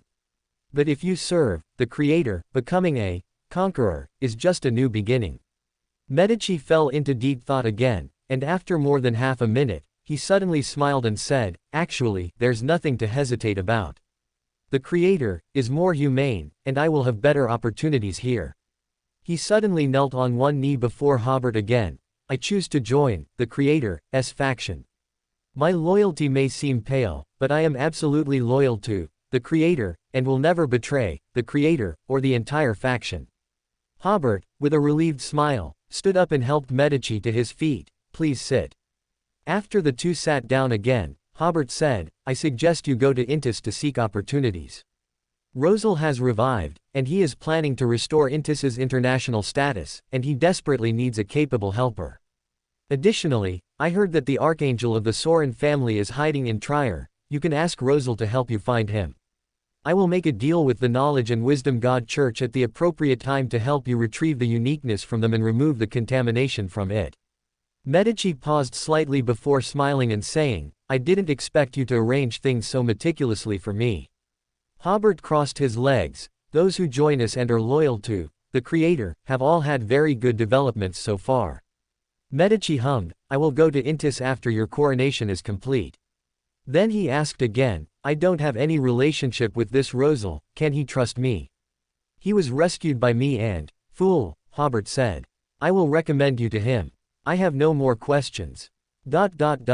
Hobert stayed in Caesar Port for a few days, and there was nothing he needed to worry about. At this time, Hobert felt another benefit of the Beander world. Generally, there was no fear of being overthrown. Because there was an Beander level of backing, one could confidently delegate power without worrying about subordinates seizing it. The only thing to watch out for was whether one's angel subordinates had thoughts of seizing one's Beander characteristic. At this time, Klein informed Hobert through the fool that he would be visiting, so Hobert prepared to properly entertain his old friend. On July 2, Klein and Hobert met as agreed at the Caesar Port dock. Today, Hobert wore an Atlantean-style shirt and black trousers, with a straight trench coat over them. The surrounding space had been simply distorted by him, so no one could see him or hear his voice. But Klein could spot him at a glance. Friend, I heard you're about to become emperor. Hobert smiled. That's right, and I'll even be crowned in the enemy's palace. I'll save you a VIP seat then. I will definitely witness this historic moment. Klein adjusted his coat, looked at the cranes working on the dock, and added, this afternoon, we're going to Utopia for a barbecue, and Rosal will be there too. Good. Then Klein asked, do you know why I came to see you? Of course I know, Hobert said with a serious expression. For the upcoming journey, follow my arrangements. Now, change your appearance and act as my personal valet. No problem. Klein followed Hobert's arrangement, transforming into the appearance of his former personal valet, Richardson. His clothes also changed, and he stood slightly behind Hobert, looking quite the part. Hobert distorted their positions, arriving at a simple dormitory in a town government of the Kingdom of Pa. Hobert stood outside a patch of tents and called out, Tyrone. This dormitory consisted entirely of tents, and the current civil servants of the town government were working in a former arms warehouse. Many tents had their flaps pulled back, looking out, and one of them belonged to the handsome and energetic Tyrone. Brother, why are you here? Tyrone asked, visibly pleased. Everyone heard that it was the mayor's brother, briefly greeted him, and then lowered their tent flaps. Under the cover of his trench coat, Hobert took out a large bag of pastries, fruits, dried meat, and other food from his space pocket. Of course, I came to see you. Entering the relatively neat tent, he knowingly asked, are you off today? Klein didn't know why Hobert was here, but his demeanor at the moment was that of a very competent valet, bringing the only chair in the tent behind Hobert. Yes, Tyrone smiled. I was just about to hitch a ride to Melissa's place. Klein's movement of the chair and the expression on his face changed slightly, but in the next instant, this change was concealed by him and not noticed by Tyrone. Tyrone continued, let's go together. Melissa will be very happy to see you too. All right, just a moment. Tyrone shaved his beard, carefully combed his hair, and changed into a more formal-looking outfit. After looking carefully in the mirror, he set off with Hobert and Klein. There were no teleportation arrays between towns, so travel still relied on horse-drawn carriages and other means of transport. However, in the newly occupied territories, the public carriage system had not yet been established. Today, there was a convoy going to Melissa's town to deliver goods, so Tyrone was planning to hitch a ride and then walk back in the afternoon. Klein rode in the swaying carriage, moving at a leisurely pace. He watched the wild scenery and rural charm on both sides of the road, listening to Hobert and Tyrone casually chat about the current state of the countryside. Currently, Tyrone and his team are organizing people to survey the land, planning to start dividing it after the crops are harvested. The wave of major rural construction won't affect this area until next year at the earliest. The task given to them by their superiors is, stable transition, prepare for land distribution. This is unavoidable. With such a sudden expansion of territory, the government needs some time to adapt and also needs to undergo certain structural reforms to regain efficiency. At this time, stable transition is indeed the most important thing. Hobert said to Tyrone, seize the opportunity. This is the last fast-track opportunity for promotion. You don't even need to achieve great results. As long as you meet the superior's targets, you will definitely enter the next stage of promotion assessment. This batch of town chiefs basically rose from being village chiefs before, and their quality varies. The abilities of many town chiefs are even insufficient to complete the predetermined tasks from their superiors. Within half a year at most, it will be clear who can continue to be promoted, whose abilities are only suitable for a town chief at most, and who cannot even be a town chief. In another 2 or 3 years, after the domestic situation gradually stabilizes, there will no longer be such a fast promotion channel as there is now. Tyrone nodded. I know, I will work diligently during this period. Hobert glanced at Klein, who was looking out the window, and then said, you should also be diligent in your personal life. When do you plan to get engaged to Melissa? Klein immediately withdrew his gaze. We plan to do it after Mr. Benson gets married, Tyrone said. Klein's breathing suddenly became heavy. Hobert again asked knowingly, Benson is getting married? Yes. Hobert then asked, who is the bride? Tyrone smiled and said, Miss Chunna. Ah, Our Lady County Chief. Hobert smiled and said, the first female county chief of the kingdom. Klein recalled that during a previous Tarot Club meeting, this Chunna was mentioned. She was once the first female mayor of the South Balam Duchy. She seemed to come from a small village by the Full Moon Lake, but she seized the opportunity, showed amazing political talent, quickly elevated herself, and actually became a county chief. At that time, Klein also sighed. From ancient times to the present, there have been too many natural politicians, and the reason they were unknown before they became famous was simply because they lacked a platform. A county chief is definitely a high-ranking official of a country. When South Balam was first founded, the fief Hobert received from Lowen was only about the size of a county.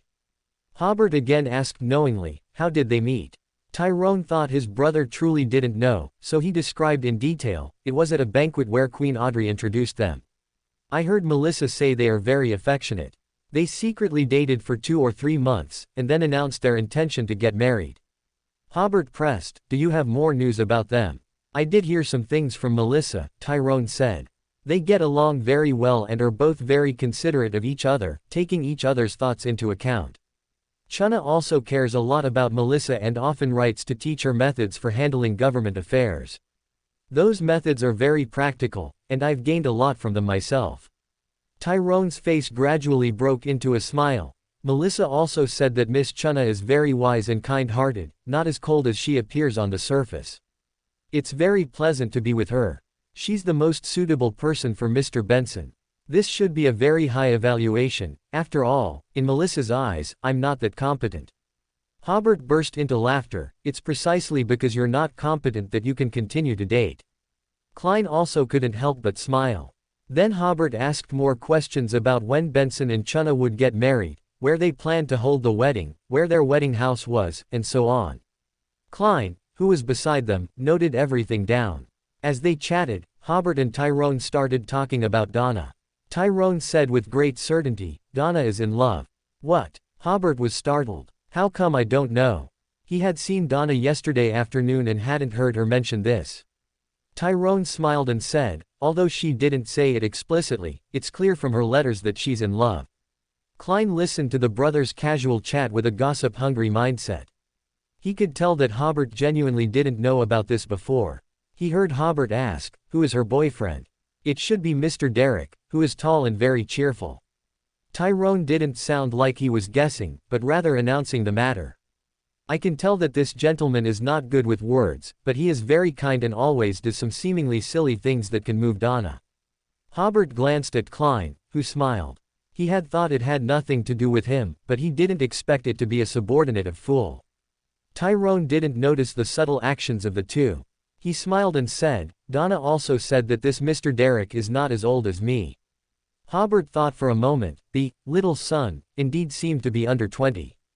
He didn't plan to interfere with his sister's and brother's romantic relationships, but he would definitely inquire about it if he had the chance.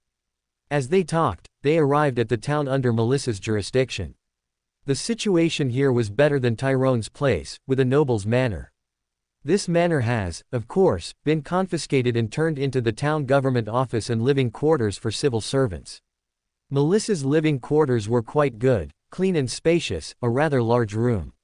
She warmly welcomed Hobert, told Tyrone to get nuts for hospitality, and then told him to boil water for tea, very much in the manner of bossing around a boyfriend. Hobert, as last time, brought some food as a gift. Melissa sincerely thanked him. Among the supplies specially provided by the government for these civil servants taking over new territories, food mainly consisted of various canned goods, but fresh fruit from outside the local area was rarely available. At this moment, one of Melissa's subordinates came to ask the town chief for instructions on how to handle a certain official matter. Melissa handled it without hesitation, giving a solution on the spot. Klein, having been psychologically prepared, kept his expression well under control. Only after seeing his sister's mature and stable side did he reveal a gratified smile. Melissa, who once looked sallow, had dry hair, and wore somewhat old-fashioned clothes, seemed to have suddenly transformed into a woman dressed neatly and appropriately, mature and confident, with the aura of a strong businesswoman. The four chatted for over an hour. Hobert stood up to leave, as Tyrone and Melissa rarely got to see each other, so he wouldn't stay and be a third wheel. After the two walked out of the town government courtyard, Hobert instantly appeared in Utopia by distortion of space. Hobert asked, "Do you still want to see Benson?" Klein took a deep breath before saying, "I'll go when I have time." Then he sighed, "Time really flies, Melissa has grown up." He was quite satisfied with Melissa's boyfriend, Tyrone. He had a good temper, was ambitious, and had a bright future. Hobert then introduced, "Melissa very much hopes to join the Longtail Island Research Institute. I don't plan to help too much with this, because with her ability, entering the research institute basically won't be much of a problem. So, I think her process of entering the research institute should follow the normal procedures. Young people always need some challenges to temper their character." Klein nodded, offering no suggestions on this matter. The two found a place to sit down and chatted. Klein told Hobert that he was currently visiting familiar places and meeting friends to strengthen his humanity, preparing for his promotion. Klein had already been to Tingen City in Backland, and he had also visited Captain Dunn and his wife in South Colson, and then he came to Atlantis. Hobert also talked about the divinity he possessed since accommodating the uniqueness. No matter how hard he tried, there seemed to be a very small part of his consciousness that didn't belong to him. It was like a palm-sized piece of ice that couldn't be melted in a fiercely burning steel furnace, feeling very abrupt. Perhaps after becoming a god, this ice would grow larger, as a god could no longer be explained solely in biological terms, and his consciousness would certainly be quite different from that of ordinary people. The only controllable thing was that at the level of a god, as long as the state was good, the ice would not affect the furnace's temperature and normal burning. The two discussed for a long time when Rosal arrived as a stream of information. "You two are here so early." Then he and Klein met each other's eyes for a second or two. He smiled first, "Thank you for the rescue earlier." Klein smiled, "I'm glad I could help you." Rosal said earnestly, "I've thought about it for a long time these past few days. Everything from home ties us closely together. Should we form an alliance and secretly manipulate this world?" Hobert, however, smiled and said, "We are already doing that." "Then what should our alliance be called?" Rosal suddenly brought up a question that neither Hobert nor Klein had considered. "This name needs to be grand.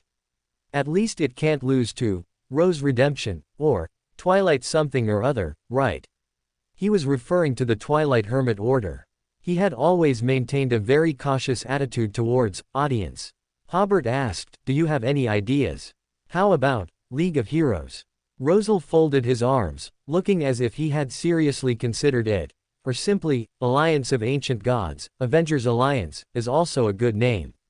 Klein's mouth twitched. I'll go get the oven and stuff." Hobert somewhat regretted asking the previous question, but he couldn't help but ask the doubt in his heart, who are we seeking revenge on? Lord of the Mysteries. Rosal replied, "He brought us here without our permission, of course we have to get revenge on him." Hobert opened his mouth, "I am speechless." The secret revealed by the lamp god. Klein directed the puppets to set up a tent in the square and then began to barbecue. The three of them sat down, chatting idly while waiting for the delicious barbecue.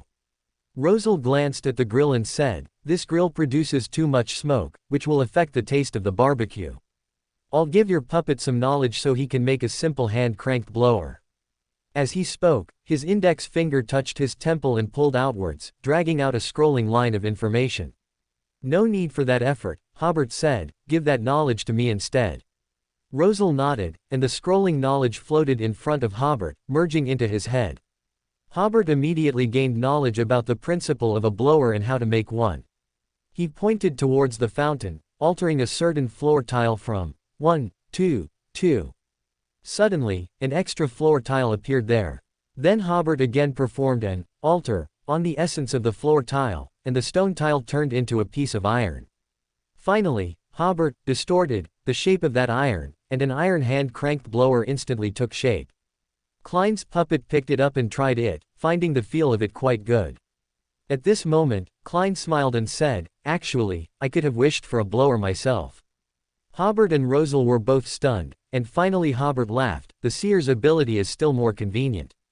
At this point, the first batch of meat skewers was grilled, and Rosal took a sip of beer and ate a skewer. "I feel much better." "Ha ha ha, that will make Primordial Moon drool." Primordial Moon is actually another old one's best. Klein briefly explained the relationship between Primordial Moon and Mother Goddess of Depravity. Through Rosal's diary, Klein was well aware that the Great Emperor knew about Primordial Moon and also about Mother Goddess of Depravity, but he did not know the connection between them. After listening, Rosal nodded, "So that's how it is." Then he seemed to suddenly remember something. "I heard that Mr. Fool once collected my diaries." How many of my diaries have you read?" Klein was slightly stunned, and finally honestly said, "Many." Rosal coughed. "Everyone has watched the live broadcast, so I don't really care much about it." Hobert, "Hey, Great Emperor, you sound like you care a lot." Rosal quickly changed the subject and began discussing his plans for restoring his country. Currently, Intis has suffered heavy losses in the South Continent, and domestic opposition to the government is soaring, making it a good time for him to reclaim everything. However, Eternal Blazing Sun and God of Steam and Machinery would not peacefully allow him to return and launch another revolution. Hobert's suggestion was that after he and Fool become gods, they would send people to escort Rosal back. With two true gods as backing, Eternal Blazing Sun and God of Steam and Machinery would have to seriously consider how to deal with Rosal's issue. At the same time, Hobert took the opportunity to promote Medici to Rosal. The three of them drank and chatted, and before they knew it, it was already dusk. After bidding each other farewell, Hobert and Rosal left one after another. Klein watched them disappear, feeling quite emotional. Hobert was going to make the final preparations for becoming a god. When they met again, he might already be the Black Emperor. Rosal had long been secretly working on restoring his country, and many political forces in the Intis Republic had already expressed their support and loyalty to him. However, Rosal could only call himself Rosal II upon returning to his country, otherwise there would be no way to explain it to the public. Klein also planned to help Evernight Goddess acquire the water of River of Eternal Darkness next. He had just heard Hobert mention the previous changes in the City of the Dead, Kaldor, and also obtained an order crystal from Hobert, which allowed him free access to the sealed area formed by the Nation of Disorder. The ancient death god's spiritual imprint had weakened due to the previous failed resurrection, so he was very confident in this task. After completing this matter and stabilizing his condition a little, Klein was preparing to go to the Hornassus Mountains and advance as soon as possible. Klein pondered while having his puppet put away the grill, sunshade, and other items. Just then, his spirituality stirred, and he looked towards the center of the square. A passage opened in the spirit world there, and Sharon, with her delicate features, emerged from it. "Long time no see," Sharon greeted Klein, then looked around and said, "This city seems deserted." The surroundings were spotless, but there were only a few people in the square, making it look like a city being abandoned. Klein smiled and said, "No, they were all praying in the church just now." As he spoke, the doors of St. Ariana Church opened, and citizens, men and women, old and young, walked out. Their movements and expressions were very natural. They chatted as they entered the streets and alleys of Utopia, and soon Utopia became lively again. Klein looked at Sharon and smiled. This city will always exist for you. After Hobert returned to Caesar Port, Rosal had his invisible servant bring the djinn. To better seal the contamination within Rosal, Hobert also gave Rosal an order crystal. The sealed artifact, the djinn, was golden, like a shrunken kettle, but with a wick extending from its spout. Its surface was covered with complex mystical symbols, and without Hobert needing to wipe it, the wick silently ignited. The light emitted by the wick sprayed upwards like viscous water, forming a blurry and distorted pale golden human figure.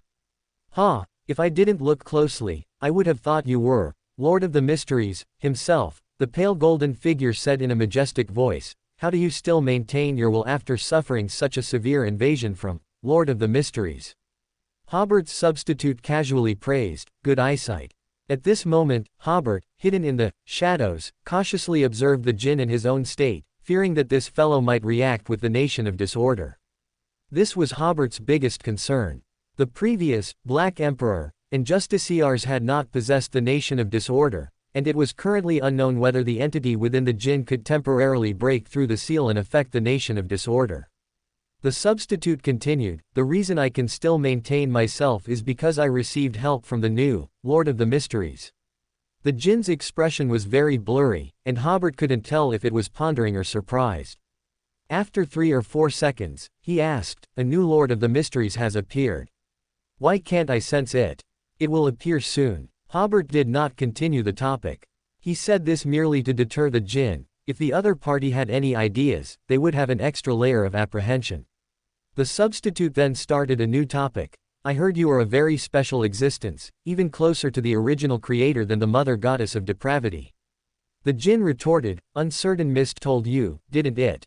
No. Hobert's substitute sat down on a chair opposite the djinn, indicating that today's conversation would be long. It was ancient sun god. The djinn seemed to suddenly recall. I had forgotten him. That's right, he has the authority of omniscience, and knows many secrets. This was tantamount to implicitly admitting ancient sun god's words. Then the djinn, whose physique did not appear tall, said, that's right, I carry many of the first's wills.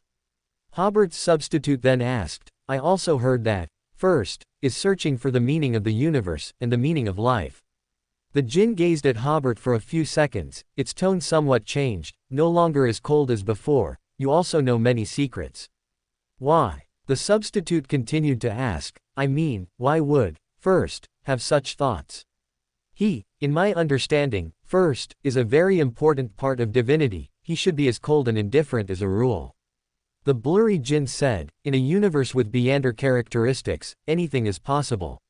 Here, the evolution speed of the universe and the evolution speed of living beings are very rapid, because many subjective ideas influence this process.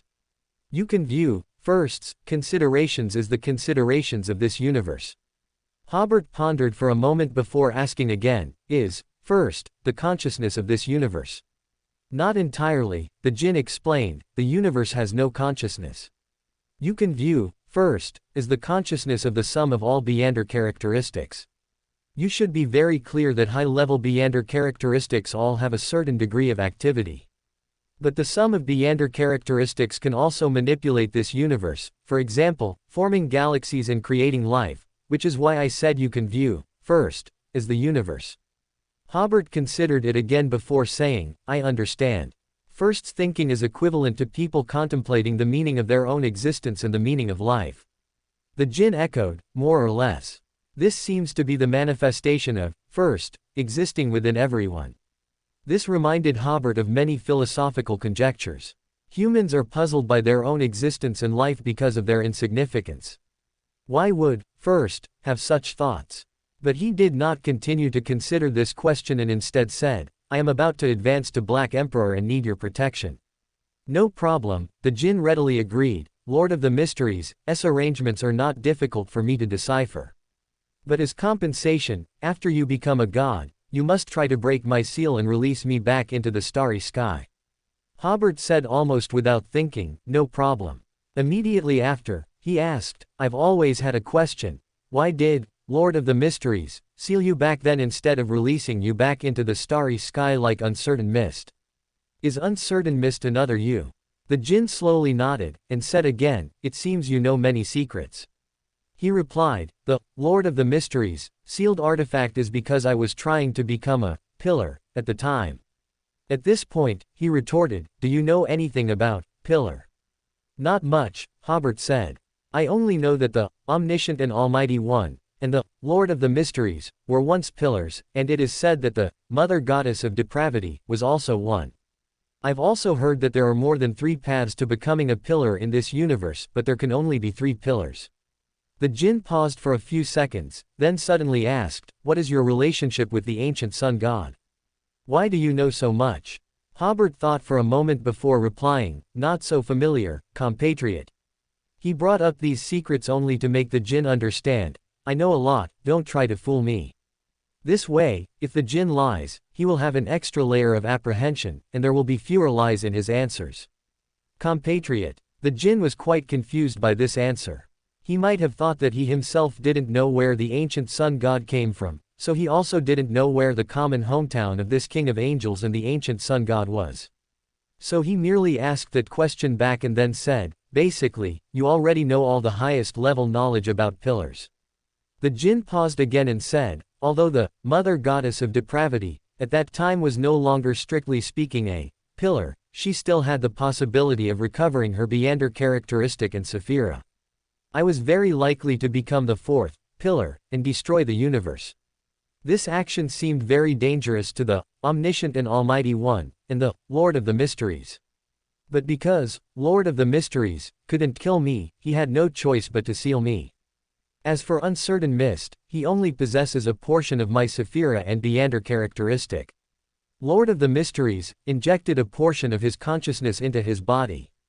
Hobert immediately felt his scalp tingle. I knew it, Celestial Worthy's method of creating an old one was Lord of the Mysteries.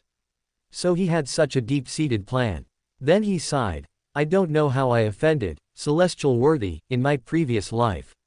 I had to fight him when I transmigrated, I had to fight him when I became a god, and if I want to become a pillar, I still have to fight him.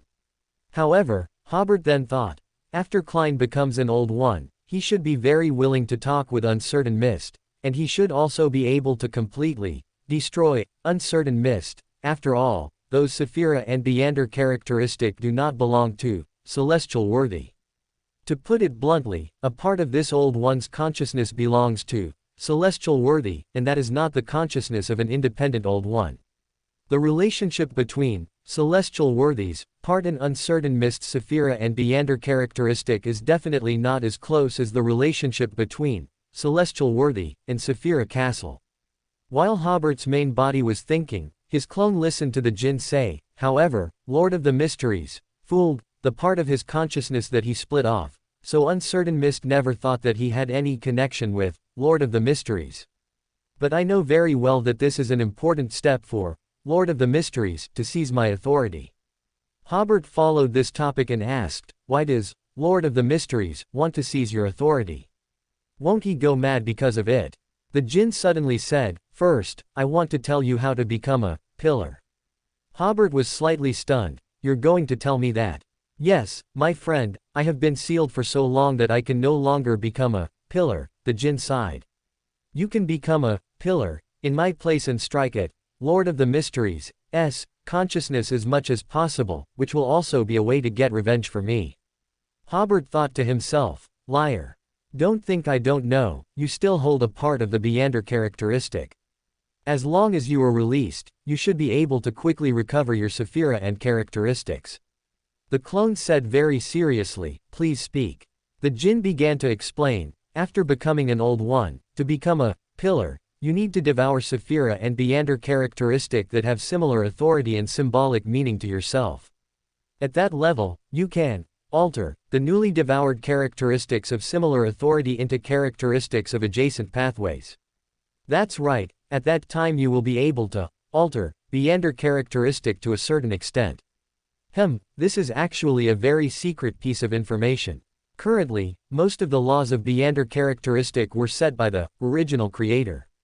I don't know why he did this, but I know very well that he used the authority of transformation to perform some operations on the Beander characteristic at that time. He gave me the authority of transformation, which is a very special authority, similar to the authority of many Beander pathways. For example, if you are not affected by Chaos Sea and Saphira Castle, you can completely devour the error pathway, because this pathway has the characteristic of alter. You can also devour the Sun and Sailor pathways, because this is the foundation of the creation authority, and has the characteristic of creation. It's a pity that they are all greatly affected by the Saphira, so if you devour them, you might also be affected by Chaos Sea or Saphira Castle. Hobert listened very carefully. The knowledge described by the Jinn seemed to open a new door for him. He didn't expect that after becoming an old one, the way to improve himself would be so savage, but it also seemed reasonable. After all, the Beander itself was very savage. He only heard the Jinn continue, "Of course, the transformation authority I hold is not on the same level as the original creator. For Beander characteristic, I can only make a certain degree of transformation based on the laws set by the original creator." He paused and then said, "Because this authority is very good, Lord of the Mysteries wants to take it for himself. According to my observation, Lord of the Mysteries has shown many personified behaviors. On the one hand, he strongly identifies himself as part of the original creator. But on the other hand, he also has a tendency to become an independent consciousness. My authority and characteristics gave him a good opportunity, so he molded the other half of the nation of disorder, and a part of my characteristics into one of his clones. As for the Black Emperor and Justiciar characteristics on Earth, Lord of the Mysteries has also made many arrangements.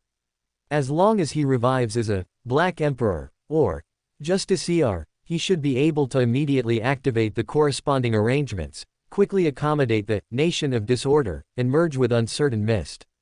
At that time, the part of Lord of the Mysteries' consciousness that is independent will fully awaken, and he will be reborn." Hobert understood. This should be Celestial Worthy's complete arrangement. As expected, the one who understands Celestial Worthy best must be his enemy. The clone asked again, "How much Saphira and characteristics do I need to devour to become a pillar?" The Jinn patiently replied, "If you make the right choice at every step, after a certain point, your own spirituality will know that you can't devour anymore." Hobert took a deep breath. "Thank you for your answer, it has benefited me greatly. When I become a god, please be sure to help resolve the hidden danger of Lord of the Mysteries." "No problem," the Jinn said.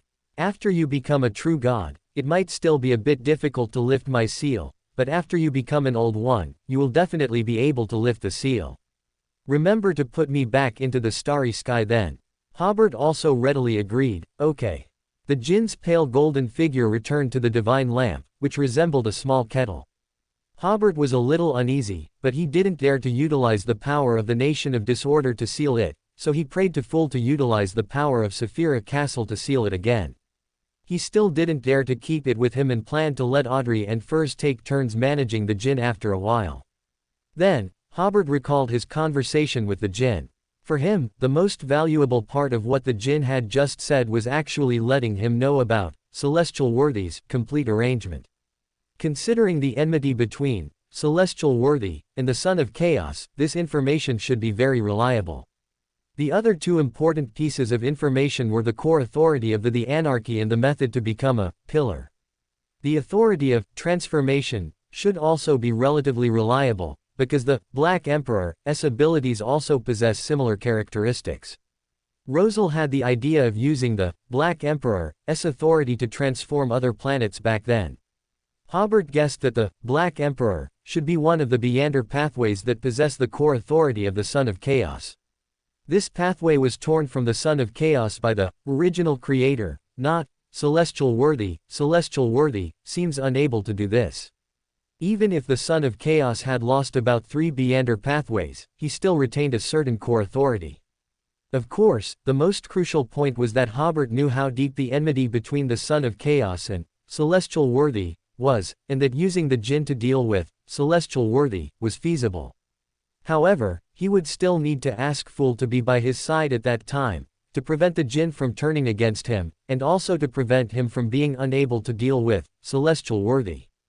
Currently, the only one Hobert completely trusted was Fool. Having made the final preparations, Hobert made his final adjustments to his state, quietly awaiting the coronation ceremony. On the morning of July 8, the dignitaries and high-ranking military officers of Atlantis, the angels and demigods, the popes and patriarchs sent by the 6 Orthodox churches, as well as the kings of the Fursak Kingdom and the Loan Kingdom, the queen of the Fenaport Kingdom, the president of the Intis Republic, and other heads of state. They gathered in the main hall of the former royal palace of the Pa Kingdom, awaiting the arrival of the emperor.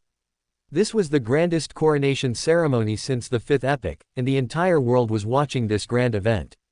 For more thrilling fanfiction stories like this, check out my channel Fanfic Audiobook. Dive into epic adventures, mysterious realms, and legendary journeys brought to life through immersive storytelling. Don't forget to like, share, and subscribe for more amazing audiobooks.